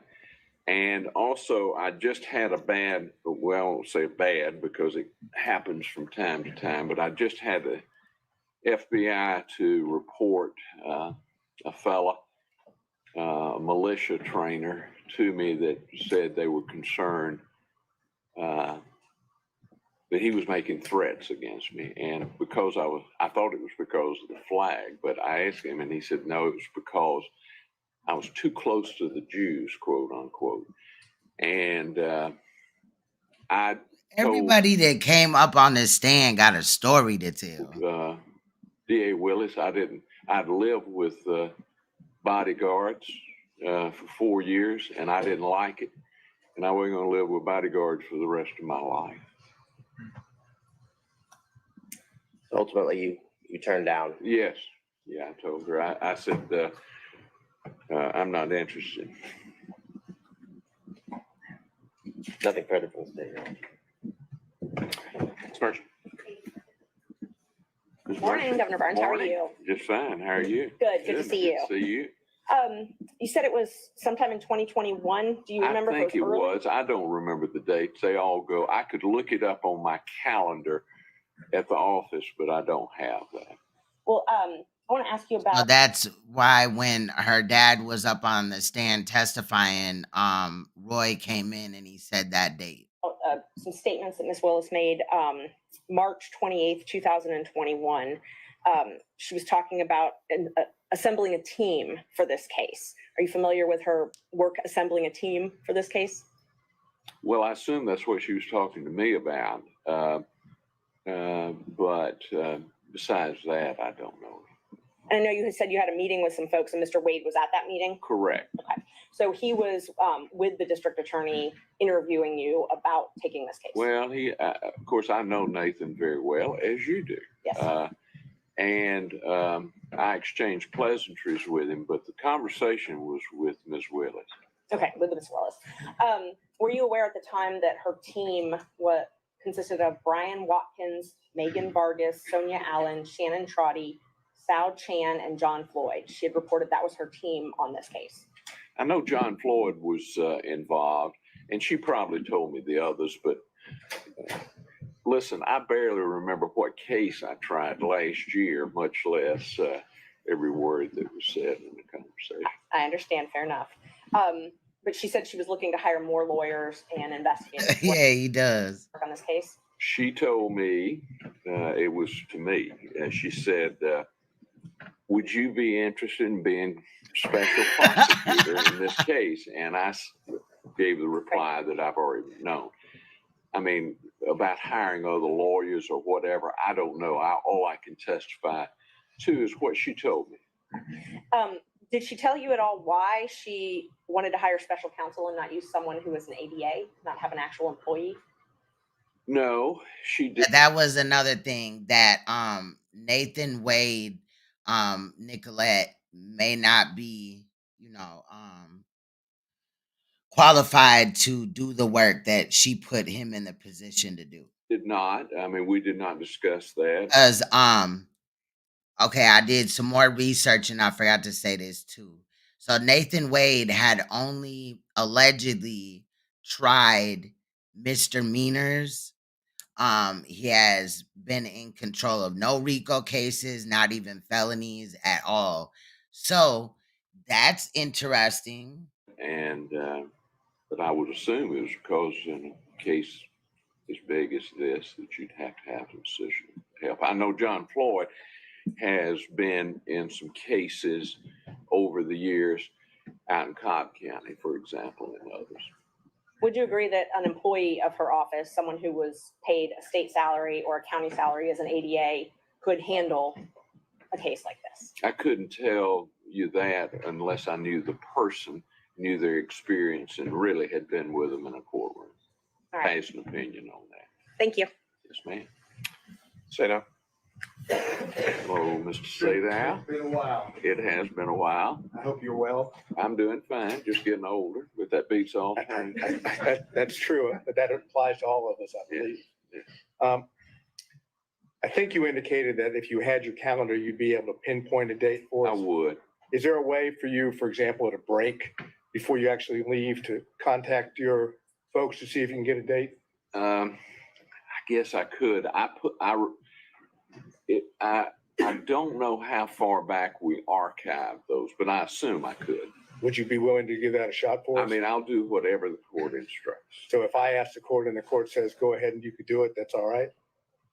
I'll do whatever the court instructs. I hear you. And you should too. I try to live by those words. I'm not always successful, but I try. if I pinpoint a date, for example, I think the record is clear that Mr. Wade was hired for the position on November 1 of 2021. Does that help you at all? No, it does not. Okay. Then let's go to the meeting. It sounds like it was just one meeting. Yes. And could you tell us where that meeting took place, if you It was in remember? the conference room adjacent to the district attorney's office. So was it in this, or the adjoining building? It was in the Lewis Slate building. And District Attorney Willis was there, obviously, right? Yes. Yeah. And Mr. Wade was there? The best I recall, now I could be mistaken about that, it's like anything that far away, but that's my recollection. Do you have a recollection of anyone else They definitely all know each other. They chilling. It's like long time no see. being present? Yeah, there But a were. lot of these attorneys and stuff and prosecutors will eat lunch together and chill, you know, when they're off work and stuff. There were some other folks, but I don't remember. Do you remember, were you introduced to Mr. Wade by anything other than you already knew him? Was he given a title I or wouldn't have anything? known. So at least as you're there, if I heard you correctly, Miss Willis did all the talking, Mr. Wade did not. I mean, we exchanged pleasantries, but as far as the basis of the conversation, the reason I was there, Ms. Willis did the talk. And would you be able to give us an estimate of how long this meeting lasted? Probably Just rough. Probably not. Not Ric Flair. And during the meeting, you made it clear, but it was the thanks for the offer, but no thank you. Oh, yes. He does gotta look like Ric Flair. I did. As I said, you know, I started off as a prosecutor, and for about 10 or 15 years, I did nothing but criminal. And then, but I've tried to move away from it and do primarily civil now. Mr. Gillen and I have done some white collar. And he does for real look like Ric Flair. I went to Google and Googled it. Cases over in federal court. I've got one over there right now, but it's generally business related, you know, where I have a client that's got a kid or him getting indicted. And the case I have over there now is an alleged fraud case. Fair to say that based on your career and the work that you've done, you've handled high profile cases, correct? I have. I've handled some pretty good cases. I sued Syria one time for beheading a client of mine, recovered $82 million.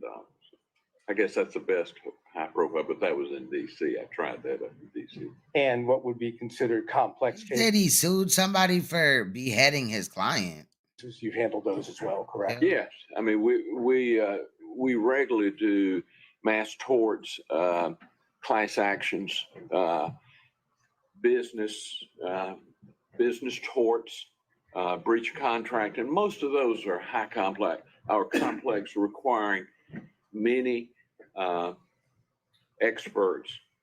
We also do malpractice. I did malpractice defense for about 25 years, but since I've returned from the governor's office, I try not to represent an insurance company anymore. And I just tried a malpractice case before Judge Edlin in November. And those are complex cases because of the Jesse Ventura, yes, he definitely kind of looks like him too. You know, I think he kind of more looks like Ric Flair though. Medical knowledge and that you have to have, and also because of the many experts that you have. Thank you. Did Miss Willis, and this is the last question, did Miss Willis tell you why she had sought you, why you had been her choice? No, I hadn't, but you know, I get consulted fairly often on major cases. Would you believe, based on circumstances in which you were given the offer, that it had to do with the fact that you had handled complex and high profile cases in the past? It could have been. I know her very well. I tried a case against her. She worked for the JQC, and I represented Judge Robert Crawford, Mac Crawford. and she prosecuted him, and I defended him. She beat me at the trial. I turned it around at the Supreme Court. So you had some experience. Oh, I had plenty of experience with him. She's a very qualified young.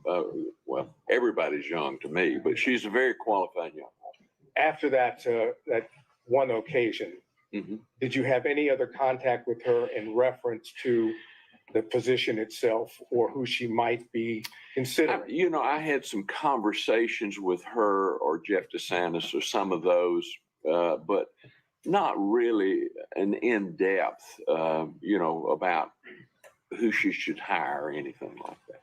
Did the name Nathan Wade come up in those conversations with her? No, right? No. Nathan was there, I thought. Now, I could be mistaken, but I thought Nathan was there when I... For the I conference. think Nathan was... I'm not positive. Nathan was there when I met with him. Right. And my question was probably poorly worded, but what I was asking is after the conference and whatever consulting you might have done. Yes. Did Ms. Willis or Mr. DeSantis bring up the name Nathan Wade as a special prosecutor? I don't think so. I don't recall one. I mean, Nathan is a good organizer. Nathan can organize stuff. I've watched him over the years. So I wasn't surprised that he was acting as a special prosecutor. And Mr. DeSantis, for the record, who was that? Jeff DeSantis? Jeff DeSantis. Do you know who he is? Oh, yes. Could you tell us who he is for the record? Jeff works in the DA's office. I knew him when he worked for Thurber Baker. Do you know what his role in the DA's office is? I have no earthly idea. Is he in media? Does that sound familiar? He has done media in the past. Jeff has generally been, I like Jeff, and I'm very close to him, but he's generally been on the other side of my campaign. All right, so we're talking the best of your recollection, conference, we don't have the date. I'm asking if you could possibly get it, but the conference you have, Mr. Wade could have been there. Yes, I'm almost sure he was there. And Ms. Willis, obviously, and Mr. DeSantis was there. I think Mr. DeSantis was too. And as far as whether there was anyone else there, you don't have a present recollection? No. Okay, thanks. Next time I'll take a picture, so I'll have an exact. Next time, hopefully, you won't have to be here. Well, hopefully not. Thank you, sir. All right, Mr. Stockton. No questions, Judge. Thank you. Mr. Durham. No questions, Your Honor. Mr. McDougall. No questions from the governor, Your Honor. Mr. Rice. No questions, Judge. Mr. Gillen. I've been waiting for this. I couldn't give up the chance getting up here, Governor. Good to see you again. I did not see that bell. That's crazy. Smoked crack in front of the courthouse and passed out. What the fuck? We've done some work in the past together, haven't we? I consider you to be one of my best friends and a crackerjack lawyer. Well, I will say to you on the record that I can understand why they came to see you because you're the finest lawyer that I've ever worked with. Thank you. I need to put you in the next day. Yeah, there you go. We'll get that. But I got one or two more questions. Okay. You and I working together when it's appropriate. We've had no qualms about filing motions. Oh, yes, I did. It says councilman arrested after allegedly smoking crack and passing out. That was some months ago. Okay, I do remember this. By the DA, have we? No. Matter of fact, you and I successfully disqualified the DA out in Cobb County in the Brown case, didn't we? We did. So whatever needs to be done should be done. Represent your client. You got that. Thank you so much. Mr. Coturo, are you still with us by Zoom? I am, Your Honor. All right, any questions? No, sir. All right, and Mr. Cromwell for Ms. Latham? No questions, Your Honor. All right, any redirect, Mr. Abadi? Can this witness be excused? Yes, Your Honor. Your Honor, is there a way that we could potentially ask through you for that date if you can get it? The question is, you want the exact date that the meeting occurred? Yes, if you can get that. And All right, so that's what they're gonna talk about for the next minute and a half. So I'm gonna cut that right there. Let's go really quick to that video that this is the shorter version, but this is the councilman arrested after getting caught asleep behind the wheel with a crack pipe in his hand. A city councilman caught asleep behind the wheel with a crack pipe in his hand. This is in Rhode Island. A concerned passerby saw him and called police. Even officers seemed shocked by what they found. You're a councilman in Cranston, smoking crack with crack on you. What do you think the constituents would say? The councilman told them he had smoked crack earlier at his home after being clean for 13 years. He says he relapsed because of a bad divorce. Riley, who is an attorney, also resigned as chairman of the Cranston Republican Party. Hello, I'm Mark Brown. Get more That's great crazy. Nah, he definitely wasn't asleep. He was passed out, though. That is crazy, though. I remember that. That was quite a while ago. Okay, so now we got one more left. Terrence Bradley is again up on the stand and about to testify again for an hour and 49 minutes, and then we're done for today. But I did find this interesting. Also, notice the stenographer has this device up to her face, so she speaks into it instead of typing. I think that was needed during the last the father of Fani and Fani's testimony, definitely, or even Terrence's the other day.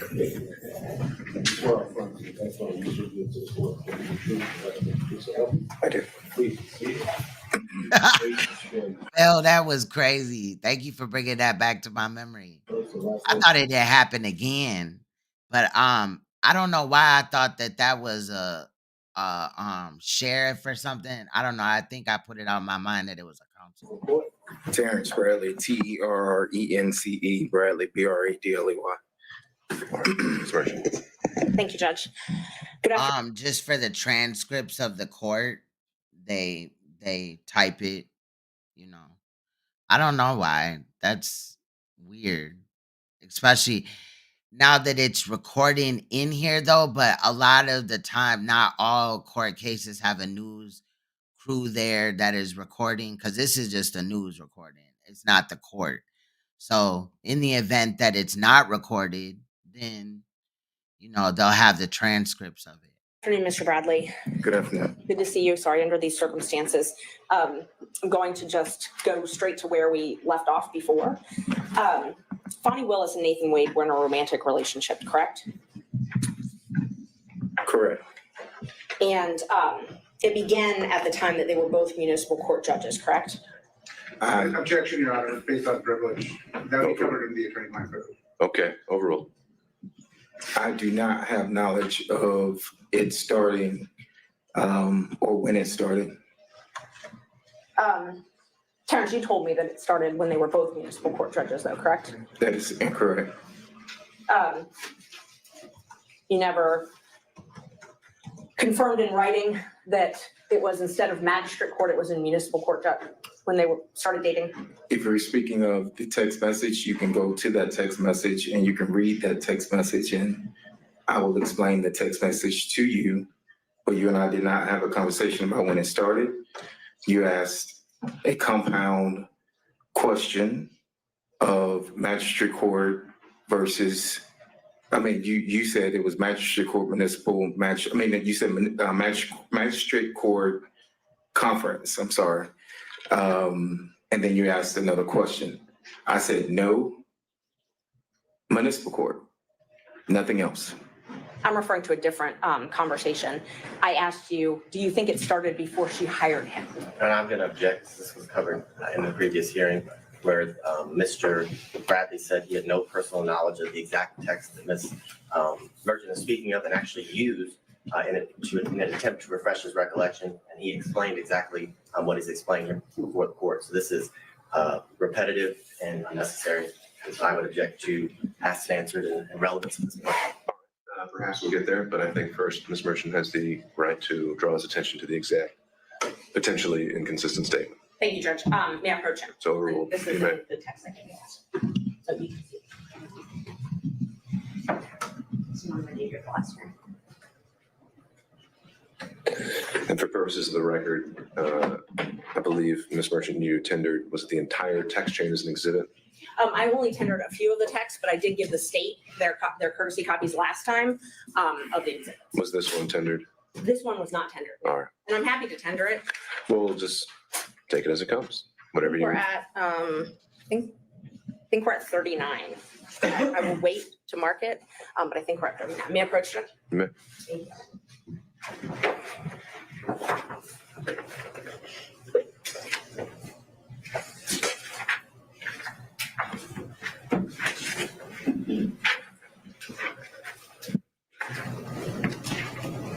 Thank you.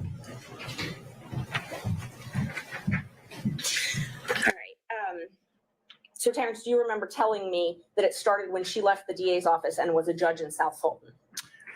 I see the message there, but I don't recall. I do see that message, but I do not recall. You don't recall texting this? I look back at my text messages through that we've had. I see that message, but I do not recall that, no, ma'am. And when I asked you if you thought it started before she hired him, and you responded absolutely. Your Honor, I'm going to object as to the source of the information that Mr. Bradley allegedly gathered this from.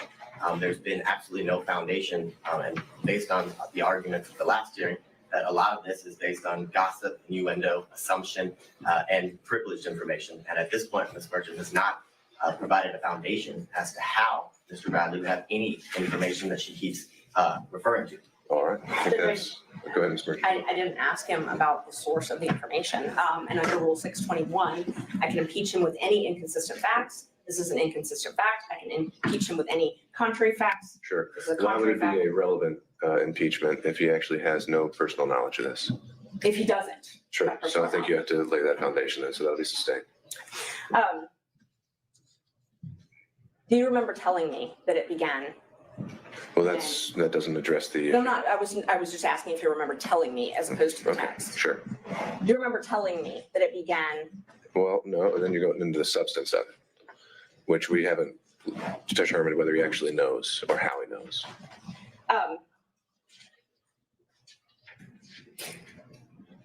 You told me, in fact, you corrected me when I said magistrate court. You corrected me and said it was municipal court. Do you remember that? Same objection, Your Honor. This is the exact same issue, right? Well, I'm asking if he remembers that. He hasn't answered that question yet. Right, but the relevance of whether he remembers it isn't established until we know how he remembers it or why he knows it. If that makes sense. I guess not. Sorry. How he knows it, I'm just asking if he told me that. Right. So I wasn't asking how he knew that. I wasn't asking the source of that knowledge. I was asking if he told me that. Sure. That was it. But that's the point. It's how he knows it. Right. The source of his knowledge. The state would contend it's hearsay because it's gossip and innuendo, which is what was indicated for last year. Well, it may not be hearsay, it may not be gossip. We haven't really gotten there yet. We don't know how he knows what apparently he's telling her. And I think we need to figure that out before we can go any further. Yes. And if the source of the information is a witness who's testified, then it's not hearsay. So when did the relationship start? I cannot answer that. When was your first knowledge of the relationship? Objection, Your Honor. He's already answered that question multiple times today. He said he has no idea the timeline or when it occurred. That was one of the first questions that Ms. Merchant asked. I didn't ask when. I asked his first knowledge. He testified he has knowledge that they had a relationship. I asked him when he first got knowledge of that. Okay, so if the question is, when did you first get knowledge? I think we can start there. That was the question. Yes. All right. Thank you. When did you first get knowledge of their relationship? I've said over again that I didn't have any personal information where I could personally say when it started. I've said that time and time again. So I don't know when the relationship started. And that wasn't my question. So my question is, when did you first gain knowledge? I didn't ask the source of the knowledge, didn't ask you to comment on the validity of the knowledge. I asked when you first had knowledge. We'll get to the how, Mr. Abadi. So I'll note the objection, overrule it. You can answer that. Just for the record, I appreciate your honesty. But he said he has no personal knowledge, so it's clear he had to gain the knowledge, not from hearsay. He could have gained it from Mr. Wade. Well, I mean, most of us learn things from hearsay. The question of whether it's admissible, right? Did she say he could have gained it from his weight? And that's what we got to get to. What is Sorry. And that wasn't my question. So my question is, when did you first gain knowledge? I didn't ask the source of the knowledge, didn't ask you to comment on the validity of the knowledge. I asked when you first had knowledge. We'll get to the how, Mr. Abadi. So I'll note the objection, overrule it. You can answer that. Just for the record, I appreciate your honesty. But he said he has no personal knowledge, so it's clear he had to gain the knowledge, not from hearsay. He could have gained it from Mr. Wade. Well, I mean, most of us learn things from hearsay. The question of whether From his weight. Whether it's That's what I heard. and that's what we got to get to. So, I apologize. When did you first get knowledge?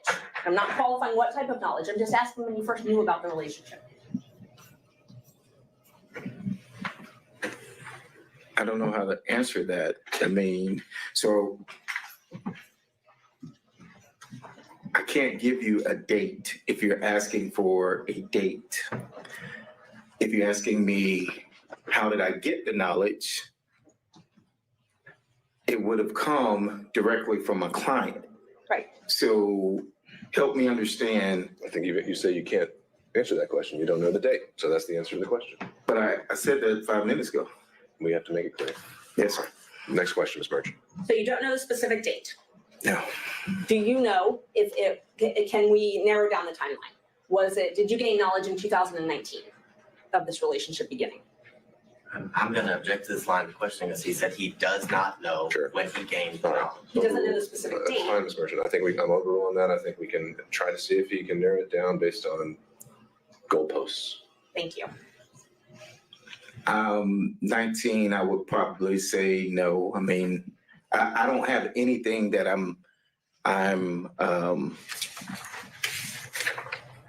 there wasn't a specific date. There wasn't a football game. There wasn't something. So all of them don't want to talk about specific dates. Something that I can attribute to him telling me whatever. And so you're asking for a date, you're asking for a year, it's still a date. And at this time, I am telling you that I do not have the date. Let's try this then. So you received a contract from Ms. Willis, January 2021, correct? Can I see the? Yes, I think so. Exhibits are, I think, okay. I think if it was from the exhibits, I think it was 21, yes. And I don't want to belabor the point, you did those Yes. when you were here before. Yes. If those documents that you looked at last time, Yes, said January 2022, that's, okay. 21. I'm sorry, 21, you're right, thank And you. it was, I think, He definitely sweating in this one. He got sweat all up here. renewed in 22. It was, yes. So the contract date was, that we have in the record is January 25th, 2022. So using that date, at that point, had they begun their romantic relationship? Of 2022, January 25th, 2022, 2021, I'm sorry, when you got your first contract.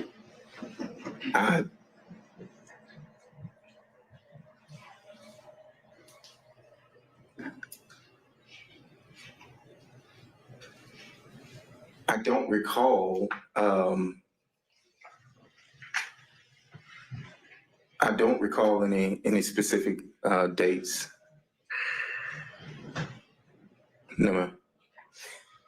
You remember when you got that contract, though, correct? I remember I had the contract, yes. Okay. And you told us last week, or I guess it was the week before now, you told us that Mr. Wade brought you that contract, essentially told you about that contract. That is correct. So Ms. Willis is not the one that brought that contract to you directly, it was Mr. Wade. That is correct. At that point in time, they were already engaged in a relationship, though, I'm correct? going to object, Your I Honor. can't say that. Characterization of what Mr. Bradley just said. He just said he does not remember. There's nothing He specific. doesn't remember the exact date. And I think the question now is to reference it or tie it to maybe some other event that he might remember. I agree with Your Honor. She asked that specific question. He said he does not remember any specific dates after signing the contract. That's exactly what he just said. Just asked and answered. I know, and we're getting to the end of it. So, Ms. Merchant, you don't have much more to pull on here, but he answered that last question. So what's your next one? And Judge, I didn't You hear look the answer mad. if they were in a relationship January 25th, 2021. Mr. Bradley, do you recall the question? I recall the question, and I can't tell you actually whether or not they were in a relationship at the time. You asked me about him bringing a contract. I said he did bring a contract, and that is accurate. Do you remember knowing Ms. Willis prior to her taking office as the DA? I had very little contact with Miss Willis. I knew her through my business of coming down to Fulton, if that's what you're asking. Yes. You knew her through the business. So you had met her prior to your contract. I'm gonna object to relevance at this point as to why we're here today. Sure. Judge, he doesn't remember much of anything right now, and so I'm trying to create a timeline to hopefully piece this together. All right, well, I'm not seeing really the likelihood that that's going to have any success. I'll let you ask a few more questions, but if he doesn't have a date, then I don't know that you're going to be able to create one today. Okay, thank you.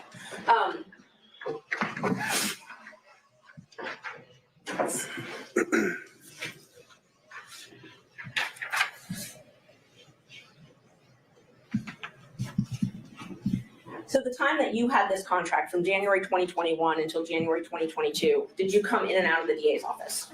Yes. Okay, and so were you able to witness Mr. Wade and Ms. Willis interact during that time? I'm gonna object. This has been asked and answered. It was addressed at the last hearing about Mr. Bradley's access to and from a specific room to pick up files. And Mr. Bradley said that he rarely saw them together, but this was answered. I think the only avenue that was closed at the last hearing was his personal knowledge, potentially through, well, actually, no, if he testified, it was that he had no personal knowledge. It's knowledge that conveyed to him that was cut off at the last hearing. That's really the only thing we hadn't been able to explore, unless you correct me if I'm wrong. Knowledge that was conveyed to him by Somebody else. That's that he claimed at the time was privilege. I found that it's not. That's what we're here to explore. Okay.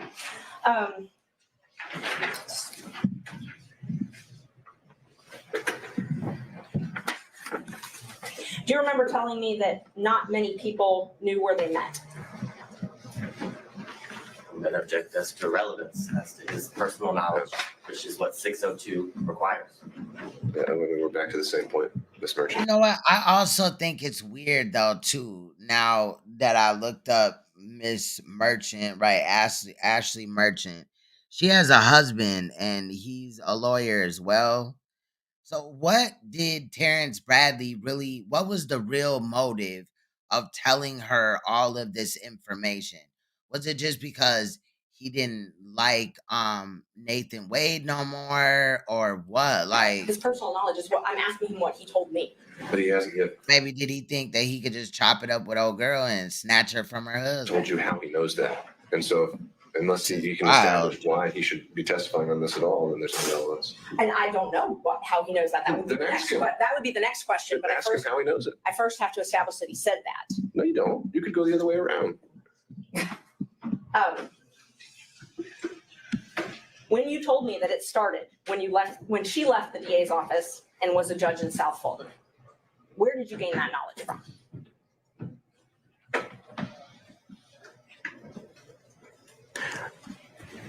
Well, I'm gonna object because his testimony a few minutes ago is that he did not recall making that statement. All right, I'll overrule that. Mr. Bradley, answer the question if you can.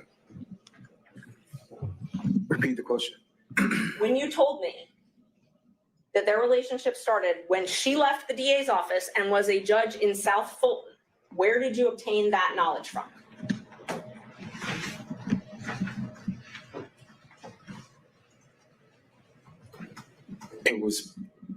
I was speculating. I didn't have a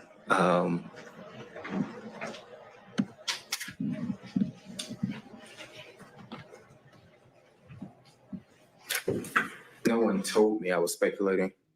No one told you that? No one told me that. You were speculating based on things that had been told to you or things you had observed? So I'm gonna object as to the nature of this line of questioning because the witness has made it clear he was speculating as to how or what he knew. And if it's speculation, it's inadmissible for this court. All right, but the motivations for his reason for speculating would be admissible, so I'll overrule that. Thank you, Judge. Was this speculation when you told me that? Was that based on things that had been told to you and things that you had witnessed? I never witnessed anything. So, it was speculation. I can't tell you anything specific if that's what you're asking. You can't tell me anything specific as to why you speculated about that?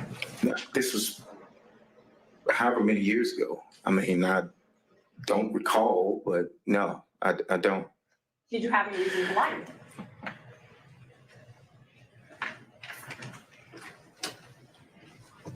I don't know if speculation is lying, but Well, let me just, show me where in this text it says you're speculating. you didn't ask me if I was speculating or guessing.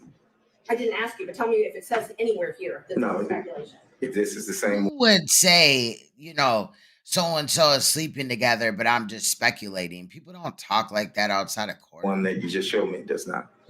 And you're welcome if you need to look at your text. Is there anywhere in here that indicates that you didn't have knowledge of this relationship? And I'm going to object. The line of questioning Your Honor directed counsel to explore is where he got the knowledge. He's explored that. He said it's speculation, and he didn't get it from any source other than his own speculation. Sure. So I think we're flushing that out, and I think it's her right to have a little leeway on this if she's an adverse witness. Thank you, Judge. And Judge, these speaking objections are clearly coaching the witness because he's regurgitating. Your Honor, I object and take offense to that comment. I'm objecting based on the law, and I'm making a record for the court. So I take offense to that comment. It's not the case. All right. Well, I think we can start with objection, the grounds, and the rule number, and then if I need more, I'll ask. Thank you. All right. Thank you. What did Nathan tell you about the relationship? Objection, hearsay. Nathan has testified. It's not hearsay. It's still hearsay. It's an out-of-court statement being brought. I don't know. Ashley Merchant is a weird woman. The truth of the matter asserted. So hearsay. Judge. Yeah, this would be for You got them damn shoes on again. I see. by contradiction, which would be an exception to the hearsay rule, and admissible as substantive evidence, and the privilege issues are overruled. Thank you, Judge. Well, I think you just overruled the privilege objection, but we don't know when he's talking about. So we've already established that December 2018 was the date of the privilege. Sure, and that's something I covered in the in-camera hearing, and I'm, based on what he told me in that in-camera hearing, I don't believe any statements to this effect were covered by privilege. And Judge, I just want for the record, because sometimes the record doesn't reflect where people are looking, and that when I ask a question, Mr. Bradley is looking at Mr. Wade and his lawyer to wait for them to object, and they're clearly interacting somehow in the court. So I just want the record to reflect that because it wouldn't otherwise. It's there now. In reality, I think this girl is like weird as hell because not only basically everything that Terrence said to her, she just ran with it. She didn't want to see no proof. She didn't really delve in. It was just some juicy shit that she pounced on so that they could then throw it in Fani's face, right? But like, girl, this girl is wild. Yeah, the question was put to you, Mr. Bradley.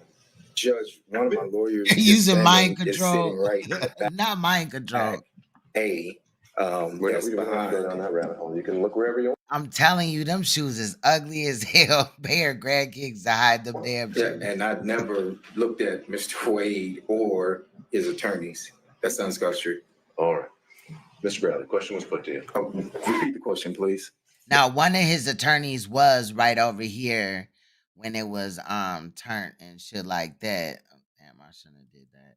But anyway, they do move to come and sit in the jury section. Nathan Wade tell you about the relationship?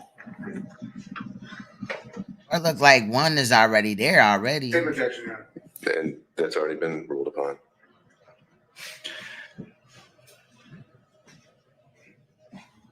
I recall him He probably was looking at Nathan Wade. stating that at some point they were dating. Because all right, Megyn Kelly, take this with a grain of salt, but Megyn Kelly dropped something talking about a waiter at a restaurant saw Nathan Wade and Terrence Bradley together at a restaurant just a few weeks ago. So, I mean, they could be talking about this case. They could have been talking about whatever they fell out about, but take it with a grain of salt. I can't tell you what date that was. Not she built like sheetrock. She do look funny with them little outfits on. She literally has no body. She just there. Like. It was made in confidence. We were in the back of our office. Our officers were the only two in the back. There was no one else present. That is all I can tell you at this time. One time? One time. You only had a conversation with him one time about the relationship? Objection, asked and answered. No, I think that's a clarify for a thorough sifting cross. Ms. Merchant. I do not recall any other time that he mentioned that they were in a relationship. No. You may not. Okay. So you talked about this one time, and you said you don't know when it was though, correct? That is correct. Was it before Mr. Wade, before you got the contract in Fulton County? Let's start with that. I do not recall. Okay. And how did it come up? Say again? How did it come up? I do not recall how it came up. It was in the back. I know where it occurred. In our offices in the back. I can't tell you what we were discussing prior to that. Okay. Did you receive an email from me on January 6th with a motion attached? I think I did, yes. Yes, I know I received I don't know if the date is January 6th, but yes, I received that. Okay. Yes. So you remember receiving that? Yes. It's the date, okay. And you reviewed it, and then you and I spoke about it. Do you recall that?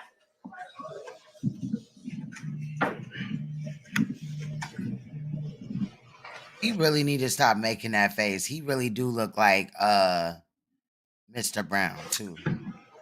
For real. Did we speak over the phone or are you saying through a text? That's what I'm asking you. I can't remember whether it was text or phone or. But you recall us speaking, one way or another? One way or another, yes. Okay. And where I was trying to confirm the facts in that filing.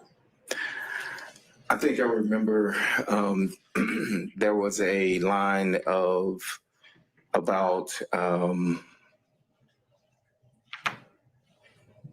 the accuracy of how much money that my office, the law office of Tennessee Bradley, had received, and whether or not that was going to be in the motion or not. Well, there wasn't a discrepancy. I had kept that out, and you asked me to put that back in, correct? I recall you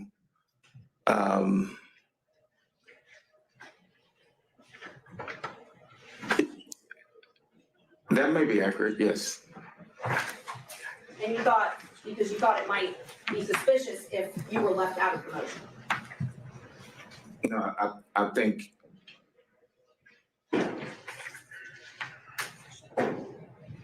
He was on some grimy shit then. If he thought it would be suspicious if he was left out of the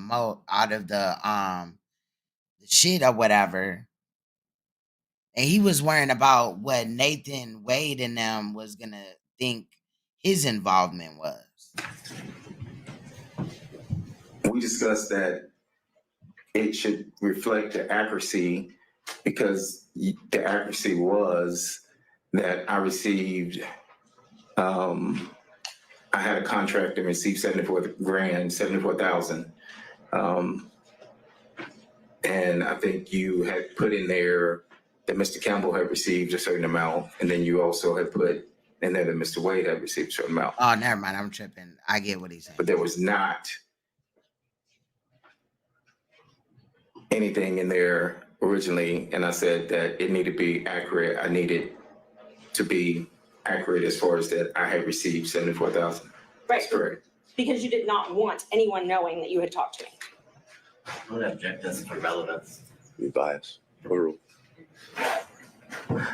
And that's weird too, because the contracts, they split 300,000. So where is this 74,000 coming from? I wanted you to be accurate as far as the accuracy of our message or your filing.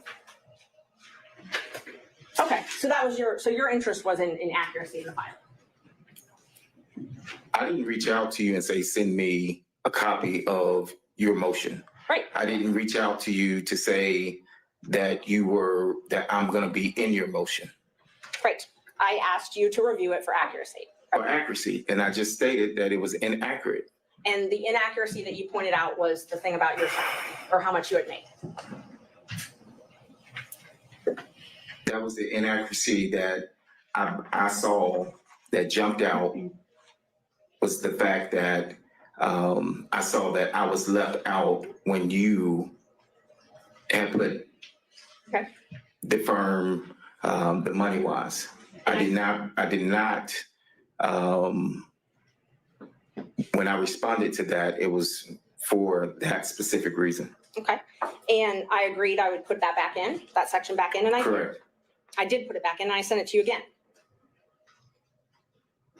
I don't recall getting a second email from you now. But you were happy that I put it back in, or that I agreed to put it back in. And object us to relevance. It's so petty. It'd be like the littlest, stupidest shit. We need to get to more material aspects. But you were happy that I put it in. Why does it matter, ma'am? Moving along, I promise. Oh. So you did ask me to put that back in. Well, and answered relevance. Yeah. Well, you didn't answer that last question, so overruled. You did. Can you confirm you did ask me to put that back in for it to be accurate? Yes, that's correct. I said that, yes. Okay. And then I asked you if everything was accurate and you said, looks good. Correct? I recall you asking that, but the looks good was applying to the accuracy of the 74,000. That's it. Okay. So when you reviewed the motion and you specifically pointed out that one thing that you found inaccurate, you didn't point anything else out that you found inaccurate in that motion though, correct? No, I did not. And that motion alleged that their relationship began when Ms. Willis was in municipal court. If I could reread the motion, but I don't recall, but if that's what it says. But I did my saying that it looks good was when you put back in the 74,000 into your motion. Okay, and that wasn't what I was asking. What I was asking is, you didn't tell me that there was anything else inaccurate in the motion though, right? But I didn't state that anything was accurate other than the 74,000. Now, when I told you that I had this motion that I was preparing, you asked me to send a rough draft. No, that's incorrect. May I approach, Judge? You may. Which page are you showing? They're not page number. It's January 6th. Yeah, of course. I can show you just all the text.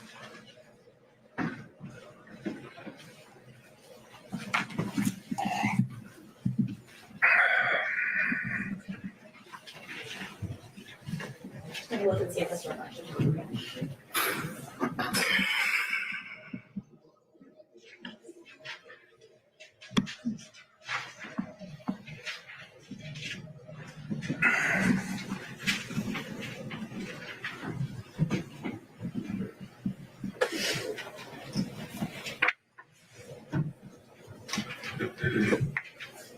So we had been talking and you asked me to send you a rough draft and I told you, okay, but I didn't want it to be leaked before I filed it. Right? That is correct. That is correct. So you're the one that asked me to send a rough draft.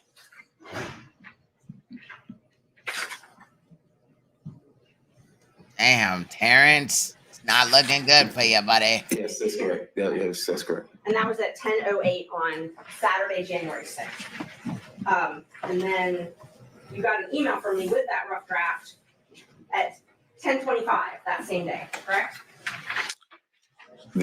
Yes. You need to look at it. If it says 10:25, then I know you sent me an email.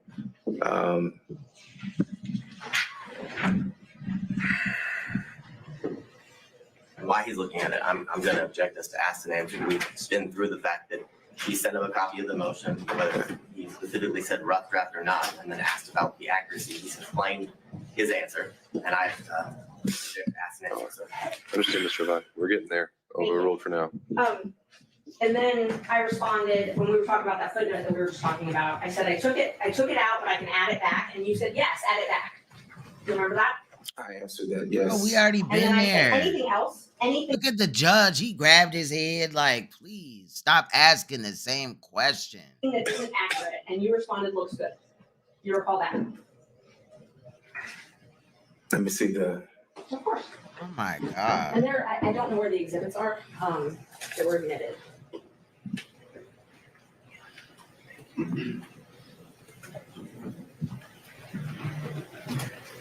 That refresh your memory? It says looks good, but as I stated before, I was responding to you putting me back into the motion for receiving $74,000 in a contract. But that's not what this says. This says, you said, yes, add it back, and then I said, anything else, anything that isn't accurate, and you responded, looks good. So you weren't responding to put it back in. Your Honor, I'm gonna object. This is not his motion. He wasn't the affiant of the motion or verified with. Overruled, Mr. Vaughn. I'm just talking about his personal knowledge, Judge. I've said twice. Overruled, Mr. Vaughn. I've said twice that the looks accurate was, or I've said more than twice, was for the $74,000.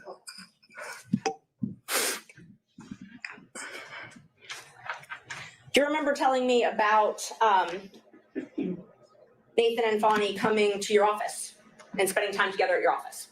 No, I mentioned, I do recall testifying on the 16th that she had come to our office. And that was before she was elected as district attorney, correct? I recall that that was when she was district attorney. Because I said that there was a meeting held at my office. And who was at that meeting? Now, I can't tell you that. I don't recall. But you know, Ms. Willis was there, Mr. Wade was there. They can't recall nothing, no dates, what the hell going on. It was at our office. Actually, Ms. Willis was there and there were other people there. Mr. Wade was not in that meeting. He was in the back. I wasn't even in that meeting. Why did she hold it at your office then? I have no idea. You also remember telling me about them spending time together at her law office before she took her job.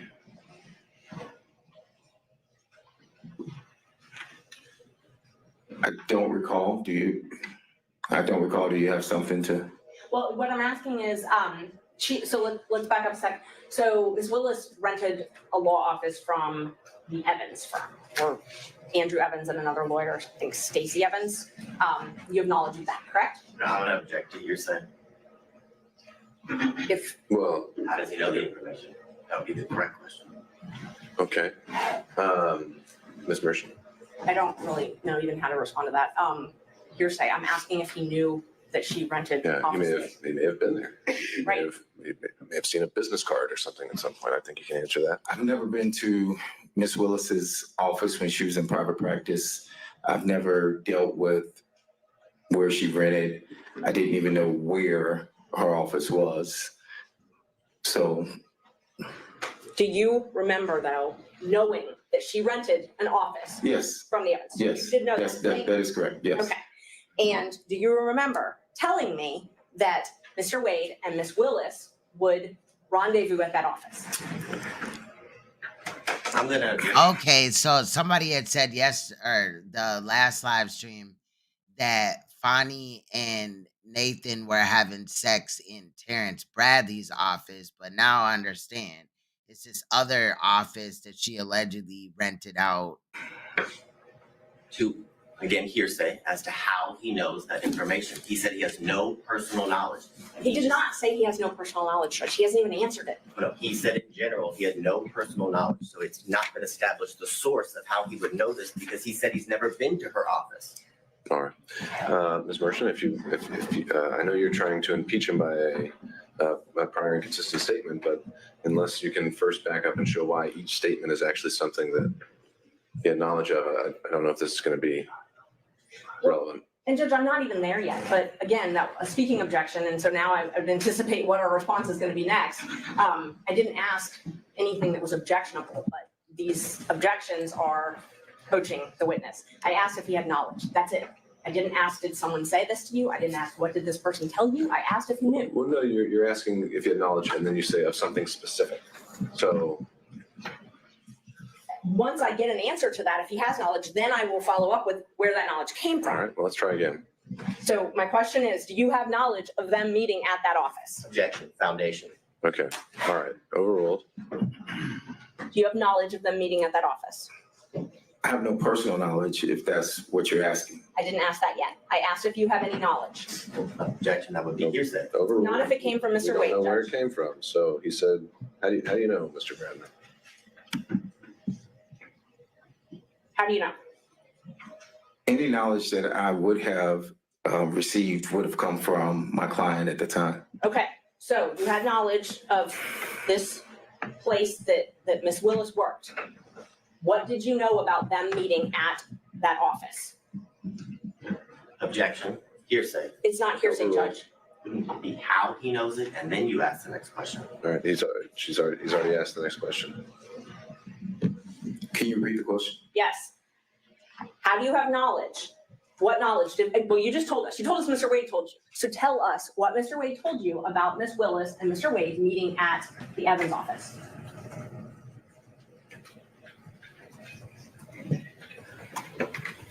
Objection, Your Honor, privilege. This clearly covers the time after December 2018 that would be covered by the privilege. Yeah, overruled.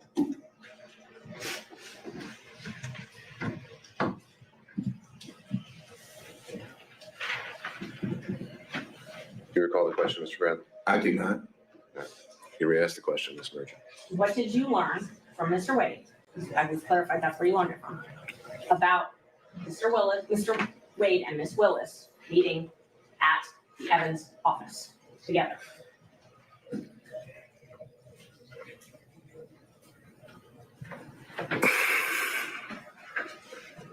I don't object to asked and answered. He's testified. He hasn't answered. Yeah, we haven't heard an answer. He testified he had one conversation with Mr. Wade in the back of his law office. No, and his answer may change. So Tip him overruled. off as to how to answer the question.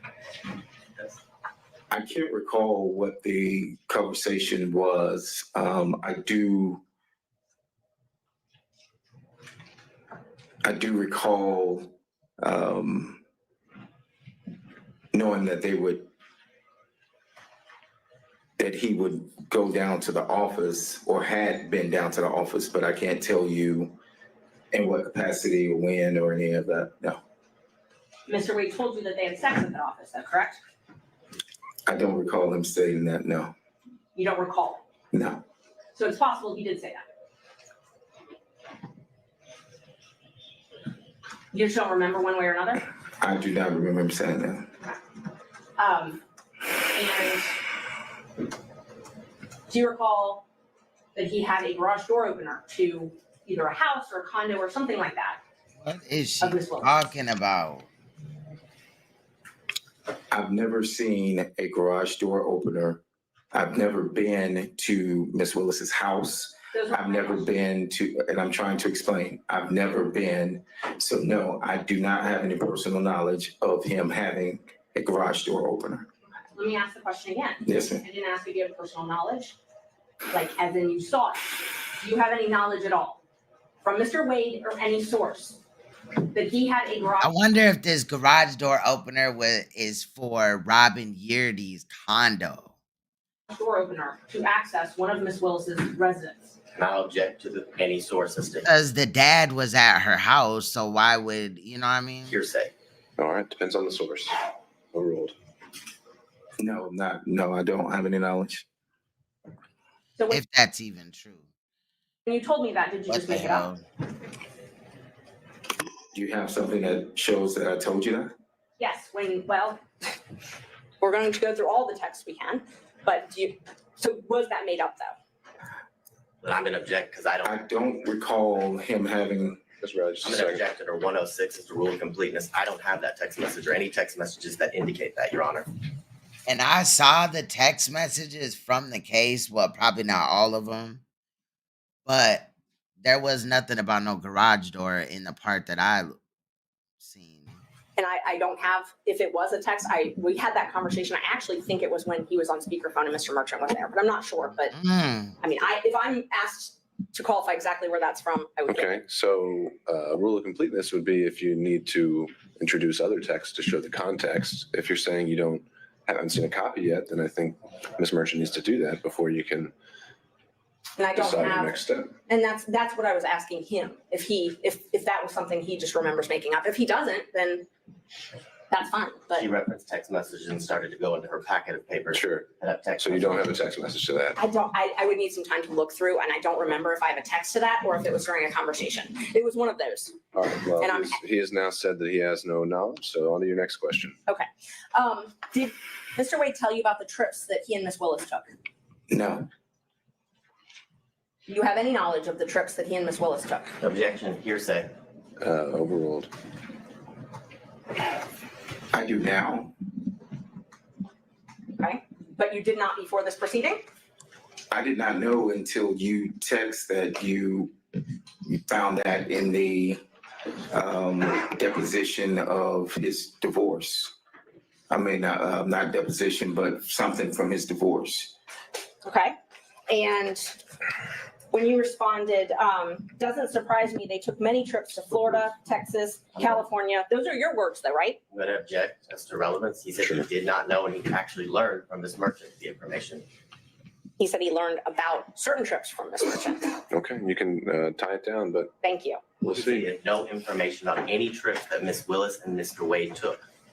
That he learned it all from Ms. Merchant. That was his testimony. Sure.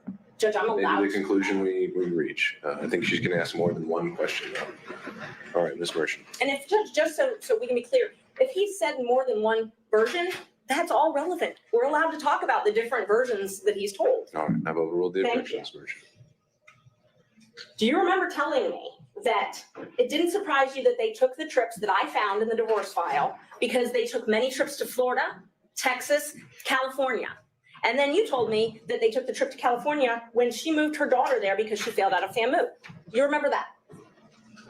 I don't recall that, but And I think that that's inappropriate that they even had to bring the daughter if her daughter did fail out of college. I don't recall. Okay. But allegedly, that's what he told Ashley Merchant. Judge May I approach?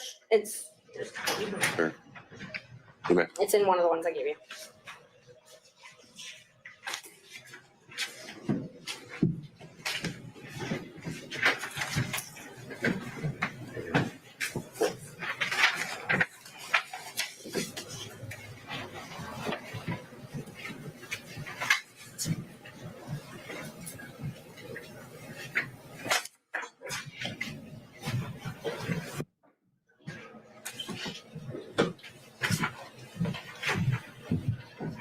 Look at that. Let me know if it refreshes your memory.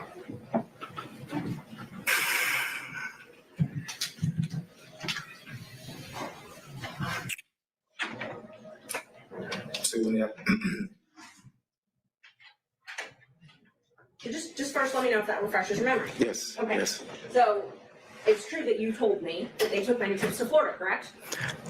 Per that, yes, but one of the messages is cut off, and you asked about some other trips, and I said, no, I didn't, I think.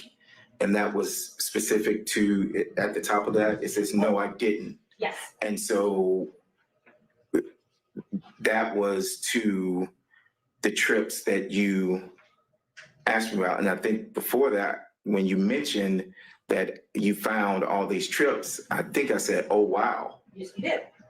And You did not know about all the trips that were taken, and you qualified it. You said, no, I didn't. When did it happen? And then the next text, which I can get, or you can look at your phone or whatever refreshes your memory, you said was after you left, after the firm was dissolved, I'm correct? going to object to relevance. Overruled. It was after the firm, the trips that you said, no, you didn't know about. You told me those were after your firm had dissolved, correct? I think you mentioned that they were after I left, maybe, or whenever you found them. And I said, no, I didn't know about those trips. So So you believe I mentioned that it was after you left? I'm quite sure you have the text message, and I will refresh my memory. Is it easier for you to refresh your memory with your own phone or with my printouts of screenshots? Well, you have the printout, so. I know, but Judge, the reason I'm asking is because I'm getting objections that I've cut things off, and it's just the nature of how you have to print out screenshots. So in order to avoid that, I'm happy for him to refresh his memory with his own phone, if that would be. Well, I don't know if he's accepting your offer or not, so. Would that be easier for you? You can just provide the documents. Okay. Let's see.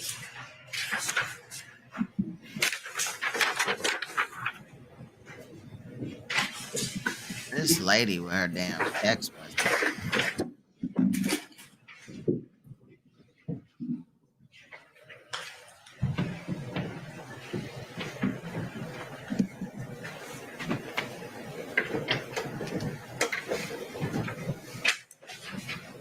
I have some order, Judge, please. Yeah, let me see what we can do. Sorry, Judge, I'm just trying to pull out all of the messages that you made me. All right.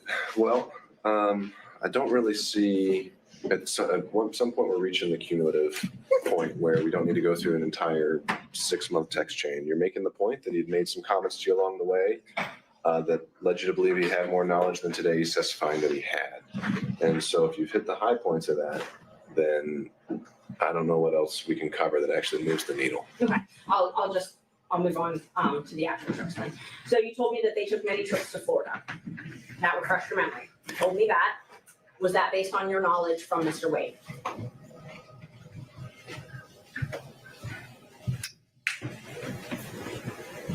That would have been based on anything that my client would have told me. I didn't have personal knowledge of whether they went or not. The trips to Texas, and you're the one that typed to Texas. Was that based on your knowledge from Mr. Wade? It would have been something that came from the client. I cannot tell you that I have any personal knowledge of any trip other than what would have been said by the client. Obviously, I'm not asking if you went on these trips. I'm asking if you have knowledge from Mr. Wade. You also typed California. Was that something that you gained from knowledge from Mr. Wade? It would have been from the client at this particular point. Yes, it would have been from the client. And when you told me that the trip to California was to move her daughter out there, would that have been something you gained from Mr. Wade? Thank you, Judge. Any knowledge that I have of any trip would have come from my client at the time.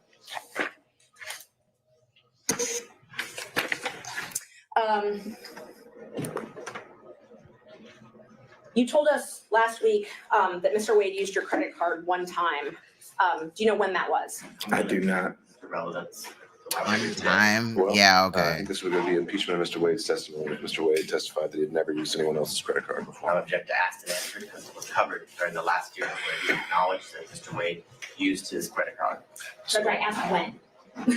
Just I did. when, okay? I didn't ask, did he? I asked, when did he? Let's go there. I do not have any dates of when Mr. Wade used my credit card.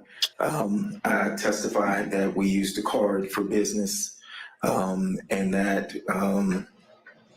throughout the business, we would order paper or supplies or filing of depositions. The cost factor of cases is what I said, and that still applies today. Did he use my credit card? He did, but I can't tell you who he used that card, what the trip was for. I can't even tell you at this time where he went. But he used it. All right, if you find out somebody used your credit card, aren't you gonna go look and see where they, what they spent, where they spent it at? And he didn't say that Nathan went and bought, office supplies with it. That ain't what he said at all. Yeah, it was for a trip, but I can't tell you where, when, why, or So what part of office equipment or supplies is a trip? anything to that nature. Correct. And he paid you back in cash. I never testified that he paid me back in cash. I said that he would either pay me back. I said I can remember. I do not recall. Sometimes he would write checks. Sometimes he would pay cash. And that still applies today, that I do not recall him paying me back cash, but I do recall him paying me back. And this was when you were still, before your partnership split up, correct? It would have been before I left the firm, yes. He wouldn't have used my card after I left the firm. Okay, so we can at least narrow down the dates to that. Before I left the firm, yes. Okay, great. And Mr. Wade gave you details about meeting Miss Willis in Hateville or East Point, as it was called. That's incorrect. He did not tell you about that. He didn't give me details. He did not tell you about meeting with Miss Willis at an East Point or Hateville apartment?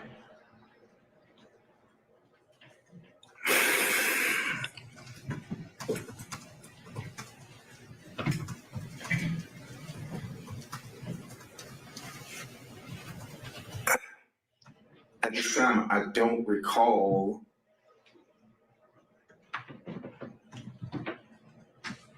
No, I don't recall. Where did you get that information from then? It's justified he doesn't recall if he even had that information. I asked if he got it from Mr. Wade, and he says he doesn't recall. So then I asked where he got it from. I do not recall where I got the information from. Ashley Merchant acts like a spoiled ass brat. Okay. I asked him where he got it. And you and Mr. Wade were friends as well as business partners, correct? We were friends in the sense of I've known him for years. Yes, we were friends. And you definitely did not want to come and be a witness in this case, correct? Lady. That is correct. And it was after, and we talked about this earlier, that Gabe Banks called you and then Nathan Wade called one of your friends. It was after that that you hired Mr. Chopra to assist you in this matter, correct?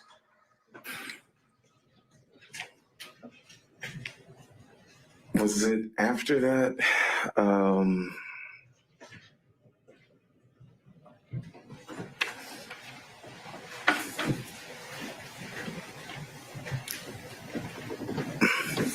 So I heard Mr. Chopra and I heard Mr. Graham. Now, Mr. Graham is here, and when I received the subpoena, Mr. Graham was here at the last hearing, but he also had to go out of town, but he was present. Mr. Graham, I called, and I had started getting calls from media, and I told him to respond to the media, I think, and that was somewhere around whenever you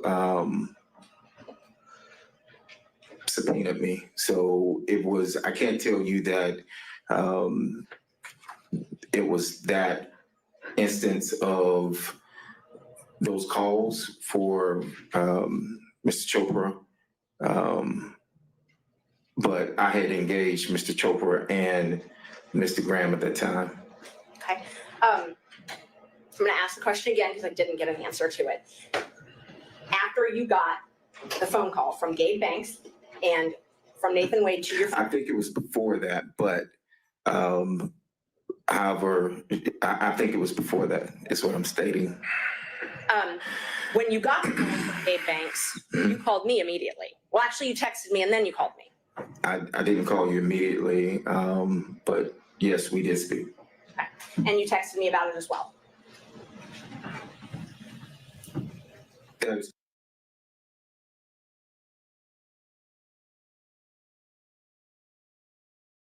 correct. And then we spoke after Mr. Wade called your friend. My bad. I said I was on mute. I said I think the fact that Terrence Bradley confided in Ashley Merchant is just weird as hell. And we talked about that as well, correct? That is correct. And at that point, you didn't mention anything to me about being represented by Mr. Chopra. But I didn't mention anything about Mr. Chopra or that is correct. Yes, that was only my question. Let's see. I'm going to show you two more texts. They're in the ones that you got. All right, Ms. Merchant, we're going to do This is the 5 more last minutes. 2 questions. Thank you. 3:05, I'm cutting you off. Thank you.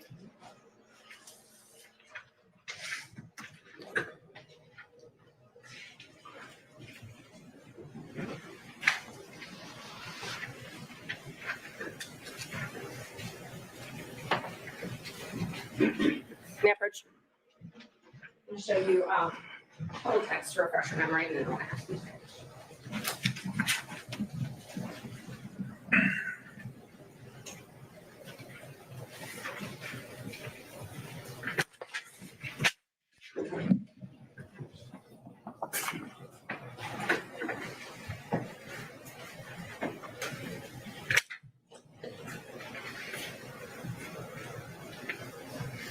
Are these supposed to go together?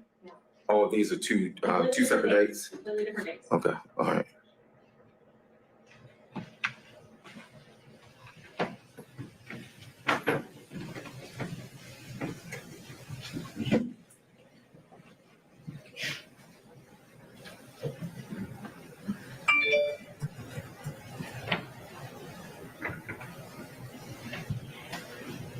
So I know we talked about the other occasions where you said the texts were just about the footnote. But do you recall me asking you, do you think it started before she hired him? And you said absolutely. Do you recall that? I see that in the text message, yes. Okay. And do you also recall me asking you how they would react if they would attack me? And you said, no, they will deny it. Your Honor, objection as to speculation as to how he thinks they will react. I think that goes to the motivations of the witness overall. And you told me that they will deny it. Yeah, that's written in there, yes. I just want to, one last opportunity. You're an officer of the court, correct? I am. And you're under oath today. I am. Is there any of your testimony from today or the previous days that you want to correct? That I want to correct? Yes. No, I've told you everything that I've answered everything that you asked. Thank you. Oh, Judge, just so co-counsel and the state can have them, just for the record, I can admit those few that Well, they weren't ever tendered, and so it's just for, I didn't know if they wanted Right. to use them, but I'll hold on to them. if they need to be tendered at some point, then we can make them part of the record. All right, let me turn over to Mr. Sato, that you're with us on Zoom. Thank you, Honor. I do have a few questions. First thing I'd like to know is whether the court reporter has defense exhibits 26 and 27 from the last. We have a different court reporter this time. We had to have someone else fill in on such short notice, but I can potentially send those to you if you need them. Well, I think I have working copies, but I want to make sure that the witness has a copy to look at.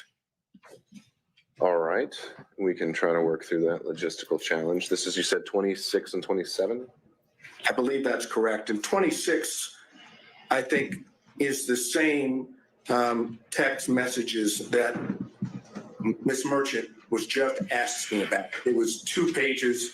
I stapled it together. Oh my God. And it is dated January the 5th of this year. All right. I can print off a copy now, but why don't we start off with the questions that you have? Okay, because that's where I'm going to start, but I'll see what I can do to work through it. Here, I'll lean on to.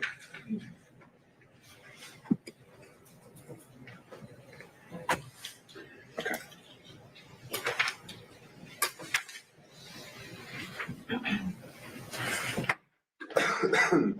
All right, Mr. Sato, why don't we start with your question and we'll see if you actually need to get a copy of those exhibits from the witness.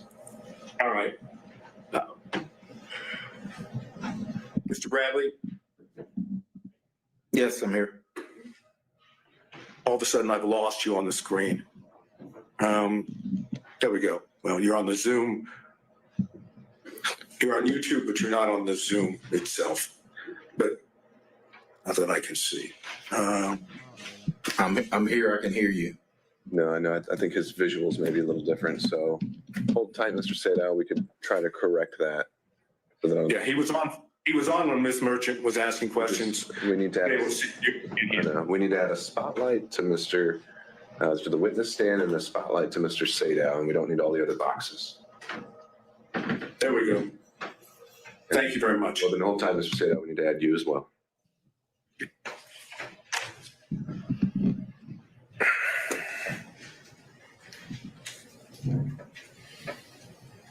All right, now we're ready. Thank you, sir. Mr. Bradley, you have referred to Mr. Wade as your client, correct? Correct.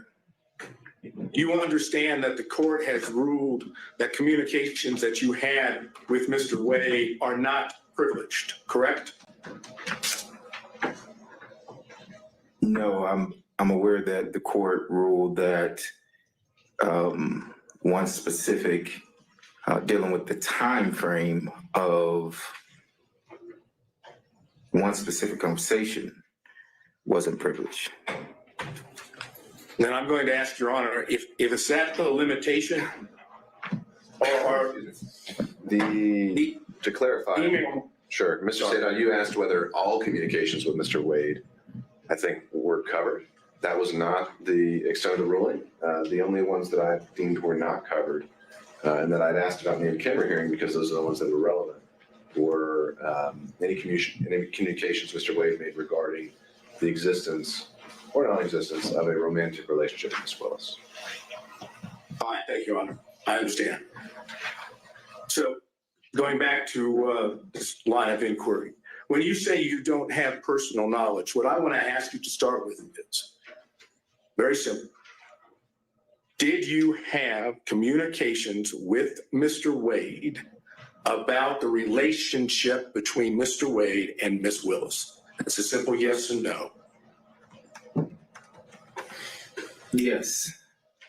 Okay. And is it your testimony that during the time you were representing him, which I understood started sometime in 2018, is that correct? That's the time frame that I remember, yes. Okay. Is it your testimony under oath that with regard to conversations with Mr. Wade about his relationship with Ms. Willis, that you only had one such conversation during the time you represented Mr. Wade? One conversation of what? I apologize. The only thing I'm asking about is that area that the court said is not privileged, which is the relationship between Mr. Wade and Ms. Willis. You've testified that during the time you represented Mr. Wade from 2018 on, that you only had one conversation with him in reference to the relationship between Ms. Willis and Mr. Wade. Is that correct? Yeah, I think that's fair there. Yes. Okay, so out of the entire time, I'm talking about could be 2018, 2019, 2020, 2021. When did you stop representing Mr. Wade? It was a few months after I left the firm. All right, give me the approximate time. I left maybe June, July of 2022, maybe. Okay, so that would suggest that for, assuming it's 2018, 2019, 2020, 2021, and half of 2022, which is in the vicinity of 4 to 4.5 years, you're testifying under oath you had one conversation about a relationship between Mr. Wade and Ms. Willis. Is that correct?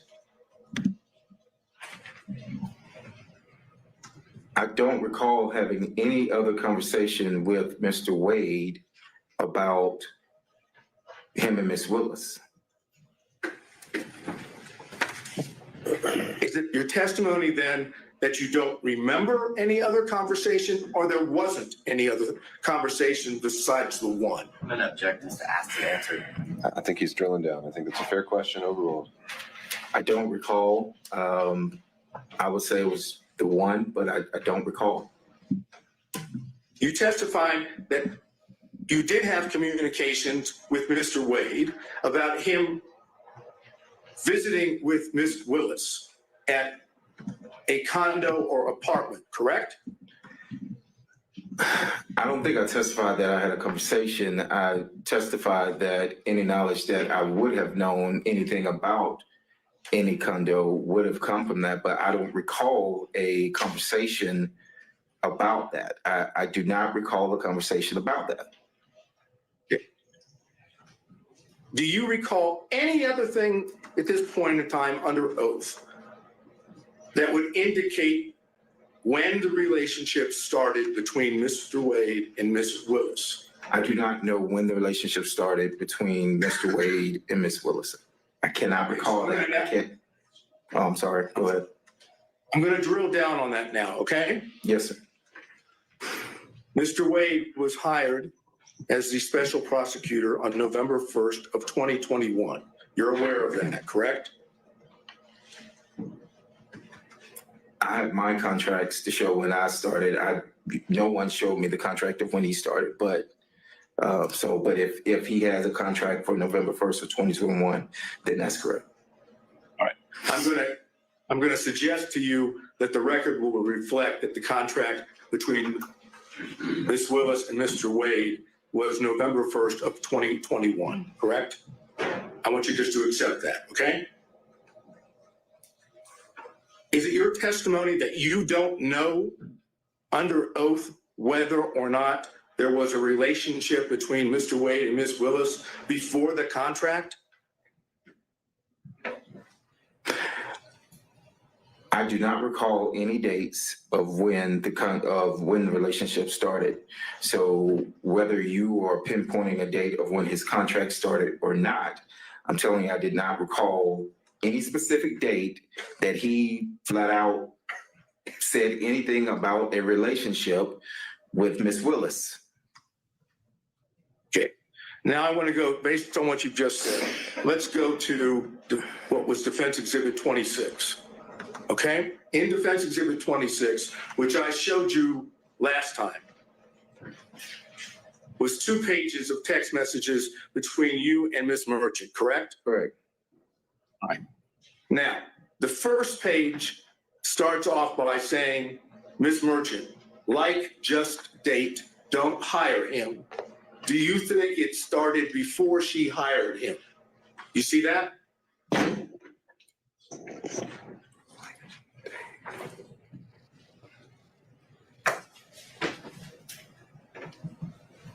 Yes, I see it, yes.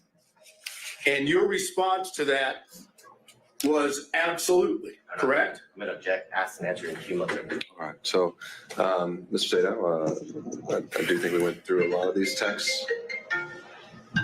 We didn't go through this whole one. Just a second, Mr. Sato. All right. I'm sorry, Mr. Sato, you said we didn't go through this particular one? No, we stopped right there. I want to go. I answered, because this is the exact language that she just stated a few minutes ago. You can read it back. Okay, Mr. Sato. Are you saying both of these 2 exhibits weren't already covered by Ms. Merchant? It was not gone, this particular language was not gone into. Oh, man. I'm doing it based on the exhibit itself. Well, let's do it this way. I now move into evidence defense exhibit number 26. All right, and I'd have to search through my notes, but does anyone recall that one actually been tendered in a minute already? It was. No, it was only presented to your honor for you to take back into camera ex parte to speak with Mr. Bradley and his counsel. Okay, Ms. Merchant is indicating that it was admitted. I thought Mr. Sato admitted it, but I'm organizing them back in order. So I think it might be easier if I just submit the copies. So this is what I'm referring to. All right, so Defense Exhibit 26 and 27 are being tendered. Well, actually, only 26 at this time. Okay, Defense Exhibit 6, any objection from the state? 26. I'm going to object as it relates to foundation and authentication. It was used to, during the last hearing for the purposes of refreshing his recollection. And it's my recollection is that it didn't refresh his recollection, but I renew my objection as to asked and answered in cumulative. Okay, as to foundation and authentication, I think Mr. Bradley has recognized them as texts that he sent and received. So I think I'd overrule on that basis any other objections to their admissibility from any other defense counsel, and seeing none, Defense Exhibit 26 is now admitted. Mr. Sato. Thank you. All right, let's continue now in publishing it. After you said the word absolutely, on your own, you said it started when she left the DA's office and was judge in South Fulton. They met at Object. Asked and answered. All right, understood, Mr. Body. I'm going to let Mr. Sato have a few minutes on this, and we'll go from there. But Judge, I'm sorry. I did answer this. I answered it for Ms. Understood. Merchant. I stated that I was speculating. The judge, someone objected to the speculation, but this was the exact same language. All right, well, thank you when for I that said recap, that Mr. Bradley. Mr. Sadow is asking the question in a slightly different manner, and I'm going to give him a little bit of leeway to do that. So, Mr. Sadow. All right, I hesitate to have to start back where I was, but after the word absolutely, you on your own said it started when she left the DA's office and was judged in South Fulton. They met at the municipal court CLE conference. That's what you said, correct? That is correct. Now, it's your testimony. I thought we already knew that freaking like an hour ago. So far that when you on your own gave those two statements in the text, that you were merely speculating and did not have that knowledge from Mr. Wade. Is that your testimony under oath? Yes, that's what I testified to. Yes, sir. So you on your own came up with the whole notion that it started when she left the DA's office and was judged in South Fulton. That's, according to you, that's speculation on your part, correct? Overruled. Answer the question, Mr. Bradley. Yes, that's speculation on my part. Yes. Right. It had nothing to do with what Mr. Wade had told you, correct? I answered your question. I was speculating to the answer. That is correct. So maybe you can tell the court in your own words, why in the heck would you speculate in this text message and say that it started when she left the DA's office and was a judge in South Fulton? Why would you speculate and say that in a text? I knew they had met at the municipal court conference. How do you know that? I'll stop you right there. How did you know This dude is very angry. I answered that at the last. I knew that. You now. I knew that Sir, because I'm asking you questions, and you are in a situation where you get to give answers. Mm-hmm. I'm asking you, how did you know that? How did I know when they met? Somebody told you that, right? When they met? Yeah. Yes, correct. Who told you? Mr. Wade told me when they met. So you had more than one conversation about the relationship between Mr. Wade and Ms. Willis because he told you where he met her. That's incorrect. Incorrect. It's incorrect. It's incorrect. Bro, when he just answered that, he's lying. He talking about it's incorrect. Just the way that his face just looked. Look at his face. How did I know when they met? Somebody told you that, right? When they met? Yeah. Yes, correct. Who told you? Mr. Wade told me when they met. Watch this. So you had more than one conversation about the relationship between Mr. Wade and Ms. Willis because he told you where he met her. That's correct? incorrect. Incorrect. It's incorrect. It's incorrect. Okay. Let's go back to the exhibit. Why would you speculate that that's when they started the relationship? What would cause you to put that down as speculation? I don't recall, but why? He didn't put it down as speculation. He was talking to the lady, Ashley Merchant, and doing too much, just running his mouth, whatever. I thought that it started at the time. Or speaking facts or whatever, but he didn't. Oh my God. But then the fact that they just keep asking the same questions over and over. I do recall that he only met her, and I testified to that he met her at that conference, which was in 2019. But you knew that Ashley Merchant represented a defendant in this case when you were text messaging with her, correct? Yes, I did. Yes. And you knew that the reason she was asking you questions about Mr. Wade was because she was trying to show when the relationship began, correct? No, that's not 100% It's not, but the correct. beginning of the text message.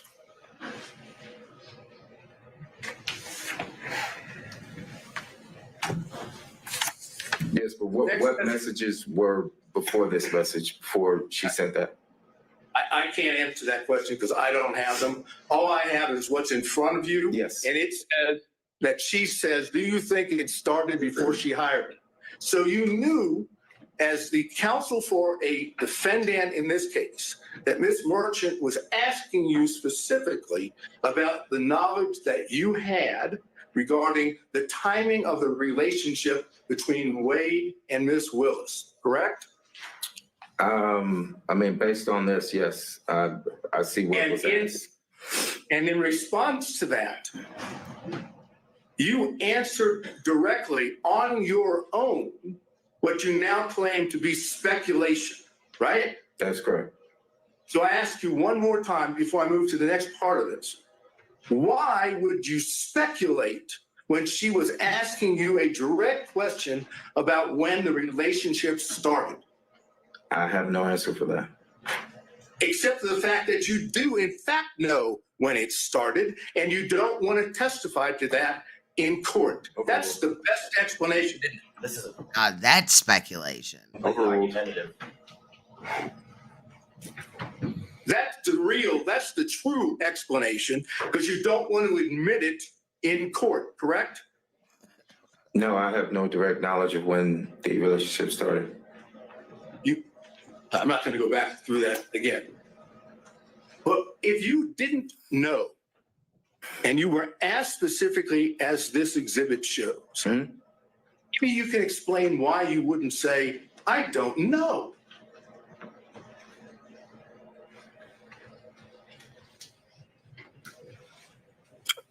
Is that a question? You're asking me a question to answer? Definite question. State that again, I apologize.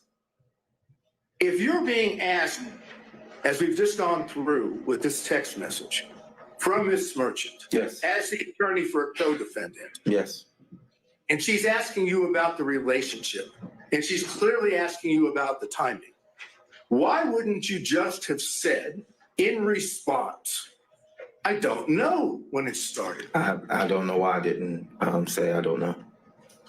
Right, definitely leading the witness and beating a dead horse. Like, this is crazy, right? I object at this point. Maybe, again, it's because you know what the truth is. Both object. And that's why you answered exactly the way you did in Defense Exhibit 26, correct? No, I can't sit here and tell you that what you just stated was correct. Right. What you want the court to believe, and you want the rest of us to believe, is that for some unknown reason, upon being asked a direct question about when the relationship started, you decided on your own to simply speculate and put it down in a text message, as opposed to putting down what you actually knew.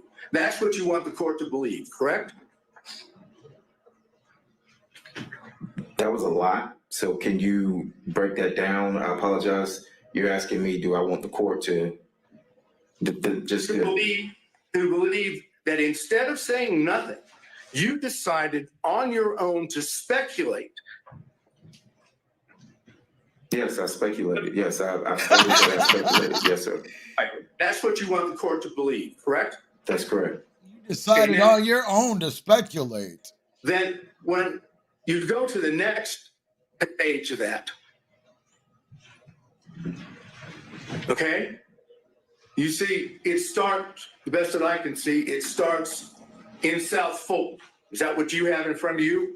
Second page.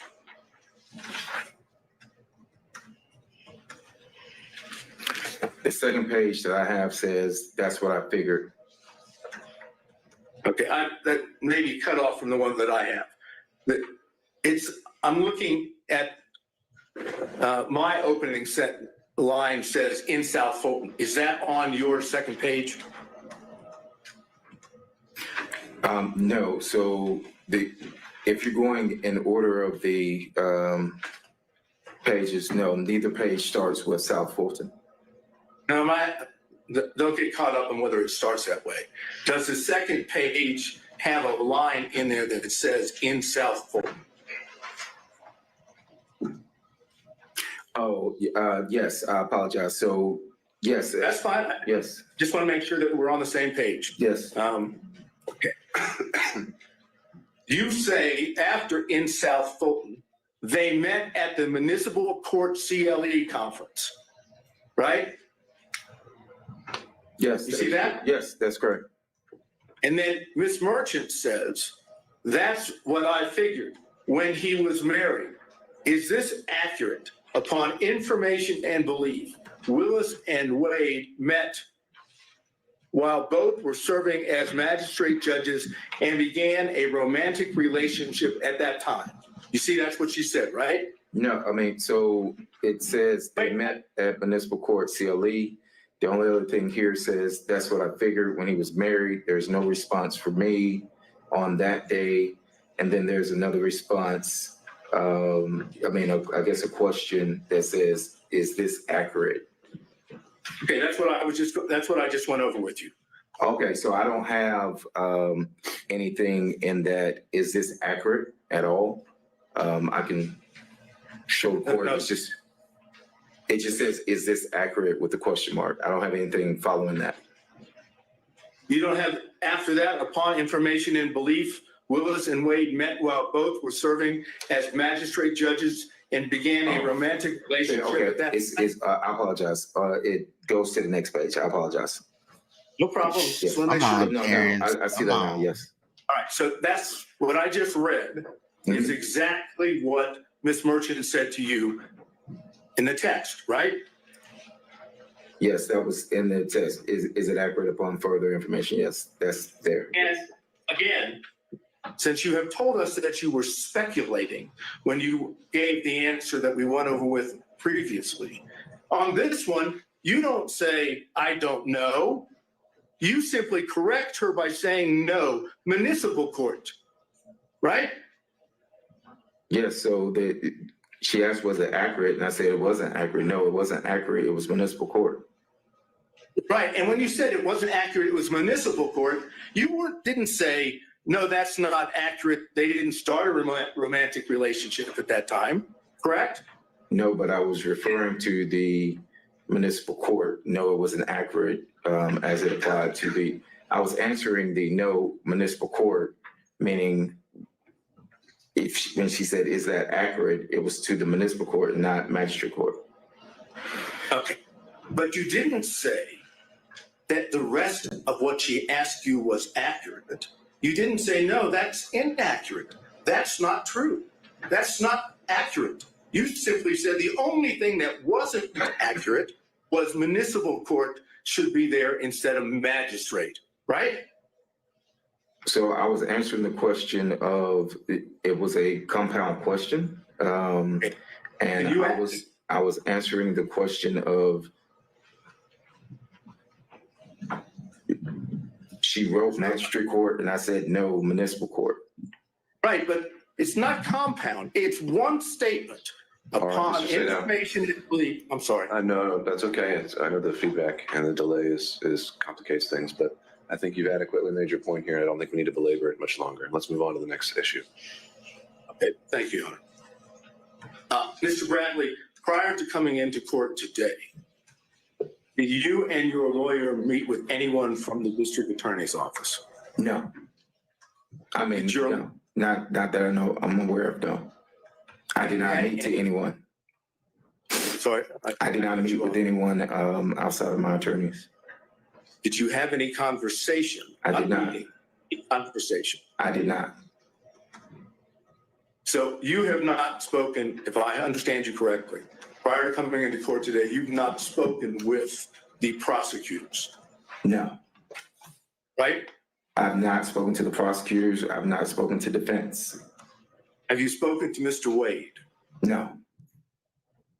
So as far as just getting into the courtroom today, there's been no contact or conversation in it with any of the parties we just went over, right? There has not been any contact with defense or the state at all.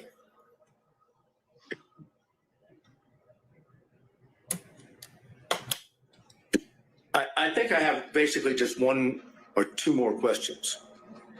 Why would you see the need to speculate when Oh you were my texting God. with Miss Marchant? Well, if this man brings this up one more time. I think we did cover that one, Mr. Oh my Sadell. goodness. I think that exact question was already put to him. What would be the next Dang. one?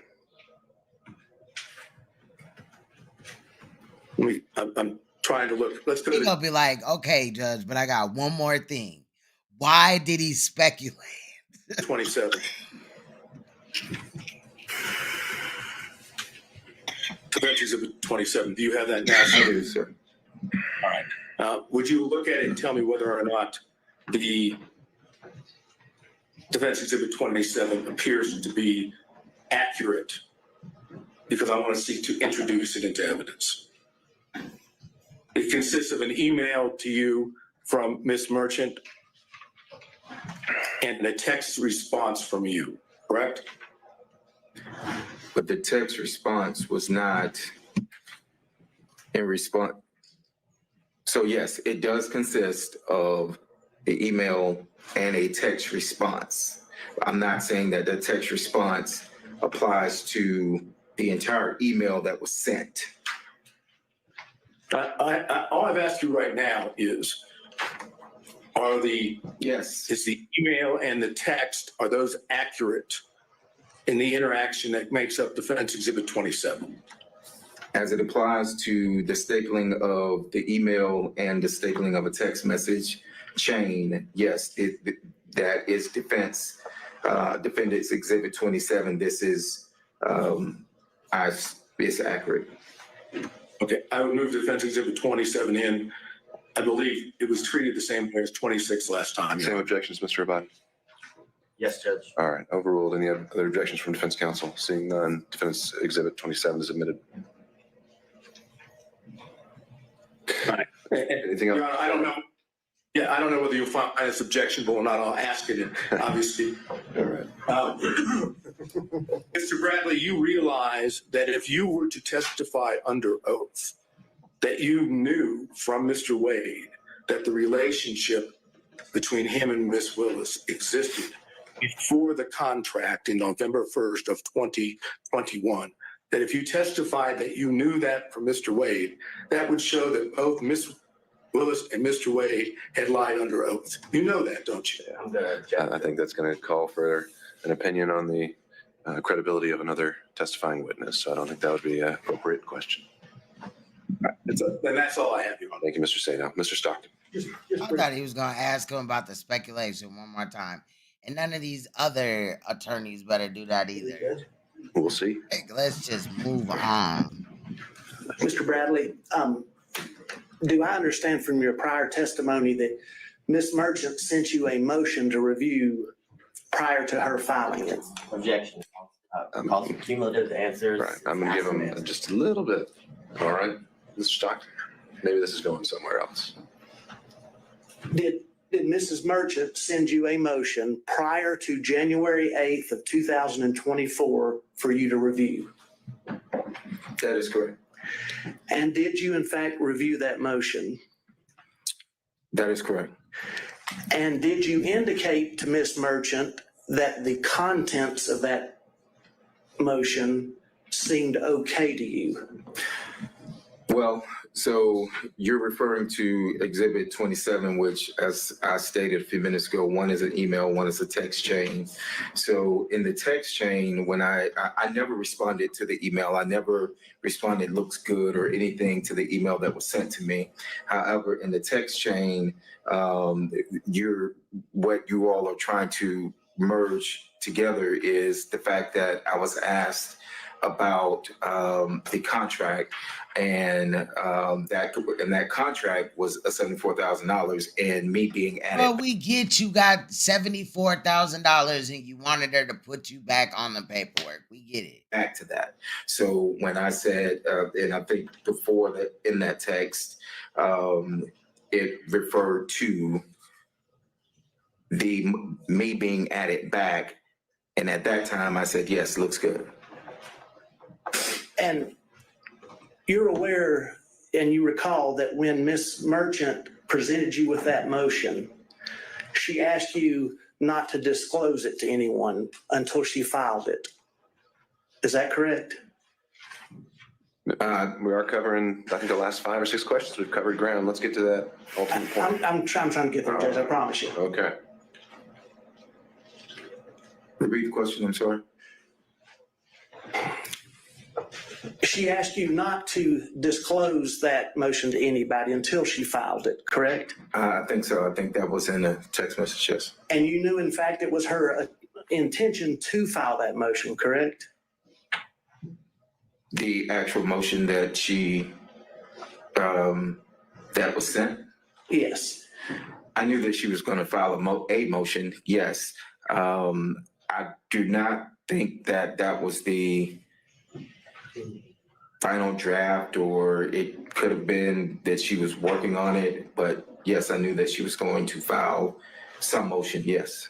And you knew that she presented that motion to you for your review so that she could make sure it was accurate, correct? I'm going to object. All this is asked and answered in cumulative. Yep. All right, noted. I think Mr. Stockton's getting to the next point, so why don't we just ask that one? Is that correct? Did you? We can combine that with the next question, so we're not having to lay bit by bit every single time. Mr. Bradley, you knew that Mrs. Merchant was relying on your review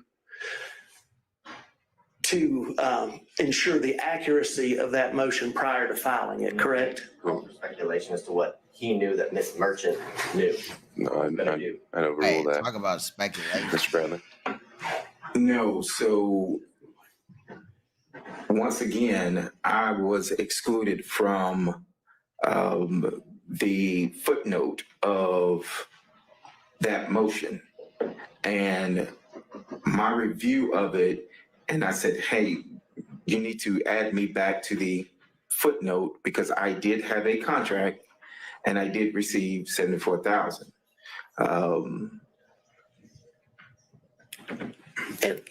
If I may help you out, let's talk just about that part of the motion that deals with the relationship between the District Attorney Willis and Mr. Wade. When you reviewed that, you knew that that Miss Merchant. No, I did not know that she was relying on me for any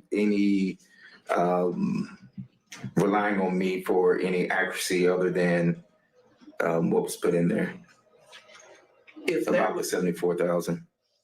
Mr. Bradley, if there was something patently false in that motion, you would have told Miss Merchant, wouldn't you? I can't say that I would or wouldn't have. I don't know what I would have told Miss Merchant. If there was something patently speculative, you would have told Miss Merchant, wouldn't you?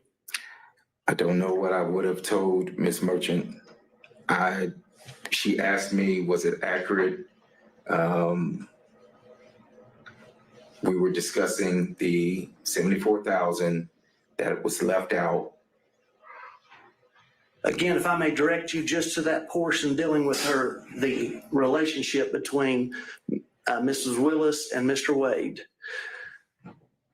You didn't tell her that there was anything patently false in that because you didn't see anything patently false in that motion as it relates to the relationship.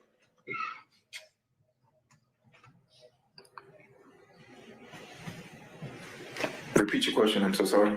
You did not inform Mrs. Merchant that there was anything patently false in that motion that you were presented with as it concerns the relationship because you did not see anything that was patently false, correct? Objection asked and answered. But there wouldn't even have been nothing in the paperwork about their relationship. Cumulative. All right, next question, Mr. Stockton. Sustained. And you didn't see anything that was speculative in there either, did you? Asked and answered. Cumulative. I know, sustained, Mr. Stockton. I just want to ask you one more question. I'm coming at from the other way that Mr. Sadow did. Did anybody from the district attorney's office or any witnesses in this case contact you about Ms. Merchant's motion from January the 8th of 2004 until today? Did anyone contact me about her motion?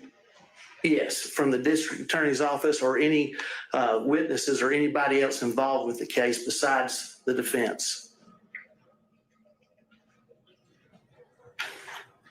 Other than the call the only personal call that I had was with Gabe Banks. I never spoke to anyone else, and to my knowledge, he's not a part of it, so. That's all I got, Judge. Thank you, Mr. Stockton. Mr. Durham, if you're still with us. No question, Joe. Thank you, sir. Mr. McDougall. Not McDougal. Good afternoon, Mr. Bradley. You have certain information about the relationship between Mr. Wade and Ms. Willis that is not privileged, correct? Well, that was my determination, so I think he disagrees with it. So what we're going to say his opinion's a little irrelevant on that point. Do you understand that the court has ruled that certain information that you have about the relationship between Ms. Willis and Mr. Wade is not privileged? The court's ruling, as I understood it, and as my lawyers and I understood it, of the privilege not existing was based off of a conversation that was had in my office, in the back of my office, which was confidential, with Mr. Wade and I. That's what was asked of me on yesterday, and that's what the ruling, to my knowledge, unless I'm being corrected here now and saying that it's more, it was that particular piece that the judge said did not have privilege. And have you testified already today to the sum total of your knowledge of the relationship that is outside the scope of the privilege according to the court's ruling? Can you answer that again? I'm sorry, I didn't understand it. Referring to what you understand to be the information that is not privileged, have you testified to the sum total of that information? I think I have, yes. I think I've testified to that, yes. All right, sir. That's my questions. Thank you, Mr. McDougall. Mr. Rice.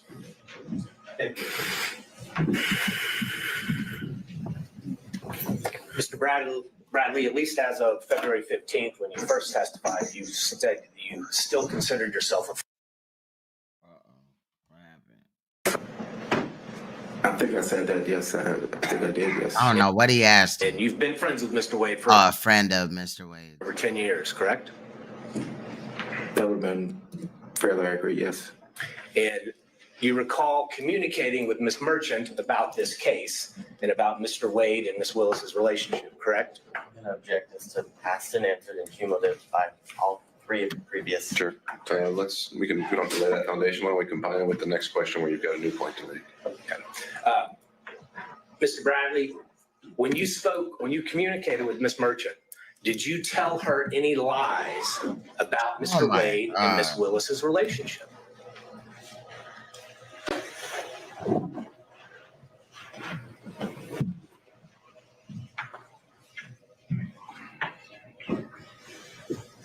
Did I lie to Ms.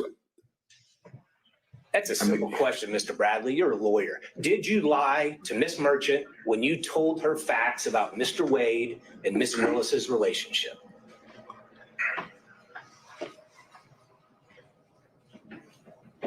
Not that I recall. I don't recall.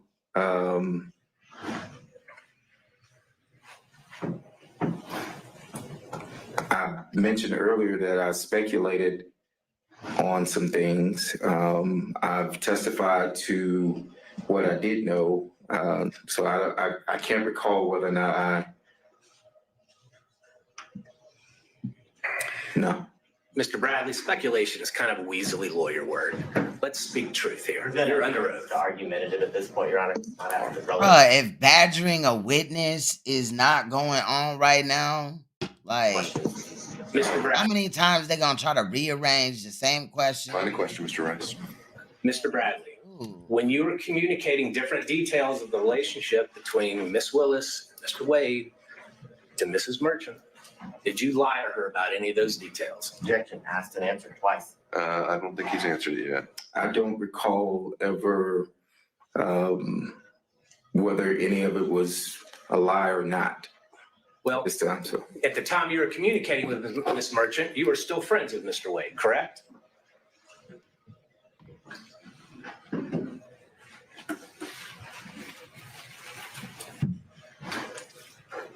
Easiest question. yes. And at the time you were communicating with Miss Merchant, you knew that she was talking to you in her role and capacity as an attorney in this case, correct? Correct. And you knew that she was going to use that information to somehow benefit and file a motion and benefit her client, correct? I did not know that. Okay. So I did not. Oh, I'm sorry. So as an attorney yourself, you are testifying here under oath that you had no idea what Miss Merchant was going to do with all the details that you were giving her about Wade and Willis's relationship. So at the time, no, I did not. I knew that Miss Merchant was gathering information. That is correct. Okay. And did you lie to her when you told her that the relationship began before 2020? I don't think we need to drill into specifics. He's covered it at a high level. I don't think we're going to get much out of this. Okay. Mr. Bradley, isn't it true the only thing that has really changed? Well, when you were speaking to Miss Merchant, whether by text or by telephone, you never said to her that I don't remember or that I'm speculating, correct? I don't recall. Well, you've looked through a whole lot of text messages. Do you remember ever seeing any communication from you that said, I don't remember?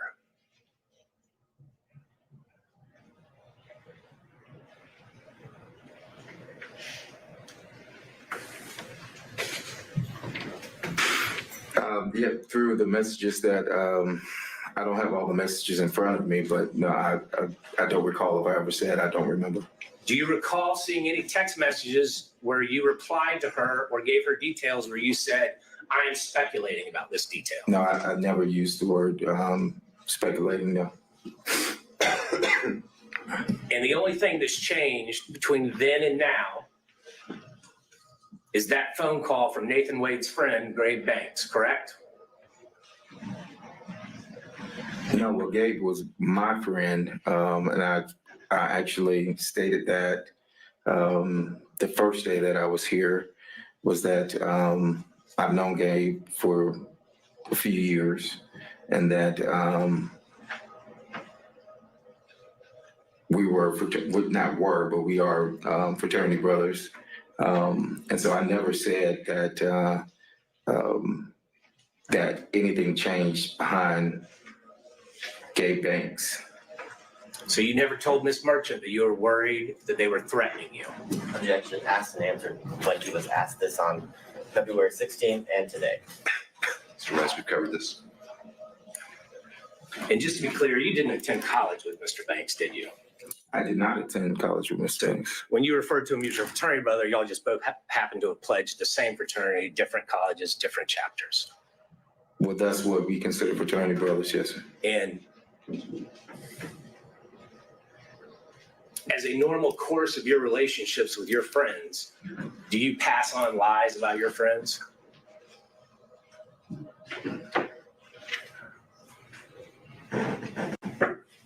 Have I passed on a lie about a friend? Is that what you're asking? Is that something you normally do, Mr. Bradley? Do you tell lies about your friends?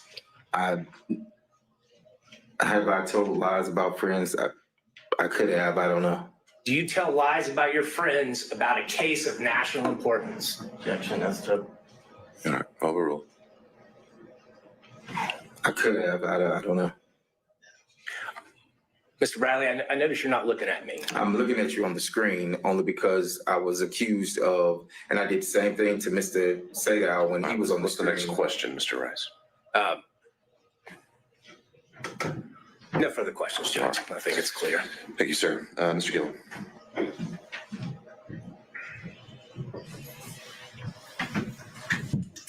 Good afternoon, Mr. Radley. A few questions. A lot of folks have taken up the questions that I wanted to ask, but I've got a few left here. We'll see. We'll see.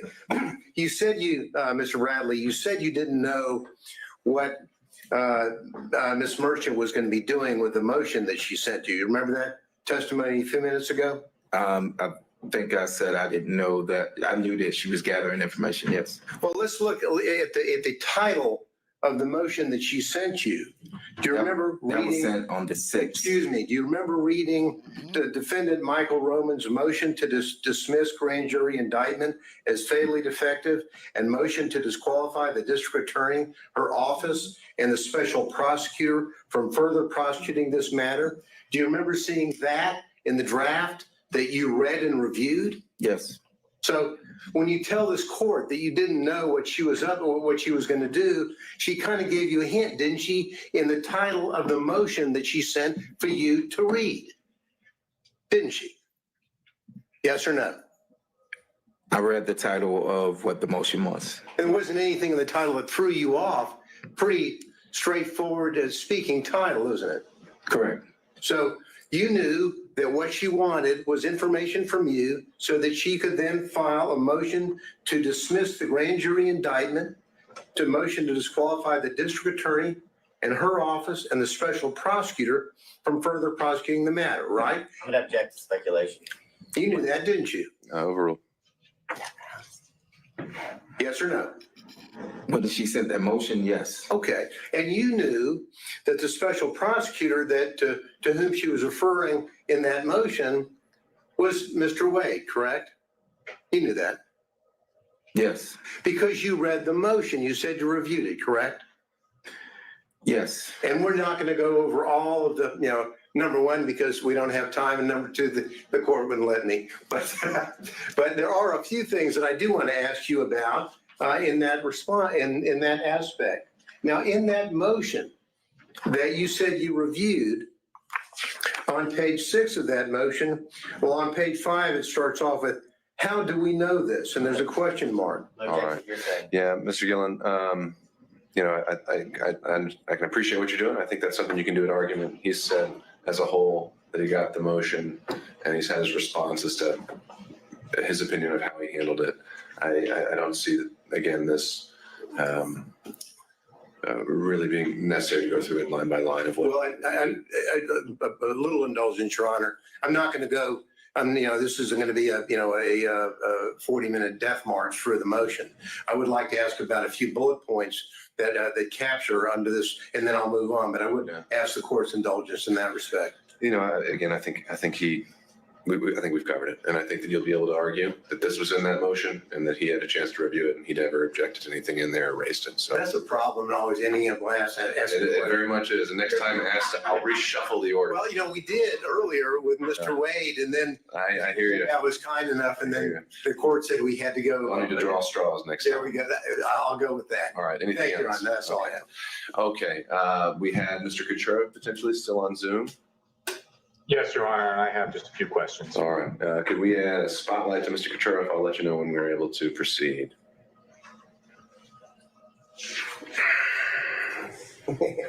Judge, before he starts, can I take a 5-minute restroom? Absolutely. 2 hours? Yeah, we've been going 2 hours. So let's come back at 4 o'clock and everyone else is here as well. You may proceed. Mr. Bradley, did you use any documents to prepare for your testimony today? No, I did not. Last time you spoke with Gabe Banks. The day that,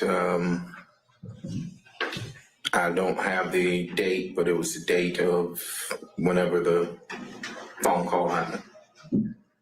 And you know his wife, Kyra Banks, works for the DA's office, right? Yes, correct.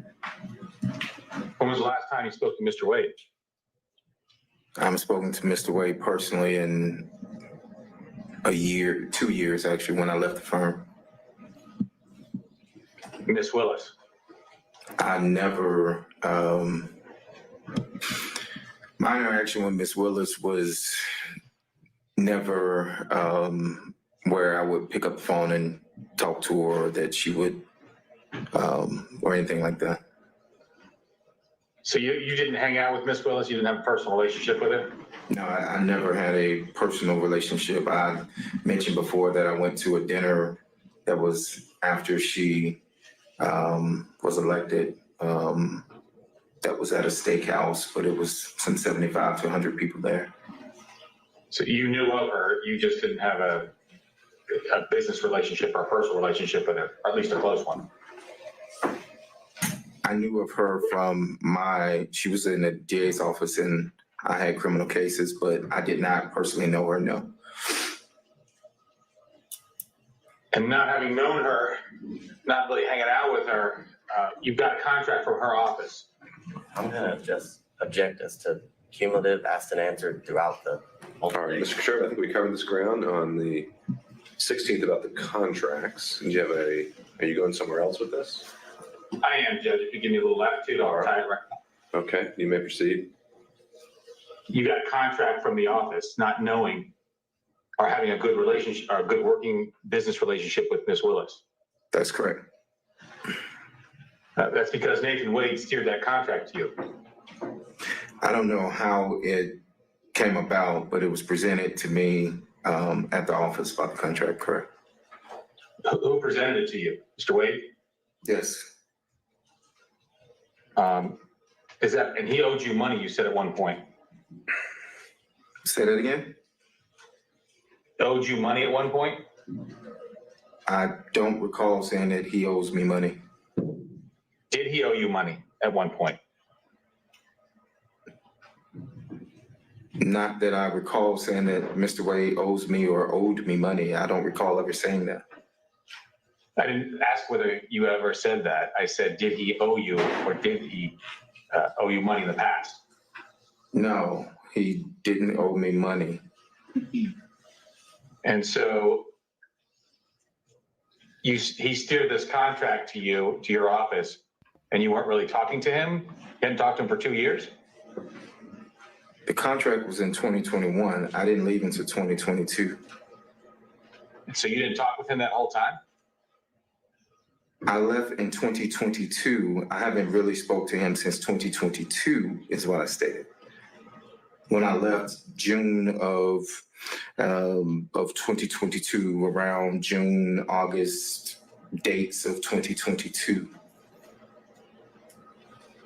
Other than one last question, other than your attorney, who did you speak with today about giving testimony in this case today?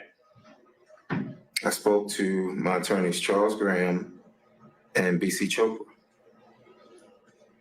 And I have nothing further, Your Honor. All right. And again, I'll just double check to make sure. Did Mr. Cromwell ever join us by Zoom? Do we? Your Honor, I think he's still having technical issues. He did email me saying he has no questions. It appears that all relevant questions were asked. All right, thank you. So just for the record, Mr. Cromwell has been apparently watching the proceeding. He had waived his client's presence and didn't have any other questions as well. So turning it over to Mr. Abadi. And I have no questions. All right. Mr. Bradley, you can step down. Thank you, sir. All right. So that was that testimony. That was the second time Terrence was on the stand. But I don't know. I just really feel like it's just a lot of mess to untangle. I do want to, like I said, I didn't review what had happened far as Tuesday. So if I do come back and talk about what happened Tuesday or even Monday or whatever, it won't be today because I will have to edit the video. But there's some other shenanigans going on that I might touch base on.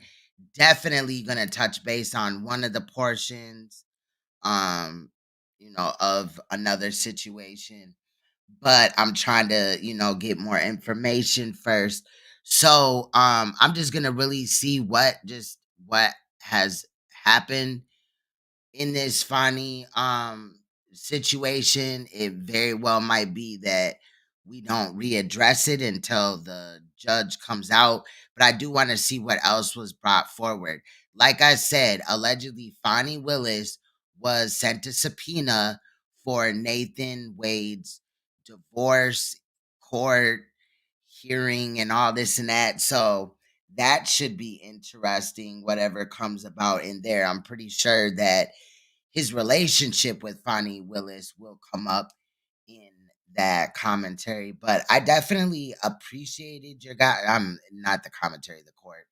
I definitely appreciated you guys chilling with me. I did enjoy myself. I did get 4 donations, and I do appreciate that as well.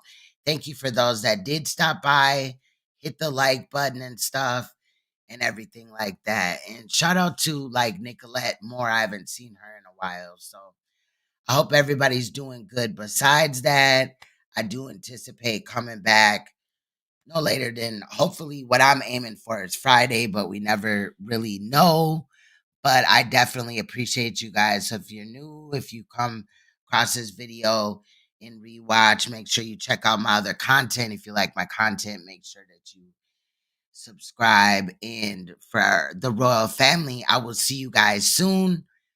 Much love. Stay you, stay royal, stay uncompromisable, and please stay woke, because you will see me or hear my voice in an upcoming live stream or edit.